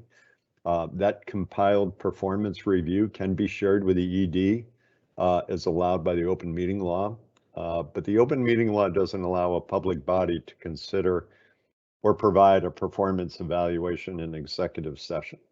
Open meeting law still allows us to meet an executive session in case we had to discuss what I would deem poor performance issues, but providing an executive summary in addition for discussion at a public meeting, I think can also help us offer some transparency to the entire process. So just to wrap it up, In September, the commission voted to take the first step, which was kind of updating the performance review, and that was to use the November meeting for the ED to submit goals for the following year and for allowing us to discuss them, consider them, and vote to approve them. Again, this key step allows the executive director to begin working with his or her direct reports and departments to set out those strategies and timelines for meeting the goals in the coming year. So hopefully you've all had a chance to read the open meeting law memo from the general counsel as well as my memo. And I think our COO and chief people officer may be listening in if you have questions. But with that, I'll kind of throw it open to my colleagues. Yeah, so thank you very much, Commissioner Stebbins. I will allow, obviously, our colleagues to ask questions or make comments. But could you, just for clarification, what action, if any, are you looking for from the commission today? Sure. I would like for approval or support for the schedule as we've kind of laid it out in the memo. And if we feel we've had appropriate discussion, to consider what's in the memo, either option 1 or option 2, whether to continue with again the executive session process that we've previously used, which again I personally feel we have some limitations to, or option 2, which would allow a tasked commissioner to work with our chief people officer to go through that review with the executive director and have some conversations about salary. Okay, thank you. Well, we'll come back and I'll ask you to make a specific motion once we've had an opportunity to raise some questions and have a discussion. Are there questions for Commissioner Stebbins or comments? Commissioner Roy. I just want to thank Commissioner Stebbins. Not only is he the commission secretary, but he undertook this project as well. And I want to thank him for all of his time and effort. It was very well thought. I just, again, want to thank him, and I'm in agreement with the timeline, and if whatever option the commission chooses, if it's 2, I would be more than happy to fill that role. If the commission decides as a body that they choose option 2, I would be more than happy to help in that way. Thank you very much, Commissioner. Other comments or questions for Commissioner Stebbins? Commissioner Camargo, go ahead, please. Commissioner Stebbins, I like to call you the professional commissioner because you served on the gaming commission for many years. But it seems like in your expertise and having served in another commission that the second route seems to be more feasible route for us here. I mean, obviously you laid it out in your memo, but I don't know if you had any other last comments or thoughts around that. Yeah, thank you, Commissioner Camargo. I can tell you from my previous experience, we did use the opportunity to task a commissioner, not with necessarily negotiation of performance and salary with the ED, but we use a tasked commissioner to go out and screen candidates for the executive director's position, or to undertake some tasks again on behalf of the group of 5. It will be an interesting process to watch, and I would almost suggest leaving open the opportunity, as I'm thinking through this, we could still all engage in executive session, because that still allows you the ability to have discussions around salary and contract negotiation, but to use that perhaps to, again, have a discussion and then to go task that one commissioner with some instructions to sit down with the executive director. And do you think that having only one commissioner task is a good route, or do you task 2 commissioners with the process? Your expertise.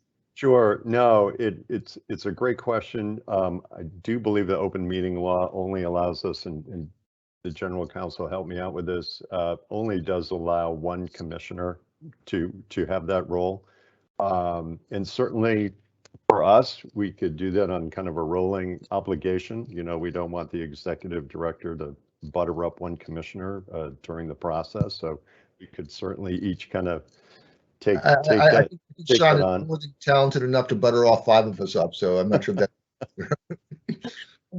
But General Counsel Bailey, am I correct that when you task one commissioner, it really can only be one individual? Yeah, so if the commission wanted to task more than one commissioner, it would be a delegation to a subcommittee, and that would be subject to the open meeting law. So you certainly can do it, but it just complicates the ability for those 2 commissioners to, say, meet with the ED and the CPO. I'm sorry, with the, to meet with this ED and the CPO without complying with all the requirements of the open meeting law. So the division is tolerant of one commissioner being tasked with that, and with the understanding that, of course, materials at some point will make their way to the commission, the full commission, in an open session and in an executive session as needed. Got it. Thank you so much. Good seeing you, Christine. Thank you. Go ahead, Commissioner Concepcion. Thank you. Can you hear me okay? Yep. Okay, just making sure. I just wanted to thank you, Commissioner Stebbins, for taking this on. It really seems like there was a lot of time and effort that was put into this. And I also want to really thank our General Counsel, Christine Bailey. I had a similar question to Commissioner Camargo, and she's been working with me in preparation for a few things for this meeting today. And that was one of the things that she was able to explain and kind of give me a better understanding of the process at hand. So thank you, Christine. Thanks. So let me, I'm not going to try to foreshorten this conversation. We'll have this lengthy conversation as we need to, but I do hear some sentiment that option 2, tasking an individual commissioner, is the preference. I think that's Commissioner Stebbins' recommendation. I think I heard Commissioner Roy support that. I think I heard Commissioner Camargo support that. If that's the case, if there's universal sentiment that we go with option 2, then what I'd like to ask Commissioner Stebbins to do is make a motion specifically including option 2. Is that all right with everybody? Yeah, and go ahead, Commissioner. Yeah, thank you. I'm like, Sean, I don't think you have any too much say in here, but I would like to hear from you. Thank you for that. I think you're right. It's our vote, our decision, but certainly I'd want to make sure that Sean was comfortable with the process. So thank you very much, Commissioner Camargo. Yeah, please go ahead. And I always say this too, right? And Sean knows I say this all the time, Mr. Executive Director. You know, we're also thinking the next 3 to 5 years, right? So Sean, you need to be comfortable with this, or give us some feedback, right? We need to include you in this process. Thank you. I really appreciate you doing that, Commissioner Camargo. Thank you for bringing that up. Please go ahead, Mr. Executive Director. Sure, thank you. And Commissioner, because you reminded me I don't get a say in this, I don't know that I'll be buttering you up in this process. But nonetheless, thank you. This is a process that I fully support. I appreciate that it aligns really well with our existing performance management system. And I think what's attractive about that is it subjects me to a similar process that we're asking our employees to grow with and confront, and it allows for me to have direct and honest feedback from commissioners. And so our process to date, I think, is one of those, it's worked. It is absolutely given me feedback, but I also realize and expect that I get live feedback on a pretty regular basis from all of you. So if I'm surprised or discover something through this process, then that alone is pretty revealing. So I appreciate the professional approach to this. I do respect and I'm grateful that it's aligned with a system that we've now deployed across the agency. And I think it holds me accountable to the things that you are entitled to hold me accountable to. So, and that cascading sequence of timing is really important, because it then allows me to segue and cascade those goals to our staff and our departments. And so the alignment, I think, is what I'm most attracted to, combined with really having a clear directive from the 5 of you. So thank you. So then again, if it's okay with everybody, please raise your hand if it's not, but if it's okay with everybody, I'd like to ask Commissioner Stebbins to make a motion for the commission's vote, including specifically option 2 that as he outlined. Are everybody okay with that? Commissioner Stebbins, then would you go ahead, please, and make that motion? Sure. Mr. Chair, I move that the commission approve the memo on executive director performance management process and included schedule and process in the selection of option 2 for the performance management review of the executive director. Thank you. Can I have a second, please? Second. Thank you. Let the record show that Commissioner Stebbins made the motion, seconded by Commissioner Camargo. Commissioner Camargo, your vote, please. Aye. Thank you. Commissioner Concepcion. Aye. Thank you. Commissioner Roy. Aye. Thank you. Commissioner Stebbins. Aye. Thank you. Commissioner Hoffman. Aye. Let the record show that the commission approves the motion by a vote of 5 in favor. Commissioners Camargo, Concepcion, Roy, Stebbins, and Hoffman with none opposed. And thank you again, Commissioner Stebbins, for your leadership on this. And thanks to the team for all their help. Greatly appreciate it. Okay.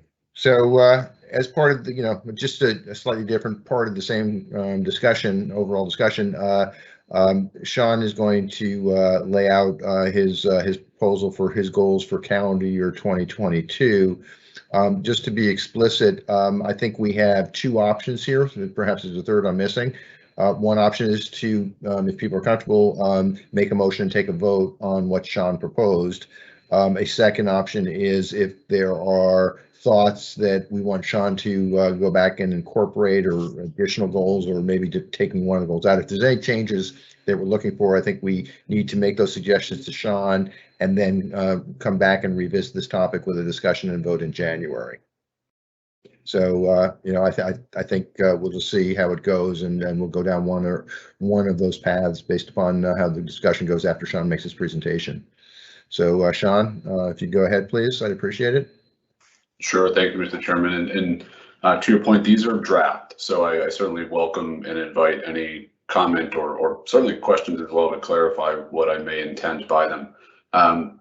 You'll notice that there are similar goals proposed for this calendar year that we discussed earlier in the meeting, what seems like yesterday, but discussed earlier in the meeting today relative to calendar year 2021. And that's because I think goals should be multi-year and strategic in their formation. So I think if the work was not done, we ought to continue it to allow us to stay on track for the strategic plan that we have put ourselves within. So that in mind, you'll see that there's some similarities, and I think that's ultimately a good thing. So there's a total of 7 of them. Just for expectation setting, Mr. Executive Director, how many are there that you're proposing? Sure. So I just noted there's 7 of them. So it's a few fewer than last year, although I'll touch on where I've combined some. So it's really I think the substance is equal or similar. The volume may be fewer though.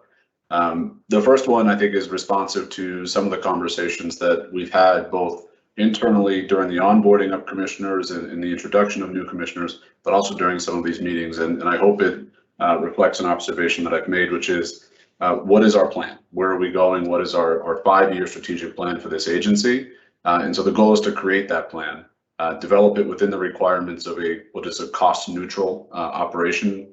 We are now a 4-year-old agency that is growing, but at some point we will be established and should settle into what is a steady state, as well as those other statutory requirements. So I look at this as combining the secure a budget, live within your means, meet all statutory deadlines and requirements, but do so within the context of a 5-year strategic plan of where are we headed, what are we doing, where are we going. So that's my proposal for the first goal.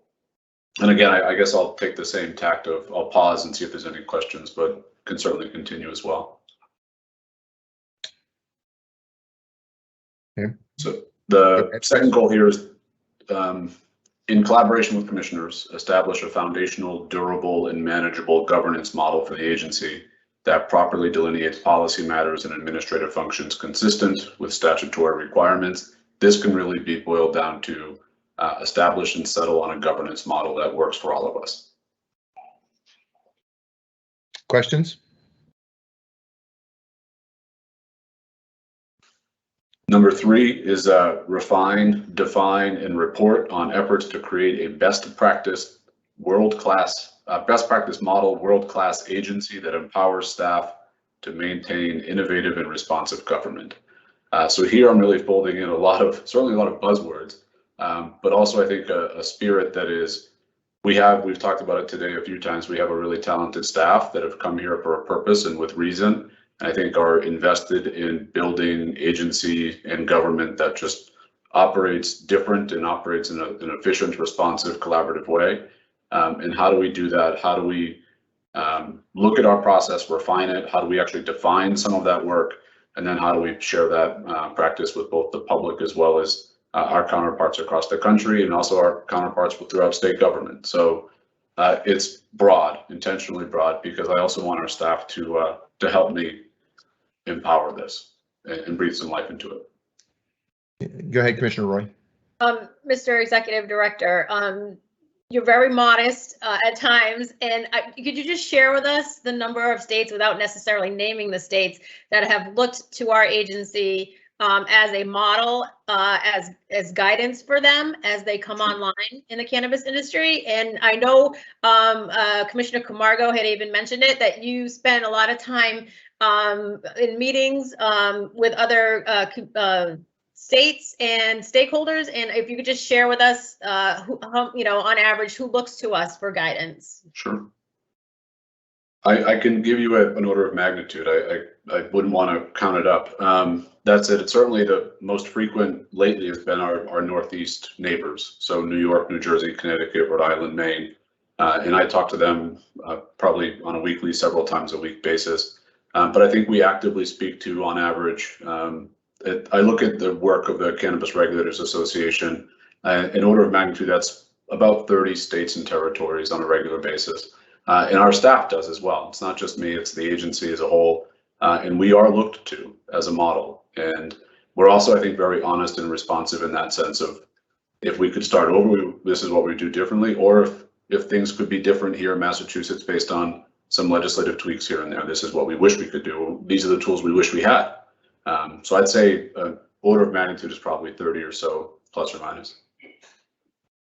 So, Mr. Executive Director, I have a question on this one. I admire this goal, and as I told you when you and I were talking about this a little while ago, if you ever get bored of the current job, you now qualify to become a management consultant, given your mastery of buzzwords. That being said, I like this goal, and I absolutely endorse the spirit of it. My question to you is, how do you measure performance against the goal? And thank you for the question, because I think it presents an opportunity to talk about how these goals become tasks for the various departments. And so the next step, not assuming anything, but the next step after you were to approve any goals, we would then I would work with my direct reports as well as all of the department heads throughout the agency and think about how my goal in developing these particular proposals for you was to think about how can I encompass as many departments as possible into each of these goals. So here I look at technology as being a driving force. So I think this cascades to an open data platform. I look at HR as an opportunity here. We're building a world-class agency that empowers staff. So how do we convene our staff in the diversity, equity, and inclusion groups that we've established throughout the commission here? The ability to define and report on things includes a government affairs element to it. Reporting to the public includes communications and how do we present information on our website that establishes a best practice world-class model. So I would take these goals and I think cascade them down in individual tasks, which is why there might be some intentional vague terminology here on my part. But my goal would be to really disseminate this across each department in some way. Including how do we report information to commissioners as well. I think that we have to be responsive to you and getting back to that dynamics work we talked about earlier in the meeting. So I think this touches a lot of the different departments. Sure. Thank you. But through individual tasks as opposed to a broad concept. Thanks. Any other questions on number 3 or comments before we move on? Okay, number 4. So number 4 is a continuation of that strategic planning process relative to equity. The goal you'll see is modified here though, which is I've now expanded it beyond just the social equity program, and that's intentional. It's also described as completing the 3-year strategic planning process. So it puts a time window to it and actually requires the implementation of that to begin. So there's now a sense of urgency as well as again that accountability there. However, it's expanded for all equity programming that includes those measurable goals and metrics, the data collection and tracking of their success, as well as the licensees' equity goals and progress. And that last clause is new, and I think important because I heard a lot of your commentary today relative to provisional license applications and the diversity as well as the positive impact plans that licensees have proposed and wanting to hold them accountable there as well. They think they can play a part in ensuring that this industry is as equitable as we all want it to be. And I want to make sure they're part of that discussion and fold it into our goals. Questions? Go ahead, Commissioner Roy. Is it possible to make that part of the renewal process for equity licensees upon renewal, just to get their input and their feedback of best practices, challenges, barriers, PIP plans, what's working, what's not, you know, part of the renewal process? It could be. It might have to be manual, simply because they exist as a licensee, not as an equity licensee. And so the system may not capture them as any distinction, and I don't know that it should necessarily. But I think it's worth exploring. It might just be that it's a manual exercise for our staff to just remind ourselves periodically to check in with those licensees specifically. But I wouldn't want to treat them any differently in the renewal process. Other questions? Number 5 then, please, Sean. Sure, just bear with me as I jotted a note on that last goal there, based on Commissioner Roy's comment. So number 5 is develop and propose initiatives in order over the next 5 years to double levels of economic empowerment, social equity program, disadvantaged business, enterprise, farmer, and veteran participation in the industry. So this goal, I think, speaks for itself, which is set a 5-year window and then double it. And that really sets, I think, a tangible goal as opposed to increase, which I think is pretty subjective and objective. Double, I think, is just that is a standard. The challenge with this goal is that we're not entirely ourselves responsible for it. So our success is not going to be solely up to us. At the same time, we are asking a lot of other folks, including licensees, to do more. And I think we want to hold ourselves accountable there as well. So I think us putting some of that skin in the game is important. And I think it's worthy of trial, and let's roll our sleeves up. And the other thing I would propose here, or that I did propose here, is the goal itself is to propose initiatives. It's not to make that change ourselves. Again, we can't, I think, Mr. Chairman, you say it quite often, we process the applications that come through. We can't bring people, we can't force folks to apply, but we can propose initiatives that are supportive of this concept. And I think it's worthy of attempt. So I propose it with that as a conversation starter more than anything else, but I'd be content to live with this goal and pursue it. Okay. Questions? I think it's admirable what you're proposing to do here, Sean. Okay, why don't we go to number 6, please? Sure. So these are the final 2 that are proposed as drafts. And it's ensure that commissioners and the public have access to data and evidence-based publications to support internal decision-making, public dialogue, preservation of patient access, public health and safety, and impact on disproportionately harmed communities from the regulated marijuana market. I see this as being open data based, but also the research work that we do contributing to your public policy considerations and allowing for us to make good, smart policy decisions, informed policy decisions that have all of these criteria in mind when doing so. So again, that public dialogue is something the Commission has historically done and I think been very proud of. We've also, as I noted earlier today in our meeting, patient access has not only been preserved, but expanded on our watch. I think public health and safety is a paramount pillar to what we do here. And then the impact on disproportionately harmed communities is not only statutory, but mission-based for us. And so putting data to that and putting evidence-based research and publications to that is something that it is what we do. I just want to make sure that we continue to do it, we focus on it, and that it's of value to you as you make your decisions. Thanks. Any questions or comments? Okay, number 7, please. This final goal here is kind of all encompassing of some of those, which is that we continue to establish ourselves as a standard bearer for the nation.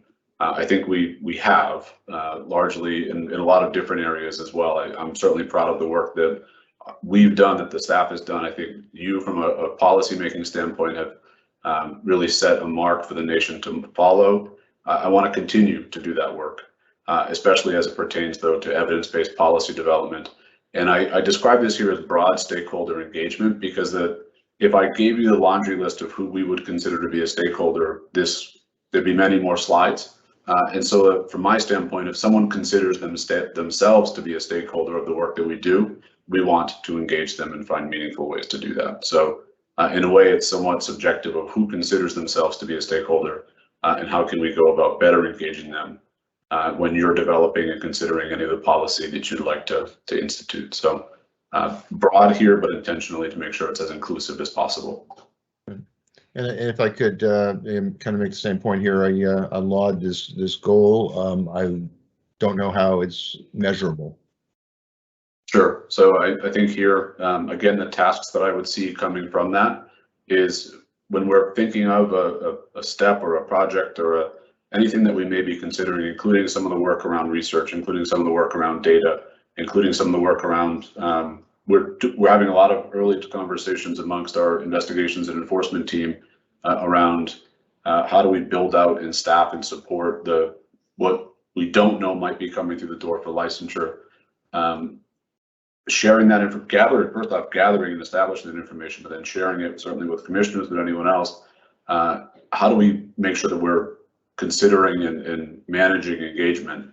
And so I think those tasks that come from that, again, the measurability of it is really going to be, and Mr. Chairman, you and I have spent a lot of time talking about what are KPIs and what are the commission's KPIs. Here, I see that as being those specific tasks and department goals around stakeholder engagement. Standard bearer for the nation, I think, is a bit subjective. It's one of those things we either feel it or we don't. Right. But to me, it's that engagement piece. Yeah, so I agree with you that underneath each of these are pretty broad, high-level goals, which I endorse. And underneath each of them are going to be a bunch of specific tasks that I think you're absolutely right, kind of cover the entire agency. Pretty much every one of these requires tasks for every part of our agency, and I think that's great. But let's just play act a little bit here. So it's June under Commissioner Stebbins' proposed timeline. It's June or July of 2022, and you're giving your mid-year report card on how you've done versus goals. How are you going to grade yourself on whether we've continued to establish Massachusetts as standard bearer for the nation? I know you can say, well, here are the things we've done in terms of tasks. Absolutely. But in terms of this specific goal, how do you grade yourself, or how do you expect to be able to grade yourself? And my hope is that we leverage the process that's there, where I also get feedback from you on, do you agree as well, as far as, do you concur that? I'm not sure how I'd rate it any more than how you would rate it. But I guess what I would look for is, what is our level of engagement with stakeholders? And again, I think stakeholders intentionally broad and vague there, intended to be inclusive. And so I know that we have plans to do the DIA stakeholder work around the state and to bring that conversation to a broader audience. I know that we also have plans to further engage through the different subcommittees of CANRA and our staff serving as leaders there, and bringing their policy work and their expertise to bear for that. And so I think I would look at those different opportunities, and also for assessing the engagement of commissioners. How are you getting around the state? How are you getting around to different communities? And if that work is not possible for any reason, that work is not being done, or it's being stalled, or you're finding that there's a struggle to make that happen, then I think that would deem this to be probably unsuccessful in pursuit of. If it is happening with more frequency, and it's happening with more staff support and staff engagement, or the staff themselves are doing it, I think that would bode well for success on this goal. So I see that as being, are we putting our head down and doing the work and not talking about it and not sharing it? Or are we doing that work in a public way, in a broad, and with a engaging, or I hate to keep using the word engagement, but in a public, transparent way. And so that's where I would probably bring you back those specific tasks and say, in support of this goal, here's all the work that's been done. Okay, thanks. Commissioner Roy, please go ahead. Sean to be able to grade himself to your question, Mr. Chairman, they say imitation is the biggest form of flattery. So we can look to other states to see who has imitated us, whether it's the social equity mandate. If we can quantify, he can quantify those areas that those 30 states that have looked to our guidance have emulated us and as a standard bearer. So that is a way that Sean could be able to quantify us as a standard bearer by these 30 other states copying different areas of our regs and looking to us for guidance. And as you continue to offer guidance, Mr. Executive Director, I would hope also that while also helping them get off the ground, you would share best practices in investigations, enforcement, compliance, and testing. We have the most stringent testing in the nation, and really proud of that. And if we see other states coming online with the rigors of our testing, then that's another way to quantify us as a standard bearer. Thank you. Commissioner Stebbins. I'm sorry, Sean, did you want to respond to Commissioner Roy? Go ahead then, Commissioner Stebbins. Thank you, Mr. Chair. And a question for the executive director. And I do like, I think, Mr. Chairman, this was the point you were making. We're moving away from more task-oriented goals to larger, broader overview goals. Again, I think that help engage the rest of the team in trying to figure out strategies, projects, and initiative tasks that are going to help us, meet the goals as you've laid them out. I'm assuming you're envisioning that either come next July or next November, when you're giving us an update, that your scoring system is not going to be the same that you just shared with us earlier in the day of 25, 50, 75%, or 100. I think that's a great point, and I probably not, simply because I don't know how that metric works against these broader, I don't want to call them loftier, because I think the tasks that we did do and the goals that we did pursue are indeed lofty. But I think it just doesn't lend itself to that criteria. So I would also look to explore different ways to determine, because what I think you do deserve, though, is some metric to gauge performance. So it shouldn't just be a similarly vague answer as to success. It really should be, here's the work that we did in pursuit of that goal. And then ultimately you would be the final arbiter of that success as well, not me. So, but I think that's a fair point as far as the metric, how to actually engage. Yeah. Commissioner Camargo? Yeah, Sean, I had like a similar question, which is like, how are you, how do you carry the stuff that you're not done with from this year over to next year and include it into this? Because I know there's 7 here. Maybe by the time we're done, there'll be some more. But how do we not lose that in, on paper, but also in the work? That's a great question. So some of them just came over substantively. So I think the 3-year strategic planning for equity is a really good example. The goal is now broadened, I think, to include equity as a concept as opposed to a program. The other stuff that was not complete this year, I think, is encapsulated through some or several of these goals. For instance, the job classification study I indicated was about 50% complete, because the substantive work is still ongoing, not because of any lack of attention or support for it. But I think it folds into an earlier goal relative to the best practice model, world-class agency that empowers staff to maintain innovative and responsive government. But then it also fits into the 5-year strategic plan for living within cost-neutral operations and statutory requirements. So I think a lot of these goals can capture and absorb that previous work. And that's where the tasks and the departmental goals would really cascade well from these. And so in developing these, and also to be clear, I didn't develop them in a vacuum. I worked with staff and posed the questions, and I think tried to have a thoughtful conversation around, where do you think this ought to be going? And where do you think, based on your work with commissioners, this should be going? So I really tried to pull those goals that were not complete forward into 2022. But also I tried to listen to the 5 of you collectively as well as individually.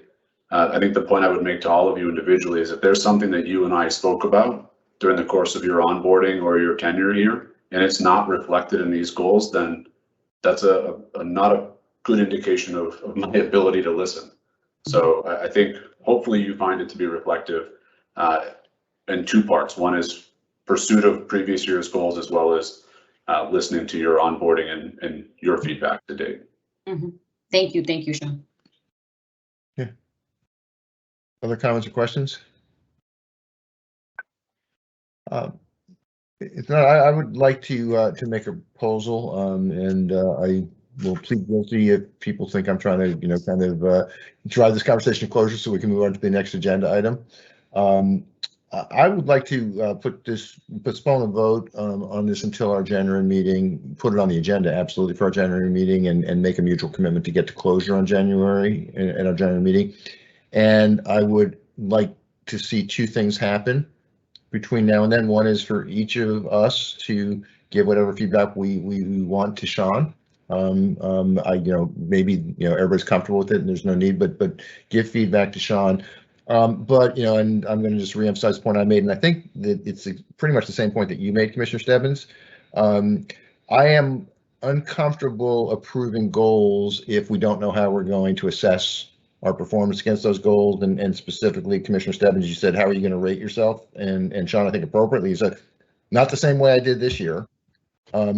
I think we need, my personal opinion is, I think we need to give some thought to how we're going to assess performance versus goals. And I don't think we're there yet. I don't have an answer, which is, again, one of the reasons that I don't feel comfortable voting right now on this. I'd like to give it some thought, work with Sean. I'd like each of the commissioners to have the opportunity to sit with Sean and work on that and anything else that they want to give him feedback on, and ask him to come back in January with whatever modifications, if any, to these goals based upon the conversations that he has, but also to incorporate other feedback and incorporate some thinking about how, if we're not going to measure performance the same way we did last year, previous years, how are we going to do that? I don't think we know the answer. I certainly don't have an answer to that right now, and I don't feel comfortable, as I said, voting on goals when I don't know how we're going to measure our performance against them. Go ahead, Commissioner Camargo. Yeah, so I guess my only question, Sean, maybe this is to you. January is January. We come back to the January meeting. We have this discussion. Hopefully, if we go that route, it gets voted on, you continue. But is that going to put you off in terms of planning for next year? Because I'm also inclined to think of a way of moving forward, but still getting the information that the chairman's talking about. I don't know about any other commissioner. I feel like we've had a lot of discussions around this. I think you've gone around with individual commissioners to talk about this. So I guess I'm just curious for your own timeline, because I feel like your performance evaluation has always been delayed and off track. And then your goals are not on calendar, or trying to get you on a calendar schedule, so that then that cascades to the whole commission. So I just want to know from your perspective, where does that put you? I would have to work making some assumptions, which I think is possible. What I don't want to do is assume that I don't get the sense, based on the discussion, some of the questions, that I'm way off track as far as the scope here. So I think I can reasonably rely upon some of this to begin the discussions, the closing out of 2021 goals for staff, and then embarking on a new process starting in January. So I don't think it totally derails anything. I think but it will be based on some assumptions, as opposed, I don't want to take for granted that there's a chance you will not vote. So I don't want to assume too much as far as things might change, but I don't see them changing dramatically. Yeah, I could be wrong in that assessment, to be fair. Well, I thank you for that. I can only speak for myself, but I welcome comments from the other commissioners on that. Yeah, I personally don't. I'm personally very comfortable with the direction of this, and with at the high level, these 7 goals. So as far as the assumption that you say you're going to need to make, you can certainly, from my perspective, that assumption is valid. Again, speaking for myself, not for the other commissioners. I'm also willing to do everything I can to ensure that we're in a position where we can take a vote in January and not delay it any further than that. Commissioner Roy, go ahead. I have a question for Commissioner Stebbins, actually. So it sounds like we're comfortable with the goals, just not the measurement of the goals. And I was wondering if Commissioner Stebbins knew of any, since the gaming is a similar in structure, any best practices over there on goal measurement that he would be able to share with our commission.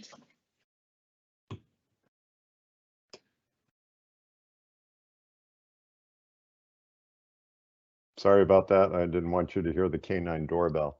No, this is, you know, I think to the chairman's point, I like the goals. There isn't anything that jumps off the page to me is unreasonable. And again, I appreciate that some of them I think are really aggressive. Commissioner Roy, to your question, you know, my previous experience, I would say some of the goals were more perhaps task oriented. So some of that measurement question was always addressed, but I think to the chairman's point, and Chairman, correct me if I'm misrepresenting what you're saying, I'm comfortable with these goals and don't necessarily see anything that causes a major change. But you know, having the opportunity to also look at what else we use in the performance management system as a way to, you know, to track and address the performance of all the, you know, all the commission team might be something that we look at during this intervening period. Again, I'm comfortable with the goals, but I think, Mr. Chairman, if I hear you correctly, I think we can do a quick look at what we're using for the rest of the team, as well as some other suggestions to make sure that, you know, come next July, come next December, that we'll have a reporting mechanism that will help the executive director demonstrate success. Yeah, I guess that's more or less what I said. So I'll go with that. I agree with you though on one specific point, Commissioner Stebbins, which is, you know, I think that, you know, we can collaborate and get and have something that I think addresses my concerns and do that well within the time frame that we have between now and getting ready for our January meeting. And again, give Sean, as I stated, the assurance that directionally we're very comfortable as a commission with these goals, so he can make the assumption in terms of his own planning. But I'm quite confident with some, you know, some collaboration and creative thinking, we can address the concern that I've raised. Commissioner Roy? And forgive me because I'm the newest commissioner of the group, but why is Sean have to self-grade? Why don't the commissioners, like, it's a difficult task to grade yourself, in all honesty. Like, why aren't we grading? Like, I have a hard time grading myself, so I don't understand why it's, I mean, you can enlighten me on it, I'd appreciate it. Yeah, I'll at least give you my perspective on that. First of all, Commissioner Roy, first of all, the year-end performance review that in the process that Commissioner Stebbins outlined, that is what we do. We grade Sean again and perform, among other things, but against performance against goals. That's one of the specific parts of that. So we do grade him. I actually, from my private sector experience of many years, it's a great exercise to self-grade. Every time I do a performance review, whenever I used to do a performance review, I did it with Sean when we were doing the now discredited ad hoc, non-timely, what other adjectives were used? But when I conducted performance reviews for Sean under the old ad hoc process, my request to Sean was, here's the form. I'm going to ask each commissioner to give me input into that form so I can give him a consensus review. But I asked Sean to self-evaluate against that. And it goes back to something actually Sean said a few minutes ago, which I completely agree with, which is that when he gets a formal performance review, nothing should be a surprise. Everything should be, you know, things that he's gotten feedback on over the years that's been discussed between, you know, each commissioner and Sean. Nothing should be a surprise. One of the benefits of doing a self-evaluation is you can see if there's kind of, a lack of alignment in terms of, understanding of the facts. So I think it's a good exercise. I don't think it absolves us of our need to give him feedback and to assess his performance versus goals. I just think it's a really good exercise. And Sean, do you find it painful or unpleasant or not useful? I mean, no, as I noted earlier, I think I'm a very tough grader, and so I may use that against me, which may be against my self-interest. But beyond that, I find it to be a reflective process. But also, as I noted too, it's what's awkward about it is taking credit for the work that the staff does too.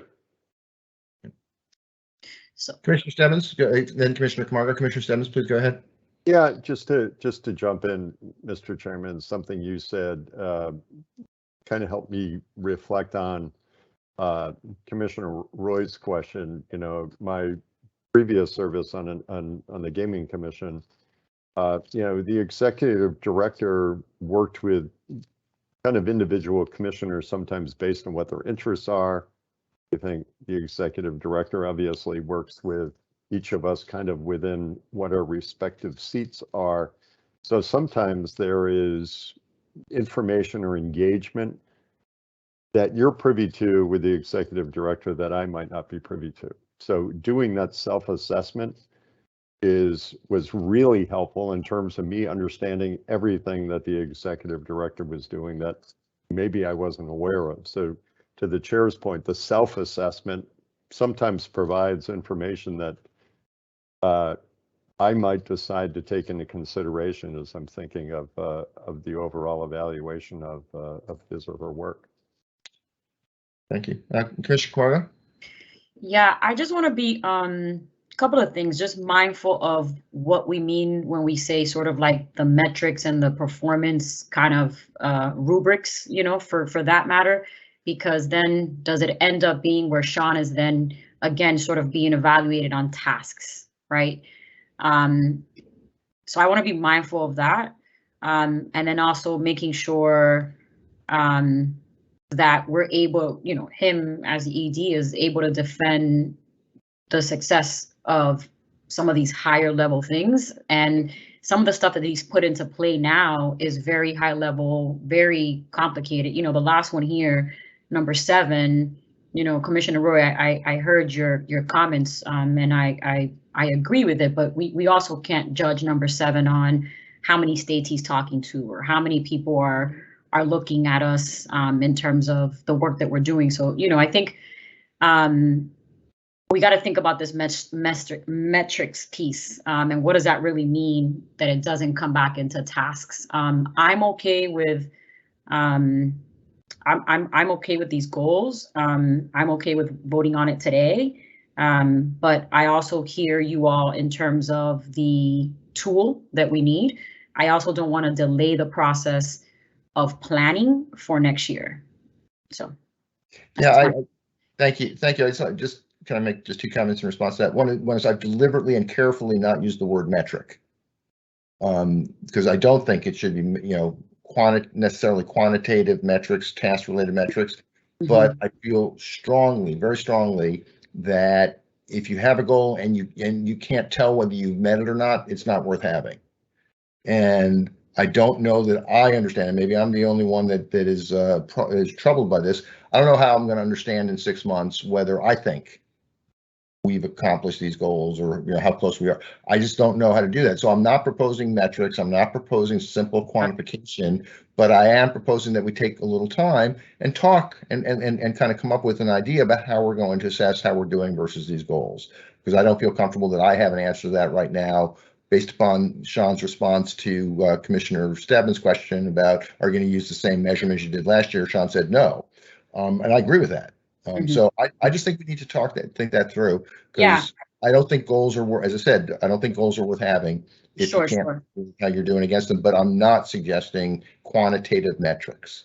Sure. And Commissioner Stebbins, I think we're all looking for you. We're all looking to you for some advice here, but I'll also say that I think Sean has proven to be very transparent when it comes to his, his report out, his self-assessment, where he's doing well, where he's not. I mean, a lot of us, you know, have these one-on-ones with him. So I feel confident that if we did vote on it today, that we would come back in January and have some answers.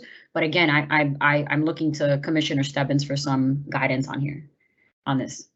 Sure. Again, I'll just share you my personal opinion. You know, there wasn't anything in the goals that jumped off the page as being something I don't agree with. So to that, and I think to the chairman's point, kind of, you know, inferring to the executive director that there is agreement on these goals and going forward and beginning to work with the staff to think through some of these and approaches as they get ready for the new year. I'm happy to go back and look at you know, how the rest of the team is evaluated, see if there's any suggestions we can pull with that, and work with the chairman on that to come back in January and hopefully, you know, be able to answer this question. Commissioner Roy. Of a metric, and I'm just throwing it out there. What about a SWOT analysis for each goal? So you can cite specific strengths within the goal, specific weaknesses, opportunities, and threats within the goal, which kind of drills down on each goal, if you will. I think that's one of the possible options we should consider, but I don't want to rush to a decision on this. I want us to consider it. I appreciate Commissioner Stebbins volunteering to do the work he just described.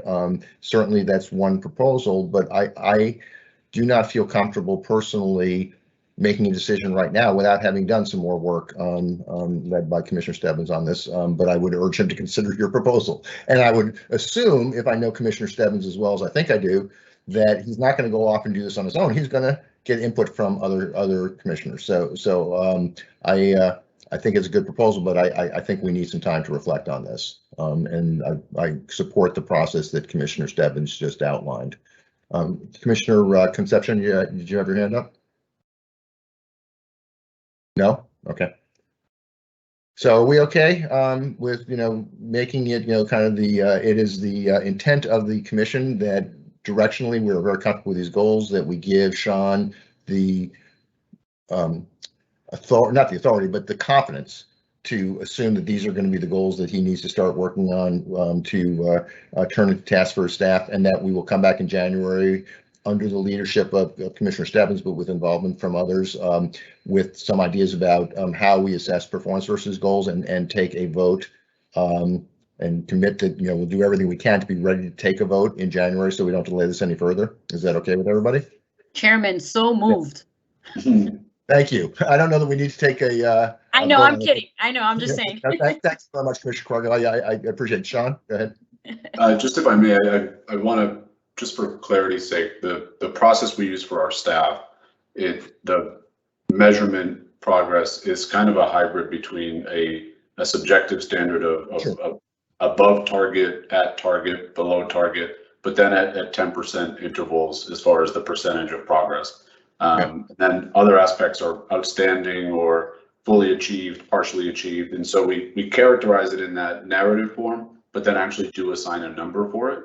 And that's what our staff is subjected to, whatever that's what, just for food for thought. That's great. And I think that in my opinion, Commissioner Stebbins has done a great job of trying to align the performance process for you with staff. And I think that should be our objective in terms of measurement as well.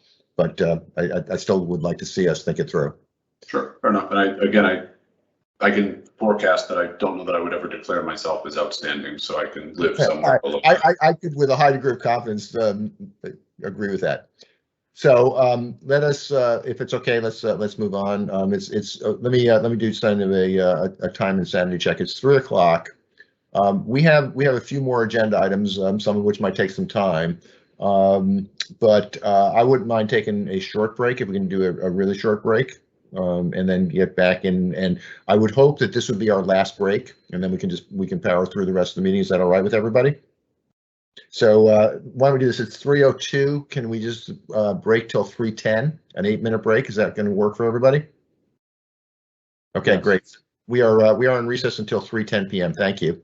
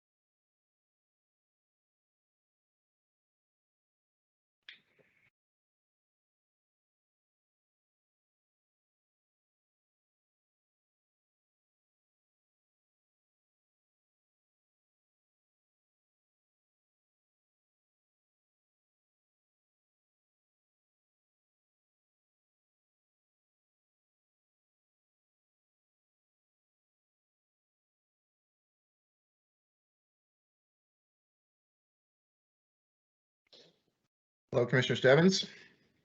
Mr. Chairman. How you holding up? Great. Glad to hear it. How are you holding up? I'm tired, but we'll make it through. Cool. This is a big one. Yes, well, you know, and we knew that the December meeting was going to be a long one, just given, or January or November, given that we're not having one in December. Hi, Commissioner Concepcion, how you feeling? Hanging in. Good, yeah. I used the breaks to get, re-energized. I gave Commissioner Stebbins the exact same answer when he asked me how I was doing. Commissioner Camargo, welcome back. Chairman, that break didn't even give me the time to pop popcorn. That was I'm sorry. It gave me the time to power smoke 2 cigarettes. So.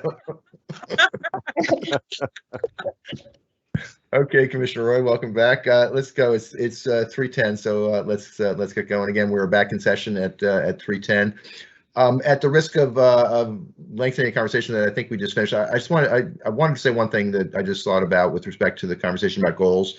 While we're talking about Sean's goals, I think, at least the way I think about it, those goals are the commission's goals. And we should hold ourselves accountable in terms of our own contribution to those goals, as well as giving Sean all the help he needs to realize those goals for his leadership.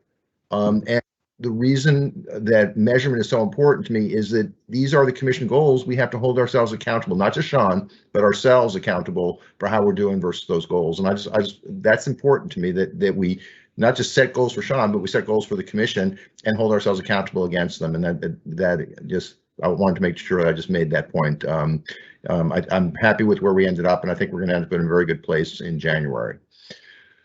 Okay, just for those 85 attendees that are still with us, here's what's left on the agenda. We have 4 job descriptions that Sean will walk us through, and we have to vote on and approve. We have 2 municipal guidance documents, a general municipal guidance, and then a municipal guidance on equity. We have a guidance document on hemp, a draft guidance document on hemp. And finally, as part of our recently approved policy of legislative and executive branch outreach, we have a specific proposal for the commission to take a position with respect to a social equity fund. So that's what's left on the agenda. We'll take as much time as we need to on each of them, but let's get going. And Sean, it's back to you to go through these 4 job descriptions. Yes, thank you, Mr. Chairman. So as you noted, there's 4 job descriptions before you for your consideration. This is reflective of our planning for the remainder of fiscal year 22, and obviously out years continuing as we look to build our agency and build these various departments. So we recently welcomed Kevin Sibley as our Director of Equity Programming and Community Outreach. And our goal is to obviously provide him with additional support within his role, but also start to build out that structural adjustment consistent with, as I mentioned earlier, that job classification work that remains ongoing and that evaluation that remains ongoing here at the agency. So the first role before you for your consideration is the Manager of Equity Programming and Strategic Partnerships. It would report ultimately to Kevin in his role as the director. It would really support that entire department in promoting our equity-based and diversity-based policies, as well as identifying strategic partnerships that we might be able to embrace, enhance, and leverage, and obviously in pursuit of our equity mission. It is not specific to the social equity program as a specific role, but obviously it would be a key part and component of that work. But it's also trying to bring in some of those pro bono partnerships and other external partners, and also working collaboratively as possible with other stakeholders, including licensees, for instance, that have expressed an interest in supporting that equity work and mission. So really adding a set of hands to Kevin's team, but also allowing us to build out that structural adjustment and change that we're looking to bring to most of our departments. So obviously would seek your approval of this role. So thank you, Sean. First of all, before I ask for questions or comments, Sean, do you have any problem if we do this as a roster? I do not. Okay, so then let's attempt to do that. But first, before you move on to the second, are there questions or comments on the first of these job descriptions? Commissioner Concepcion.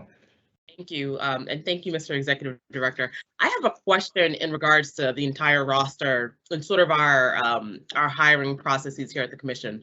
I wanted to know sort of what kind of efforts are being made to make sure that we're, attracting a diverse pool of candidates. How are we posting these? Where are they going, and how do we ensure that we're getting the diverse pool? Yeah, it's a great question. It was something that we actively ask ourselves as well, usually in the context of any one posting. And so it's a combination for us too of making sure we're getting substantive and quality candidates as well. And so sometimes it depends on the specific role. Are there specific newsletters, outreach, or other things that we can do as far as trade publications or journals, or even trade boards that may post, or colleges that maybe have a specific interest depending on the level of the role. What we've also taken to do is, aside from leveraging those things that we directly control, including our social media, is trying to find, I think recently the constituent services associate posting was advertised in the Bay State Banner, for instance. And so we're trying to find just those opportunities that may not naturally occur to us, or those that are kind of typically in state government, as we put it on the state's website and on our own. So therefore we think we cast a net. But we'd also be open to any suggestions that folks might have. It's something that we strategically try to do, though. I'm sorry, Commissioner, hold on a second, Commissioner Roy. Commissioner Concepcion, do you have a follow-up? You're on mute. You're on mute. You're on mute. Sorry, I mute to make sure I'm not coughing while people are talking. Thank you, Sean. Thank you, Executive Director. So I just had a comment that I'll follow up with, and maybe you and I will have a conversation. I'll also talk with our Chief People Officer, Erica White, about just some ideas in terms of more engagement and who we can reach out to. Please do. We welcome it. Thank you. Thank you. Commissioner Roy? Thank you, Mr. Chairman. Mr. Executive Director, we all agree we have enormous, extraordinary talent at the commission. And I know all the jobs are posted publicly, but if at some point you could share with the commission promotions from within, and these are deserved promotions from within. Yes. At some point, if you could update us on that track. Yeah, thank you. It's a great point. I think it's something that where we can do it, we want to. And I think it also does demonstrate to the remainder of the agency as well that there is a long-term career trajectory here, and hopefully a long-term home for a lot of that talent that we've been able to attract. So thank you. I think sharing it with commissioners, sharing it with the rest of the agency as well, is something to be celebrated. Thank you. Commissioner Stebbins. Sure. Thank you, Mr. Chair. Real quick, and there probably was no intention to this, but I'm looking through these jobs, and I know you'll share some of the responsibilities or seen them in our packet. But Mr. Executive Director, it sounds like some of these are tying back to some of your goals that we just discussed.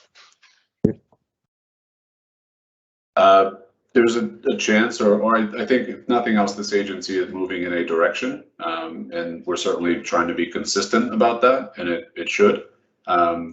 Some of these roles as well, I think to Commissioner Roy's point, we expect to be internal postings first, and I think that also reflects the work that's going on. It's also hopefully a lot of the goals that I proposed to you are consistent with, or certainly not misaligned with the work that we've historically been doing. So I also would want to argue that these roles are reflective of need too, as far as what we've observed, what you've observed, what I've observed, and also what our staff have been asking for, as far as I need help in these certain areas. And so the reason they're coming before you now in this context is, as we build out the remainder of fiscal 22, we've actually thought about some hiring adjustments. And is it important that we bring in the support that we've identified, an area of need, and be responsive to that. So where we're headed is where we should continue to build. And a lot of these are also, as I mentioned, in the context of the manager of equity programming, we're beginning to build out those entry level and other ranks of the agency, because we've established good quality leadership in those different departments. So it's a combination of a strategic plan, which is great, but I think it's also hopefully responsive to where we want to be going. Thank you. Okay, Mr. Executive Director, let's move on, if we could, to Director of Data Analytics. Sure. So this is actually an area where we'd be growing in this department with a leadership role. The Director of Data Analytics will ultimately report to our Chief Technology and Innovation Officer. Since my arrival here at the agency, have prioritized open data. I see the value of it. I think it allows us to be smarter with the information that we have, but I think it also helps us build credibility outside the agency to the general public, as well as other states and researchers. And we also realize this is sought after information, so we want to share it and broadcast it also do so without ever scrubbing it or cleaning it, so to speak, in a way that is most favorable to us, but is instead just an honest publication. And so as we do that, and I mentioned earlier in the context of my 2021 goals, we're in the process of transferring and pivoting our open data platform to a different platform ultimately. And so this role is going to be instrumental in that. I do see this as being an internal posting for us. Will also allow us to build out that department in such a way that continues to support it in a long-term, durable way. The other thing that we've prioritized here in developing these roles is redundancy. A lot of our departments are sometimes departments of one person. And so in the event that someone wants to take a week's vacation, a well-deserved week's vacation, or if there's ever a transfer or a migration from that role, we want to make sure that there's redundancy across the agency and that we're able to build that pipeline of talent as well. So I see this role as being responsive here, and it would be ultimately responsible for our data analytics across the entire agency. Thank you. Any questions on this particular job description? Okay, Mr. Executive Director, Budget Director. Sure. The next role here is the role of our Budget Director. We are really proud of our budget process, our budget build, as well as our budget spend. We are very fortunate to have the leadership of Adriana Leon, who has been our CFO since our inception and our creation. She does a fantastic job. She brings a lot of strategic insight into the agency, as well as a lot of leadership. And she does lead our budget development process. It's important that she, in overseeing of the entire agency's fiscal aspects, that she has the support she needs in building out that budget, forecasting and things like that, and ensuring that we're responsive to the legislature, to the administration, and that we're able to build our budget in as inclusive a way as possible. That includes ensuring commissioners' priorities are met, as well as the departments have the guidance that they need on a hands-on basis to start building an agency-wide approach as opposed to a department-based needs approach. So a lot of you, I think, have had the opportunity to meet with Adriana, myself, Alyssa, in developing our budget and get some feedback from us, as well as a bit of a vision of where we think we ought to be going. We've benefited from having your feedback as well. This would be the person I would like to be responsible for a lot of that work, thereby freeing up Adriana to serve as the leader that she is. And I think ultimately we know, as far as her workload, freeing her up to be the leader that she ultimately can be here. Thank you. Any questions or comments on this specific job description? Okay, Mr. Executive Director, Manager of Government Affairs and Policy. You all have the benefit of knowing Matt and all the work that he does here at the agency. Matt Giancola, our Director of Government Affairs and Policy. Knowing the volume of work that he does, the quality of work that he does, I find it to be important that we bring him in some support as well. What I appreciate about especially the commissioners is that you have demonstrated, I think, an activeness when it comes to policy making. We want to make sure that you continue to have the support that you need to be successful in that advocacy work, as well as in that policy development work. And it's important that Matt is able to continue supporting you. It's also important that we as a staff are continuously able to support Matt in his capacities, knowing that government affairs has always been an important component to us. Adding the policy role when Matt assumed the responsibilities is something I'd like to see him obviously grow into and continue to develop, and making sure that he has the time and bandwidth to do that is something that I want to make sure we're able to support him in. So he does great work. It's important that we get some assistance in for him, thereby allowing him to continue supporting you and me and others, and so that the agency remains responsive to our sisters and brothers across state government, so and municipal government for that matter. I think this is timely. I think it's absolutely necessary, and I'd be happy to bring in some support for Matt. So that's our objective here. Thank you, Mr. Executive Director. Any comments or questions on this particular job description? Are there any additional questions on this process in general before I ask for a motion to approve this entire roster of job descriptions? Mr. Chairman, these are budgeted. Yes. I'm sorry? These are budgeted for. Yeah, thank you. It's been a while. I forgot, so how about the second question, Mr. Executive Director? We would invite and welcome any attorneys that would be inclined to apply. Thank you very much for that. So everybody's making requests for you for additional data they want you to bring into future meetings. I want to know the breakdown of lawyers versus non-lawyers on our staff at some point in the future. That can be arranged. Thank you. Any other questions before I ask for a motion? Commissioner Roy. Mr. Executive Director, So Commissioner Camargo and myself had a great opportunity to sit in on the interviews for the executive assistant that will be assisting us. And I was wondering, more for the fourth position, the manager of government affairs and policy, would you consider bringing in a couple of commissioners towards the end of that interview process, since that position will be working with us so closely? I think that makes a lot of sense. So absolutely, yeah. And I believe, did you volunteer? Is that what that was as well? She's Not- there. She's volunteer. Not, She's volunteer for. not necessary. If anybody wants to do it, because I already volunteered for the other Yes. thing. So I I'll was do- say, Commissioner Roy, you volunteered for a few things today already. So I'm not. If you need me, great. But if somebody else wants it, great too. okay. So Sean, rather than me put words in your mouth, could you articulate a motion that you would like us to consider and vote on?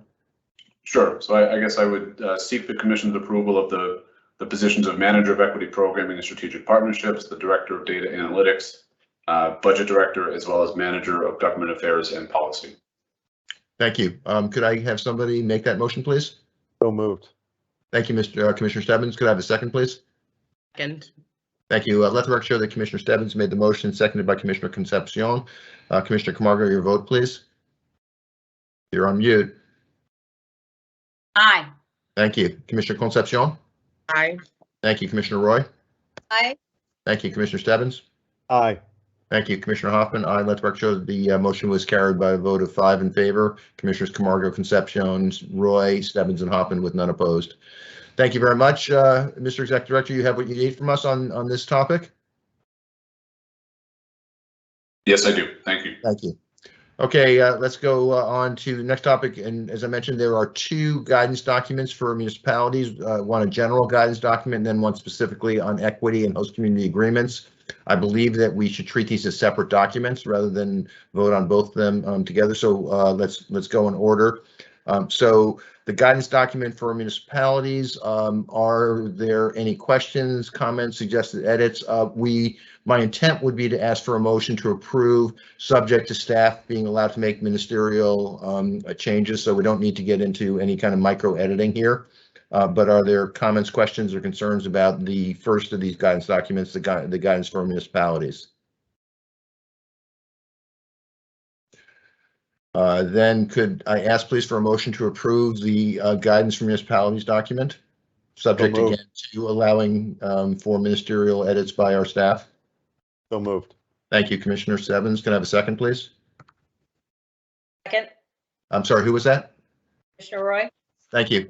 Let the record show that Commissioner Stebbins made the motion to approve, seconded by Commissioner Roy. Commissioner Camargo, your vote, please. Aye. Thank you, Commissioner Concepcion. Thank you, Commissioner Roy. Aye. Thank you, Commissioner Stebbins. Aye. Thank you, Commissioner Hoffman. I let the record show that the commission approved the motion by a vote of 5 in favor. Commissioners Camargo, Concepcion, Roy, Stebbins, and Hoffman with none opposed. Thank you. Let's move on to the second of the guidance documents, guidance for municipalities on equity and host community agreements. Can I ask, are there questions or comments? And again, I'm going to ask for a motion to approve, subject to staff ministerial edits as appropriate. Are there suggestions and or comments? Go ahead, please, Commissioner Concepcion. Thank you, Chairman. I have some language that I worked on with our general counsel that I would like to propose as an amendment. Please go ahead. And so for context, this language was drafted in response to a substantial amount of feedback that the chairman and I recently received when we met with current and prospective delivery licensees. He and I are currently doing the work of reviewing guidance documents and regulations with delivery licensees in mind. The language, which has already been shared with each of you, reads as follows. Let me just pull it up so I'm not messing it up. So it begins limits on municipal authority to restrict delivery licensees and associated retailers engaging in home deliveries. The commission has established 3 delivery models: the marijuana courier, the marijuana delivery operator, and micro business with delivery endorsement, in part to promote and encourage the participation of social equity applicants in this emerging industry. Thus, municipalities should consider the economic impacts of such restrictions. As municipalities consider the operations of delivery licensees within their borders, they should also be aware that any bylaws and ordinances would need to satisfy the local control provisions under Chapter 94G, Section 3, and the applicable decisional law.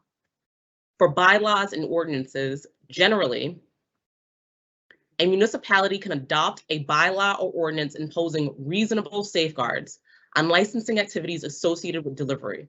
This can include restrictions on the time, place, and manner of operations within its borders. However, the bylaw or ordinance must not conflict with the Commission's laws, including the delivery regulations, qualify as unreasonable, or be unreasonably impracticable, which means 1, there is an unreasonable risk, or 2, there's a requirement of such a high investment of risk, money, time, or any other resource or asset that a reasonably prudent business person would not operate a marijuana establishment. In terms of transportation, a municipality cannot prohibit the transportation of marijuana and marijuana products through its community. Thus, to the extent that a delivery licensee vehicle is engaged in transportation, the municipality cannot prohibit this activity. If it adopts a transportation-related bylaw or ordinance, it cannot be unreasonably impracticable as defined above. Municipalities should be aware that transportation and delivery are treated differently under the Commission's regulations. Deliveries by a licensee are geographically limited to the following: the municipality identified as the marijuana establishment's place of business, any municipality which allows for retail within its borders, whether or not one is operational, or any municipality which, after receiving notice from the Commission, has notified the Commission that delivery may operate within its borders. HCAs. Through the HCA process, a municipality can seek to impose conditions on a delivery licensee operating within its community, but cannot, through that agreement, set forth conditions on another establishment, for example, a marijuana retailer. Conversely, a municipality is cautioned against imposing conditions or requiring fees in its agreement with a marijuana retailer that impact the operations of a marijuana courier, unless there is also an HCA memorializing those conditions or fees with a marijuana courier. That HCA can also include fees on a marijuana courier, delivery operator, or microbusiness with delivery endorsement hosted by that community that relate to the operations of that licensee, so long as the following conditions have been met. The fee must be negotiated and agreed to voluntarily. The fee must be specific to a municipal service related to the MTC or ME and not other members of the public. All fees, including the community impact fee, shall be reasonably related to the specific licensee that is paying the fee and should not be a revenue generator or a fixed source of revenue in a municipality's budget. And the fee may not be renegotiated after renewal. Finally, municipalities can only impose conditions or requiring fees for delivery operators operating within their borders. Unless the delivery operator is hosted by the municipality, there is not an HCA through which it can impose conditions or require fees from that licensee. Chairman, you can let me know if at this time I should give the motion. Let me ask you to hold off for a second and just ask for comments and questions from other commissioners. Sure. I'll start by saying thank you for doing this. Thank you for taking the leadership. As you pointed out, you and I were in a meeting where some of these issues were raised, much to my surprise, by some of the licensed couriers. I think the guidance that you're proposing addresses those concerns. So again, I'm grateful to you. I know Christine and other members of our GCU organization obviously were deeply involved in this, so my thanks to you as well. But I think this is an important issue, and I am very grateful for your raising it, Commissioner. Other comments or questions? Go ahead, Commissioner Camargo. Just a comment.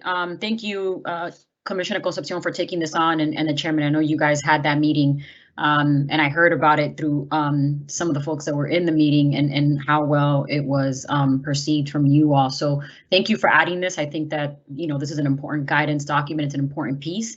And, I trust our legal experts on our team, Christine, and I see Ali here as well. That's a part of. Hi, Ali. Haven't seen you in a while. So thank you. Thank you. Thank you, Commissioner Camargo. Other comments or questions? Go ahead, Commissioner Roy.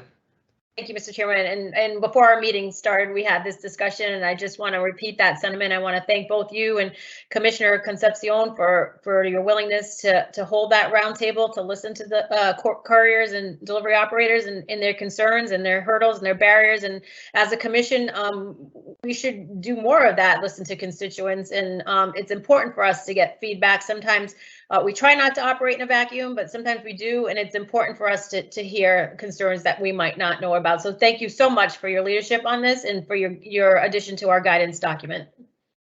Yeah, thank you. I'm going to just do a little commercial here. Thank you for saying that. It's really important to me because, from day one, I would say that we all agreed in the commission that we needed to be out there all the time as much as possible, listening to people, getting feedback, not being shy about taking bullets when people thought we were doing something stupid or wrong. One of the first things we did is a statewide listening tour as we were starting to develop our first set of regulations, where we went, I think, 10 or 11 places around the state and just let people have at us. And I learned an incredible amount during that, and it's reinforced in my mind that this is absolutely mandatory on an ongoing basis for us to be out in the community with all constituents, listening, getting yelled at, learning. So thank you for saying that. I think it's really important that we live up to that on an ongoing basis. Other comments or questions? Go ahead, Commissioner Concepcion. It was such a productive conversation, and it was so informative. And as I mentioned, this is an ongoing process. This industry is a living, thriving, breathing thing. So it won't be our only conversation. And I really want to thank our general counsel and her team, because we've had a lot, as you can see by the agenda, there's a lot here. And yet and still, they were able to work with me and develop this. So I really appreciate you guys. So if there are no questions, Commissioner Concepcion, there's two ways to do this. One is we can vote on your proposed amendment and then vote on the guidance, or and Commissioner Councilor Bailey, I appreciate your thoughts on this. The other thing that I think we can do is I can ask for a motion to approve the guidance for municipalities on equity and host community agreement with the addendum that was proposed by Commissioner Concepcion. Is that acceptable in your opinion, General Counsel? Absolutely. Great. So Commissioner Concepcion, would you mind making that motion?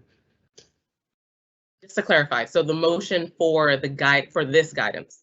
For the municipal guidance on equity and host community agreements with the addition of your addendum. Okay, so for the record, I'd like to make a motion to approve the guidance for municipalities on equity and host community agreements, subject to the changes requested by myself, Commissioner Concepcion, and further move to delegate to the Executive Director, General Counsel, and Chief Communications Officer authority to revise the guidance to include the change requested by myself, Commissioner Concepcion, and make any other changes needed to prepare the guidance for publication and distribution. Thank you very much. Could I have a second of that motion, please? Second. Let the record show that Commissioner Concepcion made the motion, seconded by Commissioner Stebbins. Commissioner Camargo, your vote, please. Aye. Thank you. Commissioner Concepcion. Aye. Thank you. Commissioner Roy. Aye.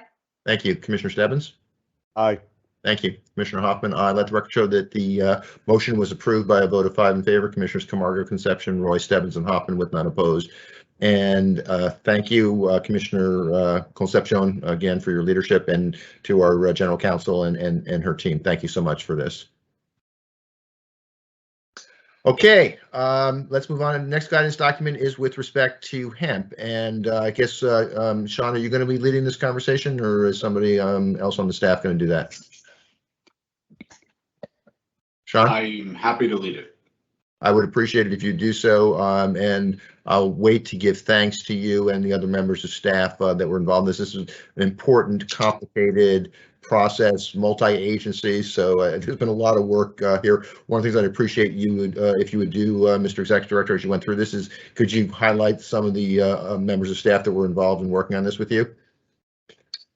Sure, I'd be happy to do that as well.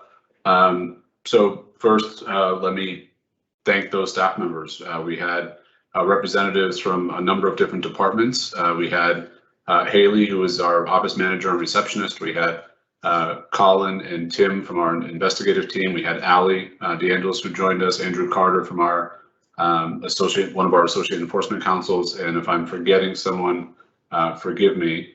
Let me just actually quickly go back and discover who those folks were if am in fact missing anybody. Grace O'Day's also joined us. That's everybody. Matt Giancola, excuse me. Yeah.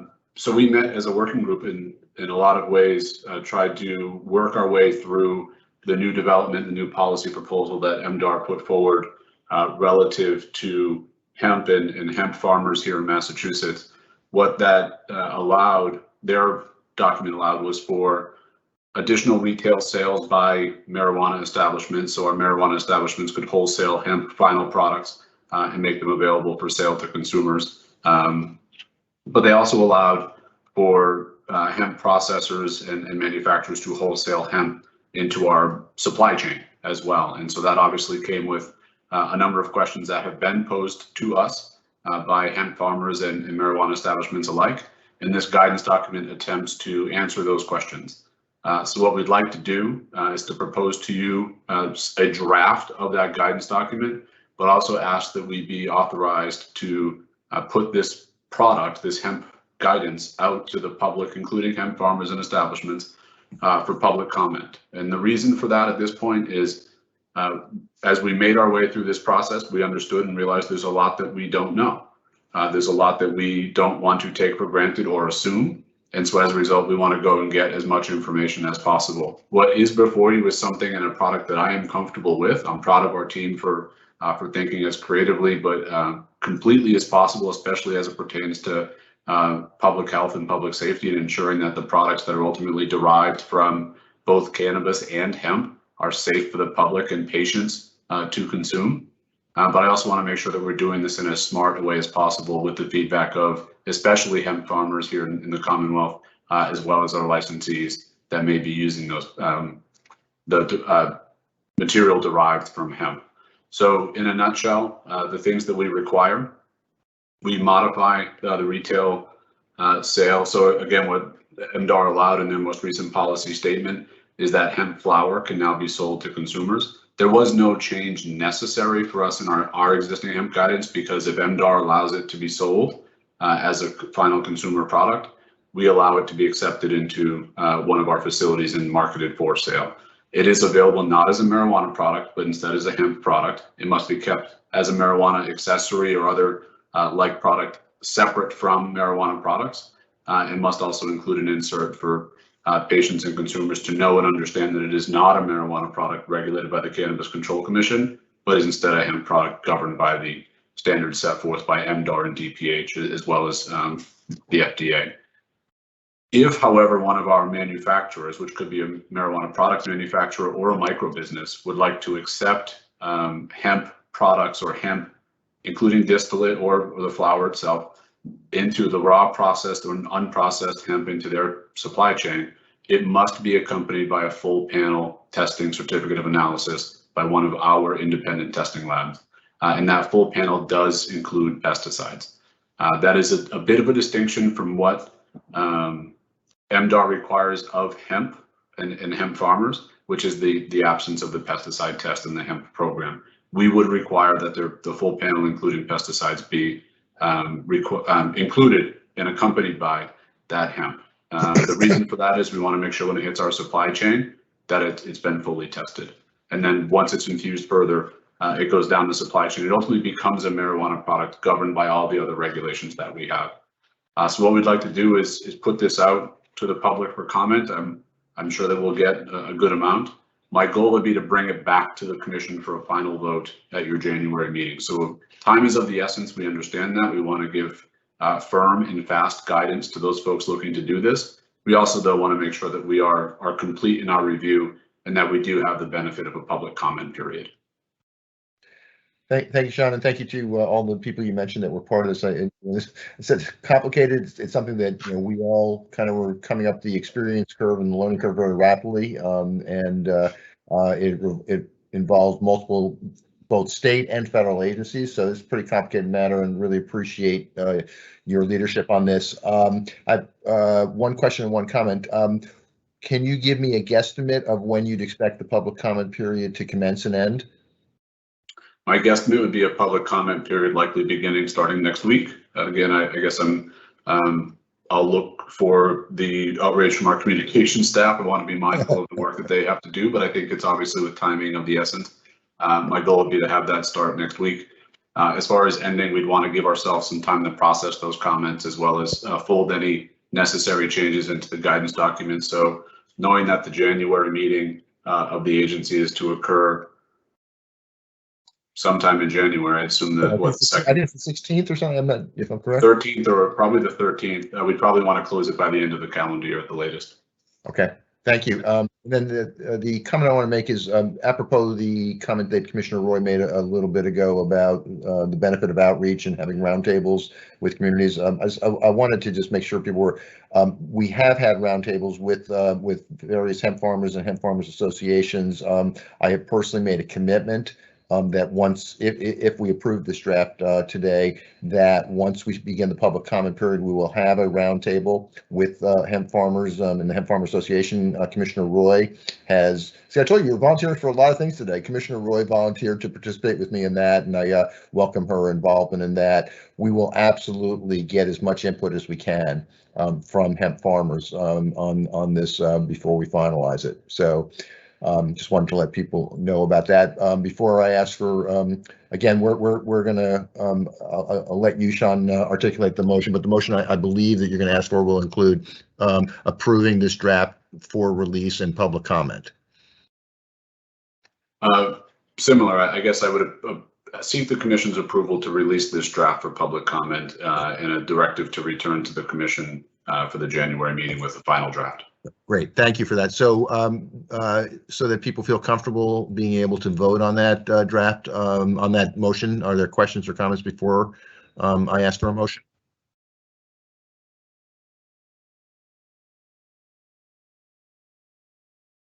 Okay, then, Sean, would you just, if you wouldn't mind, articulate your proposed motion one more time? Sure. So it would be to release the guidance on hemp as presented to the Commission today for public comment and to return to the Commission for January 2022 with a final draft. Thank you. Can I have somebody make such a motion, please? So moved. Thank you, Commissioner Stebbins. Could I have a second, please? Second. I'm sorry, Mr. Who was that? Second, Nudies. Thank you. Thank you. So let the record show that Commissioner Stebbins made the motion, seconded by Commissioner Camargo. Commissioner Camargo, your vote, please. Aye. Thank you. Commissioner Concepcion. Aye. Thank you, Commissioner Roy. Sorry, I'm not hearing you. You still barely hearing you, but thank you. Commissioner Stebbins. Aye. Thank you. Commissioner Hoffman, aye. Let the record show that the motion was approved by the Commission by a vote of 5 in favor. Commissioners Camargo, Concepcion, Roy, Stebbins, and Hoffman with none opposed. And again, my thanks to everybody involved from staff on getting to this point. And thank you, Mr. Executive Director, for your commitment to bring it back for a final vote in January. Okay, I think we're on to our last topic, which is, as I said, a recently approved policy that we discussed several meetings ago about legislative and executive branch outreach. The process was that we would have 1 or 2 commissioners work with Matt Giancola on a particular proposal, do the background work, bring it to the Commission for vote, both on the statement of policy as well as on the follow-up plan. And I'm proud and pleased that first 2 commissioners to step up to do that were Commissioners Camargo and Concepcion on the subject of social equity funding. So that's what the topic is. If I've been given the right information, the sequence is going to be Commissioner Concepcion leading off, followed by Matt, followed by Commissioner Camargo. Is that correct? That is correct. Okay, so then the ball is in your court, Commissioner Concepcion. Please go ahead. Thank you so much. So as you mentioned, this discussion and eventual vote represents a significant step for us here at the Commission. This will be our first time using the agreed on legislative and executive branch outreach strategy that was adopted during our August meeting, and also taking action on a legislative matter in the name of the Commission. Before we get into the issue at hand, I want to first thank you, Chairman Hoffman, for collaborating with me in developing this new process. As you all are aware, I cut my professional teeth in the State House, drafting, tracking, and filing legislation, and working with external stakeholders to establish and advance comprehensive legislative packages. This experience is what led me to create the Commission's legislative and executive branch outreach strategy. As commissioners, we are the heads of a thriving industry with a substantial amount of insight. Unfortunately, we have yet to communicate effectively as a singular agency. As a refresher, what this outreach strategy does is it creates a process for us to discuss legislative matters and vote on whether to take any action. It gives each commissioner an opportunity to voice their support or opposition on the record, and it provides clarity to the legislature, to the executive branch, and the public on the commission's official position. Although there are several areas of interest that are currently before the legislature, today's discussion focuses solely on the creation of a social equity fund. And as Matt will share, although the process is new, the issue before us is not. In fact, the majority of commissioners have already previously supported the creation of a social equity fund in their individual capacities, particularly Chairman Hoffman, Commissioner Camargo, and Commissioner Stebbins. The objective today is to solidify the commission's position with a discussion and formal vote. This industry, as we all know, has evolved rapidly over just 5 years. However, our equity applicants are being left behind. It's time for the legislature to address the reality of equity in legal cannabis by creating a social equity fund. Otherwise, the promises of equity and inclusion ingrained in our state's cannabis law will never be realized. And with that, I give it to Matt to kick it off. Thank you, Commissioner, and welcome, Matt. You're always behind the screen. It's nice to have you on the other side of the screen right now. But can I ask you a question? Who's producing this? While you're talking. I am producer and presenter at the moment, so Okay, bear with me as I'm sure you can handle both. I Go ahead. so. Well, thank you, Chairman, and thank you, Commissioner Concepcion, and thank you, Commissioner Camargo, for your work on this topic. As the Commissioner mentioned just now, this is the first time since the Commission adopted a process for legislative outreach in August that the Commission will consider going on the record to advocate as an agency for a particular issue. I would also like to thank all the Commissioners and staff for their constructive feedback as this process was conceived and rolled out. This month, Commissioners Camargo and Concepcion are sponsoring social equity funding as a topic for discussion. Should the Commission vote to adopt a statement of Commission policy, the Commission will go on the record as an agency in support of that issue. Though this is a new process, there is some precedent for this. In 2019, the Commission issued a report on host community agreements and asked the legislature to clarify the statute on HCAs and to give oversight of those agreements to the Commission. Like host community agreements, social equity funding is a topic that stakeholders, advocates, and legislators have been discussing for years. The Commission is in regular contact with equity applicants and licensees, both individually and from surveys asking why many have not yet sought licensure.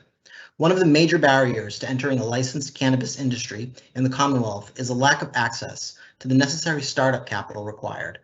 Unlike other sectors of the economy, banks and other financial institutions do not offer traditional business loans or lending due to the federal prohibition of marijuana.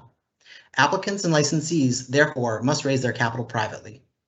Our commitment to public health and safety is critical, and while we are grateful to the industry for seeking to comply with the law, we understand that the expenditures required to meet our regulations do not come cheap.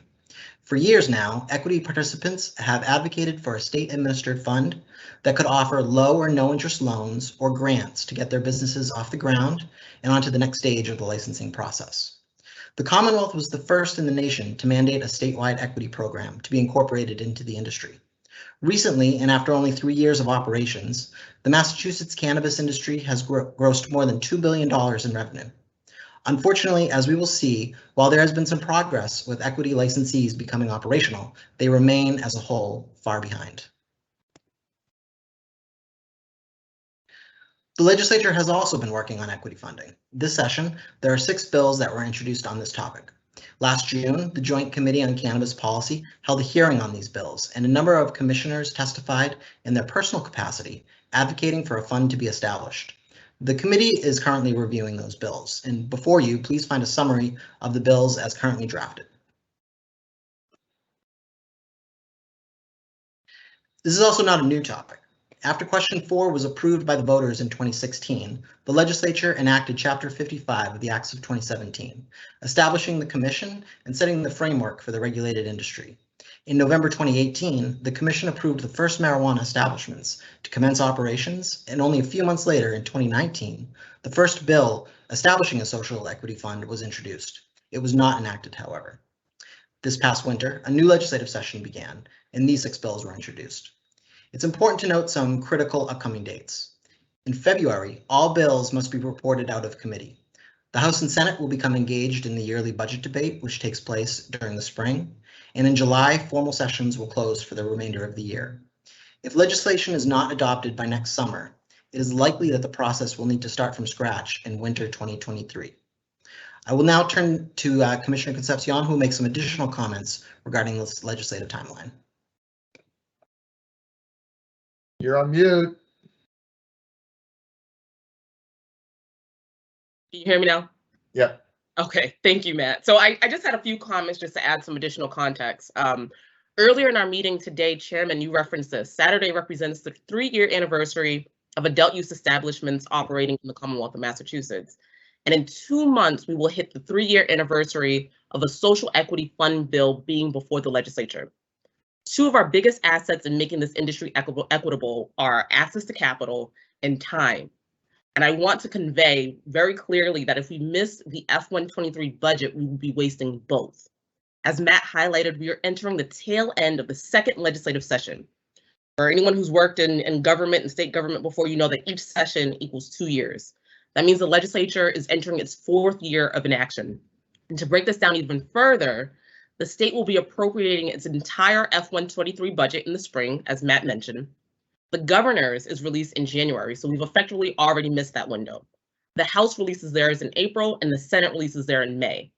If the legislature does not take immediate action, we will have missed another year and another opportunity for potentially hundreds of equity applicants to have access to capital. Matt, you can go to the next slide.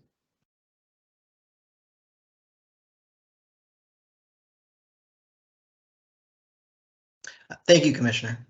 Though the Commonwealth was the first in the nation to adopt an equity mandate, states have since gone further than adopting equity programs and have also established funds that offer grants or loans, as well as technical assistance to equity applicants and licensees.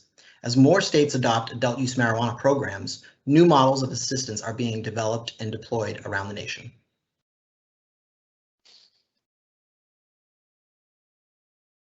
It might be instructive to also review the current state of licensing for equity applicants. Out of more than 1,000 applications submitted to the Commission, only 232 are from social equity program participants or economic empowerment priority applicants.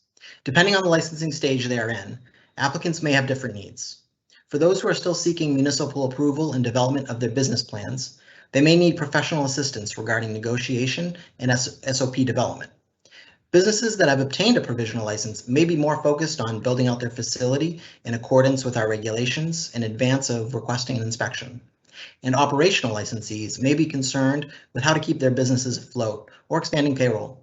It's also important to note that while social equity program participants number 702 as of today, not all participants may be interested in seeking licensure. The Commission remains committed to working with social equity program participants to offer them technical assistance and training that meets their needs, whether it be the individual seeking their first job, someone who wants to advance their career to the next level, or own and operate a licensed establishment or ancillary company. And while there has been progress, this chart demonstrates that there is a major barrier for equity applicants moving through the process. Commissioner Camargo would like to make some specific comments regarding this licensing process. Yeah, thank you, Matt. So this slide is key to our policy discussion.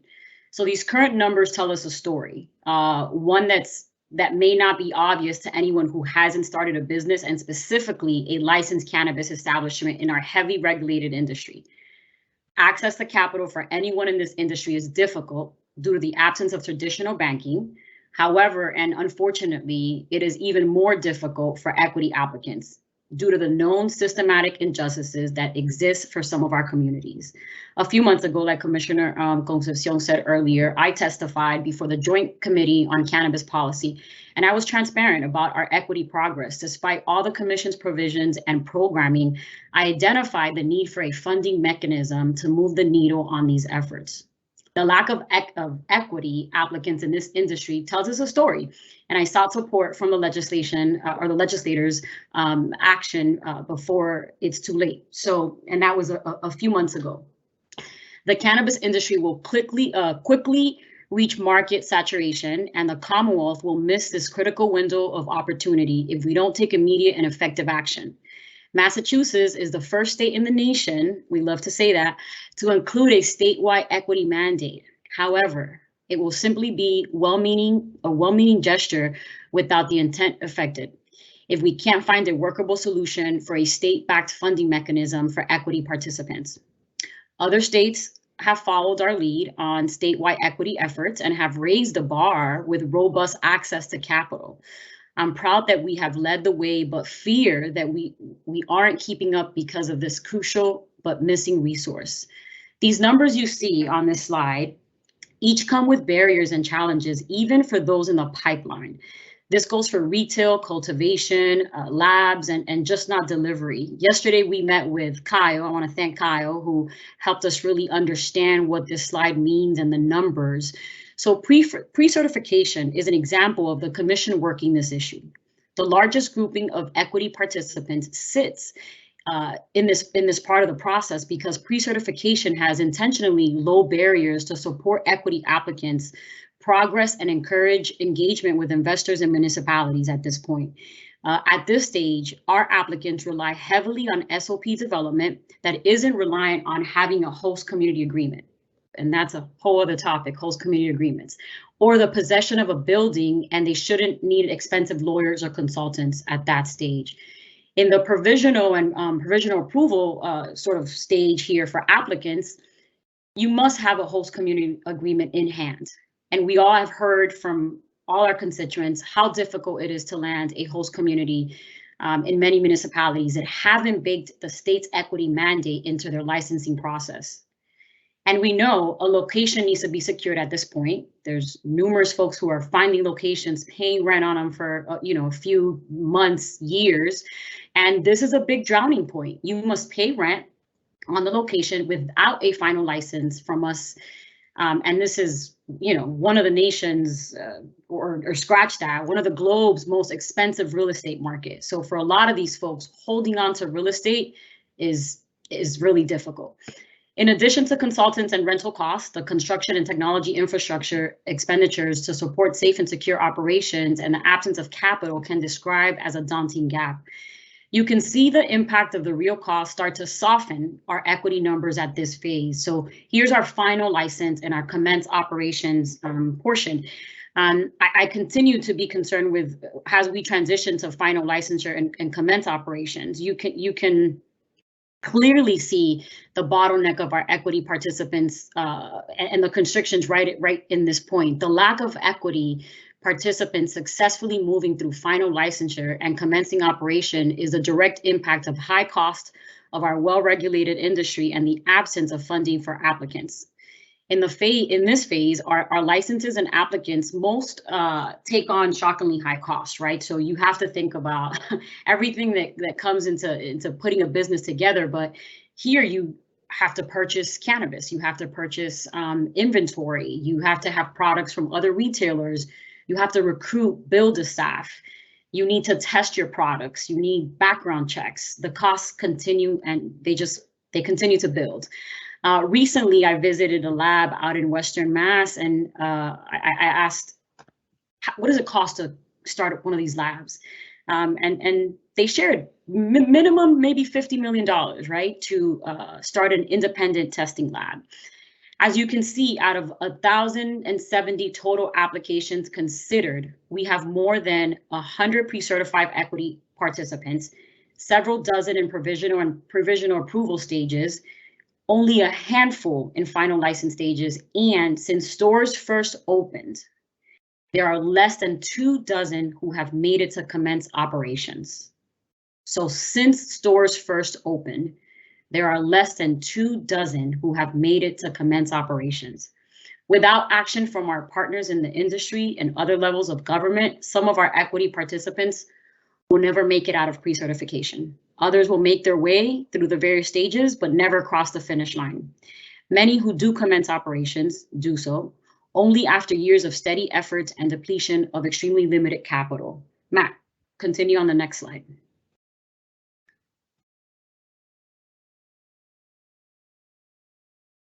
Thank you, Commissioner. So therefore, in response to stakeholder, advocate, and legislative feedback, and based on sponsoring Commissioner request, please find the following proposed statement of Commission policy for your discussion and deliberation. It reads, the Commission supports the adoption of a state-administered fund for economic empowerment and social equity program participant applicants and licensees to receive low or zero interest loans or grants for the purpose of obtaining licensure and operating their establishment. Should the Commission vote to adopt the statement as an official stance of the Commission, staff can be authorized to implement the outreach outlined before you. All commissioners will be given the opportunity to participate in the outreach plan if they desire and within the constraints of the open meeting law. Outreach activities include a letter to the legislature regarding the Commission's view, coordinated meetings with legislators and stakeholders, and media and press outreach. Before any materials are published, staff will share them with commissioners for edits and feedback. The statement would also be included in the Commission's next annual report to the legislature. Thank you again for the opportunity to offer this overview of social equity funding. I'd now like to turn it back to Commissioner Camargo to further discuss this topic. Thank you, Matt. And again, thank you for working on this. And Commissioner Concepcion, thank you for partnering on this. This is the first time you and I get to partner on an issue, so I'm really excited. And Chairman, thank you for moving this legislative process with Commissioner Concepcion forward that allows us as commissioners to think about what legislative priorities to bring to the forefront to make this industry more equitable. Sending thank yous to our former commissioners, the executive director, and our staff who have made it a priority to make sure we keep equity as one of our pillars. As I mentioned previously, the Massachusetts state legislation made history as the first legislative body in the nation to mandate full participation in the legal industry by individuals who have been harmed by marijuana prohibition and to promote equity in the cannabis industry. However, Massachusetts has fallen behind when it comes to creating an equity fund for what we call social equity and economic empowerment applicants. Since then, other states have used Massachusetts as an equity model. We heard Sean earlier talk about how many states call him on a regular basis, most recently New York, New Jersey, Connecticut, Maine. And since then, these other states have allocated funds for equity businesses through a state fund. This industry lacks access to capital. Small business loans, grants, and other services that are available to regular businesses are not to marijuana operators. In many cases, this has encouraged predatory lending and led to lack of diversity and inclusion, and most importantly, as per our law, full participation by individuals who have been harmed by marijuana prohibition. Being the first is great, but not when the task is incomplete. As a second phase or the second commissioners on this commission, we now have a process in place for legislative priorities like this one that will shape the future of this industry. Today's discussion is about supporting social equity participants and allowing legislators to use their expertise to develop a mechanism. Chairman, before I pass it on to you, I would like to state our proposed motion that we will recommend after the open discussion. Okay, please go ahead. Thank you, Commissioner. The Commission adopts a proposed statement of Commission policy regarding social equity funding and to further authorize the Executive Director or his delegates to implement the outreach process as discussed and includes Commissioner input and review for the purpose of informing the legislature and other stakeholders of the Commission's statement. Thank you, Chairman. Now to you. Thank you very much. First of all, just thank you so much for your leadership and Commissioner Concepcion's leadership on this issue. As you know, this is something that I've and other of the former commissioners have been beating our heads against the brick wall for a number of years on this. So it's great to have more allies and more leadership on this. And I'm optimistic we'll make progress that we have not been able to make up to this point. And I certainly, as you know, share your belief that we are falling behind on this and we need to do something, or at least we need to do everything we can to convince the legislature they need to do something here. So I'm totally supportive of this effort. I would like to suggest, if it's okay with Commissioners Camargo and Concepcion, that we take this in two parts. One is a statement, which I think is the previous slide, if I'm correct. And then second, the process, because I believe there's some questions on both, but I think that they're kind of, let's do it in that sequence. It's okay. Let's talk about the statement and then next steps. Is that okay? Sure. So I'm going to start on the statement per se. I only have one problem personally with this statement, which is it says state administered fund. I think it needs to be a state funded fund. Certainly state administered, but I trust you guys that you thought about this carefully, but it doesn't explicitly say that the state needs to fund this. My personal belief, for whatever it's worth, is that something needs to be set up that is funded by the state, but allows for private entities to contribute as well. Private entities, as we all know, are words are cheap, but they're saying they want to do it. Right now, there's just no place. There's no structure for them to make a contribution. My belief is that a state administered fund would create that structure where they could make contribution, but it has to include state funding as well, in my opinion. And so the fact that you don't say explicitly state funded, or at least partially state funded, I'm just concerned about. I'd be interested in your thoughts on that. That's really good input. As that was our intention, was state funded. So the fact that the need for clarity was there as you vocalize, I think that that's perfectly fine, because that's what our intention was and is. Okay. Thank Absolutely. you. Good catch. Other than that, other opinions on or thoughts or suggestions on this statement? And particularly, obviously, Commissioner Stebbins and Roy, since you were not involved in the development of the statement. Commissioner, either one of you have comments or suggestions or questions?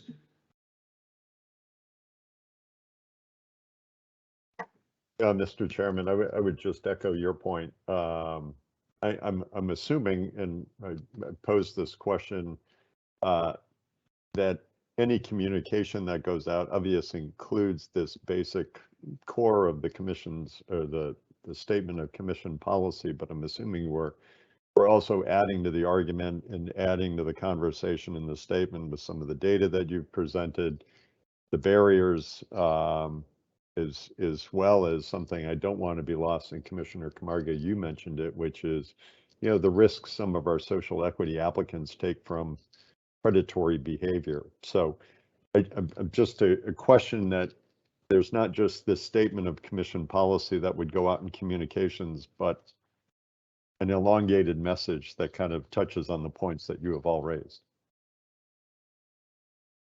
Thank you. I'm sorry, was 1 second, Commissioner Roy, I'll be 1 second. Commissioner Stebbins, were you looking for a response from either Commissioners Camargo or Concepcion, or just that was a little bit of a question. I definitely am. I thought there was a question mark there, which is why I wanted to hold off on recognizing Commissioner Roy until you've had a chance to have your question answered.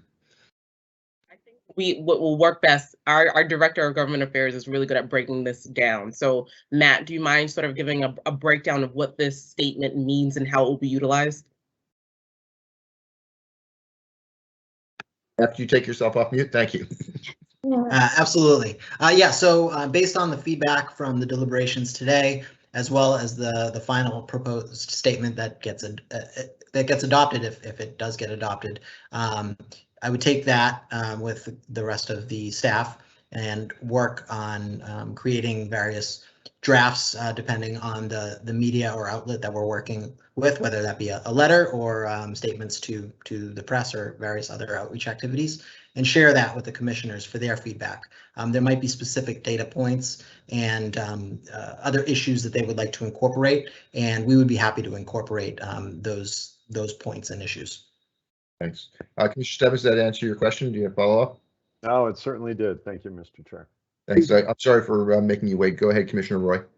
Thank you, Mr. Chairman. And first, I want to thank Commissioners Concepcion and Commissioner Camargo and Matt for all their work on this.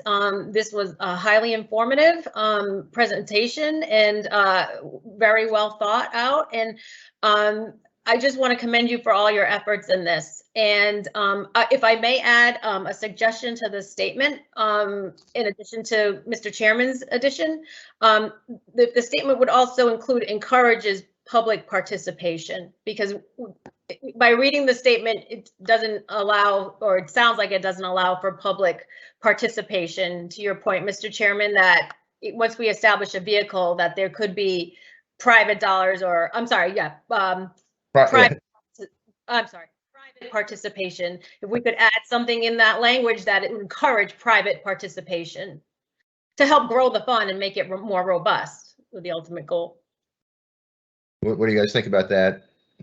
Sorry for my jargon. Commissioners Camargo and Concepcion. I meant private. I just want to make sure the public knows that we encourage their participation in this fund. Yeah, I like the suggestion. Sorry, Mr. Chair, I didn't mean to jump in. No, go ahead, Commissioner Stebbins, it's fine. I like the suggestion, and maybe to reinforce or strengthen the message wouldn't be just encourages that private input or that private participation, but allows for that private participation. Yeah, I certainly support that as well. Commissioners Camargo or Concepcion, any response to Commissioner Roy's proposal, as well as the clarification from Commissioner Stebbins? Please go ahead. Yeah, the state administered fund, that includes public and private funds. Right. So the question is whether to make it explicit or not in the statement. I think, is that your, Commissioner Roy, that's your suggestion, that you make it explicit? The goal is to raise funds, then let's make the most inclusive language to help raise funds, is my point. Like, I know you can see my wheels turning. I'm thinking about the earlier comment from you, Chairman, about changing that state administered fund. And if that is the case, maybe keep the language that's here because it incorporates both. Yeah, I'm spinning my wheels as well. I guess I'll push back a little bit. I think it's important, and this is just based upon my as I said, I apologize for sounding frustrated, but for my 4 years of beating my head against this particular brick wall. And Commissioner Roy will laugh as I relate a conversation she and I had yesterday where I used more foul language than I recall ever not being on the golf course. I'll try not to do that right now, but I personally think it's incredibly important that the state puts some money here. And they have not to this date, as opposed to the states that, have succeeded us, like Virginia, New York, and all the others that were on your chart. I think it's important the state puts money in this, and that's why I made the comment I did at the very beginning of this conversation. But I agree with Commissioner Roy. I don't want to micro edit, but I think there's language that covers three things. One is the state has to administer this fund. There's no question about it. There's nobody else to administer this fund, in my opinion. I don't know where in the state. That's not my problem, but it has to be administered. It has to be funded, at least partially funded by the state, and it has to, using Commissioner Roy's language, has to allow for private investment. I think all those three things are critical. The state administers it, the state provides some funding, and it allows for private money to fund as well. I just think those are all mission critical, but the most important thing to me, and the reason I made the first comment I did, the state, in my opinion, has to put some money here. It has to take some of the revenue generated by this industry and put some money into this fund. And that's why if we just say state administered, I don't think we get that point across. Yeah. To me, it's non-negotiable, in my opinion. No, we get it. We get it. We're also trying to leave space for legislators to use their expertise developing a mechanism. But yeah, I'm not making any comments about what mechanism it should be. I'm sorry. Go ahead, Commissioner Camargo. This Chairman, is fun. We're almost there, Chairman. We're almost there. Yes, you see, you interrupted me now. I forgot what I was going to say. Give me a second. Yes, I know now. What I was going to say was that, yes, we agree in terms of we've had this conversation, but really we want to leave it up to the legislators to create a mechanism. But we do want to see, a mechanism that allows for private dollars and public dollars and, all kinds of dollars to go in somewhere. Right. So absolutely, we hear you. Matt, I think you wanted to say or suggest some language. Yes, so just based on the discussion right now, one thing I could potentially offer to see if that would meet with some agreement would be to slightly amend this statement, which would become the Commission supports the adoption of a state administered fund that includes both public and private funds for economic empowerment and social equity program participant applicants and licensees to receive low or zero interest loans or grants for the purpose of obtaining licensure and operating their establishment. So seeking to add the clause kind of based on feedback from Commissioners Roy, Stebbins, and the chairman. Works for me. Commissioner Roy? Thank you, Matt. Having unambiguous language will only help achieve the goal at the end of the day. And I just, as it was a little ambiguous, so Matt, thank you so much. This is great. Commissioner Stebbins, any comments, questions? No, that sounds great. As you Okay. pointed out, we don't want to be too prescriptive, but there's some key elements that we want to make sure are included. Okay, so back to you, Commissioners Camargo and Concepcion. Do you want us to take a vote on the policy specifically and then have a follow-up conversation on next steps? Is that your recommendation? Yes. Then I would like to ask, please, for a motion to adopt the policy that Matt just articulated, which is a slight modification to what's on the screen here. So is that the right motion? Yes, Okay, would either Commissioner Camargo or Commissioner Concepcion make that motion, please? sure. Do you want me to read the statement over, or we're okay? I think, yeah. Just for completeness, if you could, if Matt could read the statement and then you could make a motion Okay. on that statement. Matt, would you read that statement again, please? Sure thing. So the statement now reads, the Commission supports the adoption of a state-administered fund that includes both public and private funds for economic empowerment and social equity program participant applicants and licensees to receive low or zero interest loans or grants for the purpose of obtaining licensure and operating their establishment. Thank you. So Commissioner Camargo, if you go ahead and make a motion based upon that language, please. So do I just say so moved, or do you want me to say? No, I think you motion say I have. the motion has to say, I move that the commission adopts a policy as articulated by Matt, or as just articulated. So, but we have to, it's not just approve language, we have to adopt a policy. Got it. Okay. All right. So I move to adopt the policy before us on the proposed statement coming from the Cannabis Control Commission on the social equity fund. That's that's good enough. Thank you. I'm sorry to put you on the spot, but thank you for that. Could I have a second, please? And I'm sorry, that was Commissioner Concepcion. yes. Thank you. So let the record show that the motion was made by Commissioner Camargo, seconded by Commissioner Concepcion. Commissioner Camargo, your vote, please. Aye. Thank you, Commissioner Concepcion. Then an aye. It's an aye. Thank you, Commissioner Roy. Aye. Thank you, Commissioner Stebbins. Aye. Thank you, Commissioner Hoffman. I let the record show that the motion was approved by a vote of 5 in favor. Commissioners Camargo, Concepcion, Roy, Stebbins, and Hoffman, with none opposed. Thank you very much. So again, back to you, Commissioners Concepcion and Camargo.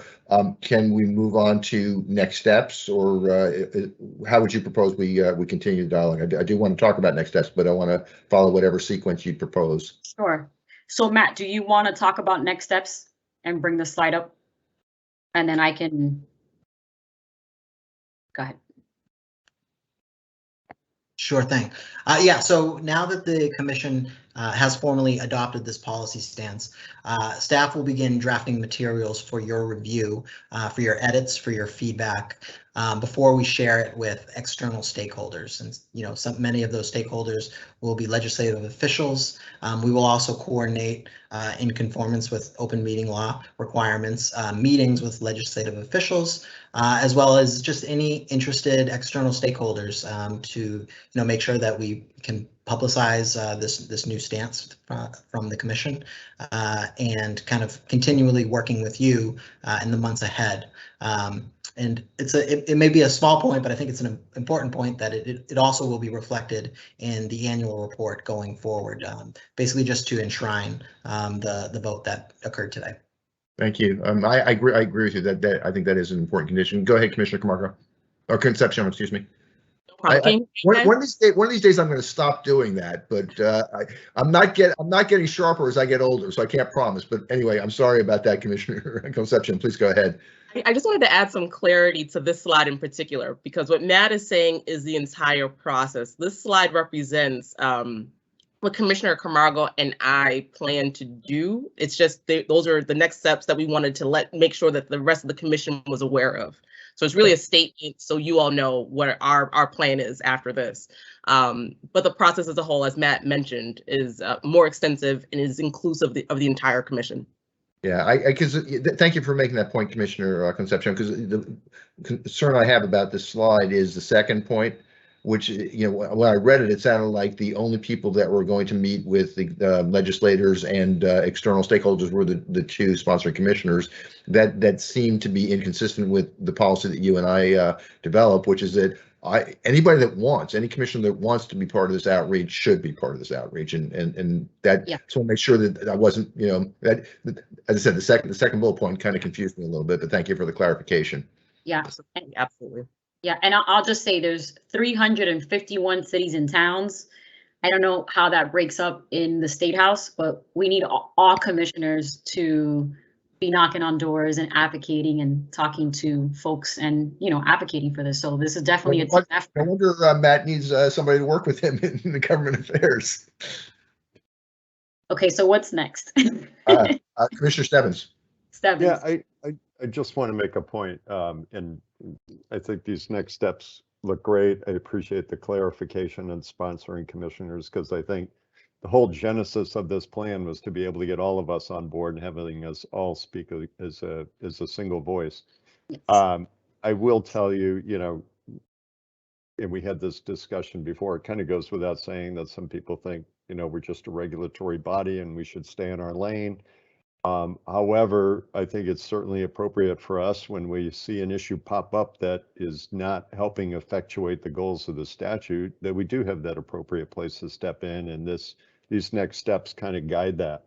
I know from previous experience, getting a legislative change required us not just talking to stakeholders and letting them know what we were doing, but encouraging them to also communicate. So that second bullet, the outreach just being to legislative officials and stakeholders, I'm hoping that the intention there is to get those stakeholders on board and have those stakeholders also start communicating with legislators as appropriate.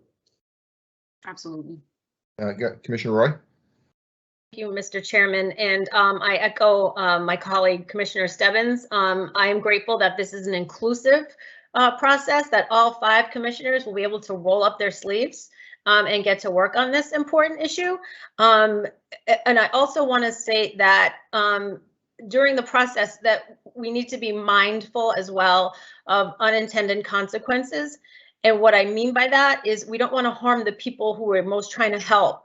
And for instance, in Oakland, we received an article that 40% of the social equity recipients are in collections. Let's learn from, as others have learned from us, let's learn from others as we do this so we do it right. I also would be mindful that, and I've read in some of the language of the bills, of any in perpetuity taxes or fees that would be assessed to either our licensees or our consumers. We don't want to place undue burden on them as well. And also, I'm sure most of you have read recently that we have hit a grim milestone, not only in Massachusetts, but in the country with opioid deaths. And sadly, that the COVID pandemic has exacerbated addiction. And previously in the Marijuana Regulation Fund, fiscal year 19 and 20, $53.8 million of the Marijuana Regulation Fund went to addiction services. So I just respectfully request that we be mindful that no addiction services equity is reallocated. We need to keep addiction services as well as accomplish this goal, because it's equally as important. And so I just want to share, my thoughts that we need to be mindful of addiction services equity as we tackle this goal. And as far as private, private participation, I shared with the chairman and I shared with Sean. I've been researching register rounding, and I'm sure most of you, when you're out and about, have been asked at a time, would you like to round up? Right, when you're at a store, and we have point of sale that is commission authorized. So I'm hoping that maybe we can put a working group together, or some group that can look into register rounding at our marijuana retailers, because I am quite confident that our consumers and our cannabis customers would be thrilled to participate in a social equity fund, and giving them the opportunity to round up at the register, which, by the way, raised $605 million last year, rounding up at the register. So maybe that's another way that we can make this fund robust and make it successful. So I'm ready to roll up my sleeves and just be mindful of everything as we do it. So thank you so much. Thank you, Commissioner. Commissioner Camargo? Yeah, I'll just say really quickly, thank you, Commissioner Roy, for all that. Today's discussion is about supporting social equity participants and allowing the legislators to use their expertise to develop a mechanism. So thank you so much for this conversation. Okay. I don't know that we need to take a vote on this. We've approved policy and we're going to implement the policy. Matt's got the leadership on that, working clearly with Commissioners Camargo and Concepcion, but as I think we've all expressed, with all 5 commissioners actively involved to the extent of their interest and availability. So I think let's just get going. Are there any? I do want to make one other comment on kind of government or legislative outreach. So, are there any other comments on the social equity fund? If not, I'd just like to use this forum. There are 2 other big issues, I think. Well, there are many other social equity issues besides the fund. I think the fund is incredibly important. We talked a lot about HCAs. Matt, you kind of refreshed my memory. I thought we just submitted our report on HCAs, but you're saying we actually requested explicitly of the legislature that we get jurisdiction over those and clarity over those. Even if we did that, that was many years ago. So I would like us to give some consideration to updating our stance on HCA and formally developing a policy on HCAs, as we just did for the Social Equity Fund. But the other thing, and it never ever comes up in the conversation, and I blame myself as much as anybody else for this, we never talk about social consumption. And social consumption is an equity issue. It's an absolute equity issue, both in terms of the barriers to entry are lower there than for other kinds of marijuana establishments. It's an equity issue because the law is that you can't consume in public. You can consume in your own home unless you live in an apartment and your landlord says you can't. Or if you live in federally subsidized housing. Definition you can't. We have regulations that are ready to roll on social consumption, but we need a legislative action to allow cities and towns to opt in. And we have not spoken publicly. One sec, Commissioner Camargo, I'll be right with you. We have not spoken publicly, at least not to my recollection, in advocacy of social consumption. And I think that we need, my personal opinion is we need to step up our game on that as well, because again, I think it's an essential part of us meeting our legislative mandates. Go ahead, Commissioner Camargo. No, Chairman, I was just going to say, I think I hear you. Definitely interested in social consumption. I would say put it on the agenda, right? So I think now we've created this legislative process. It is a tool for all 5 of us to have a conversation together around these legislative issues. Let's do it. Let's put it on the agenda. You're ready. Can I ask for a partner on this? I'll partner with you, Chairman. It's a deal. I was gonna say talk to me in January because it's been a long day, but Concepcion is there, and I will be happy to be a partner on the sideline. Okay. Yeah. It's on the agenda for January, and Commissioner Concepcion and I will work it between now and then. Go ahead. Thank you very much, Commissioner Concepcion, for raising your hand. And I'll give you a 24-hour grace period, knowing that we're all really tired, if you want to reconsider. I'm sorry. Go ahead, Commissioner Stebbins. You're on mute. The day's almost over. Sorry, I'm trying to keep you guys away from the canine doorbell. I'm happy to jump in and help out on the host community agreement piece. Great. Thank you. So we'll work on getting those on the agenda in January or shortly thereafter. Commissioners Concepcion and Camargo, you have what you need on this topic for us to proceed? Matt, you have what you need? We have all of it and more. Thank you. Great, thank you. Okay, Matt, let's get into wind down mode. Get back to your producer mode, please. So next meeting, January 20th. Oh, I think Sean, you said the 13th, but it's the 20th of 2022.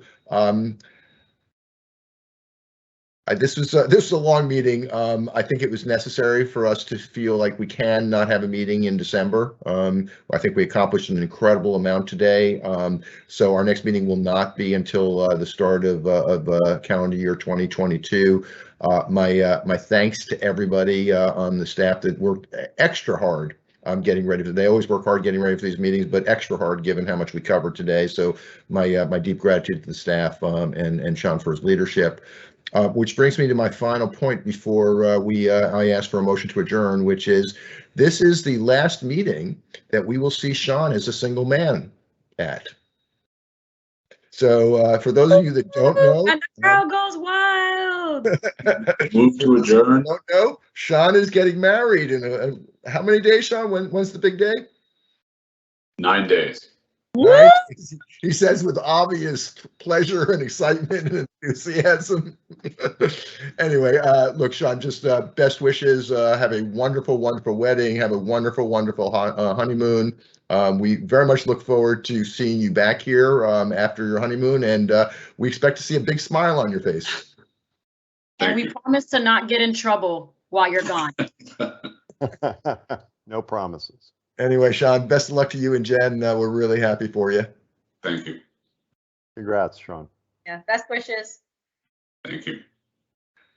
There being no further business before the commission, may I ask for a motion to adjourn? So moved. Thank you. Could I have a second? Second, That was Commissioner Camargo.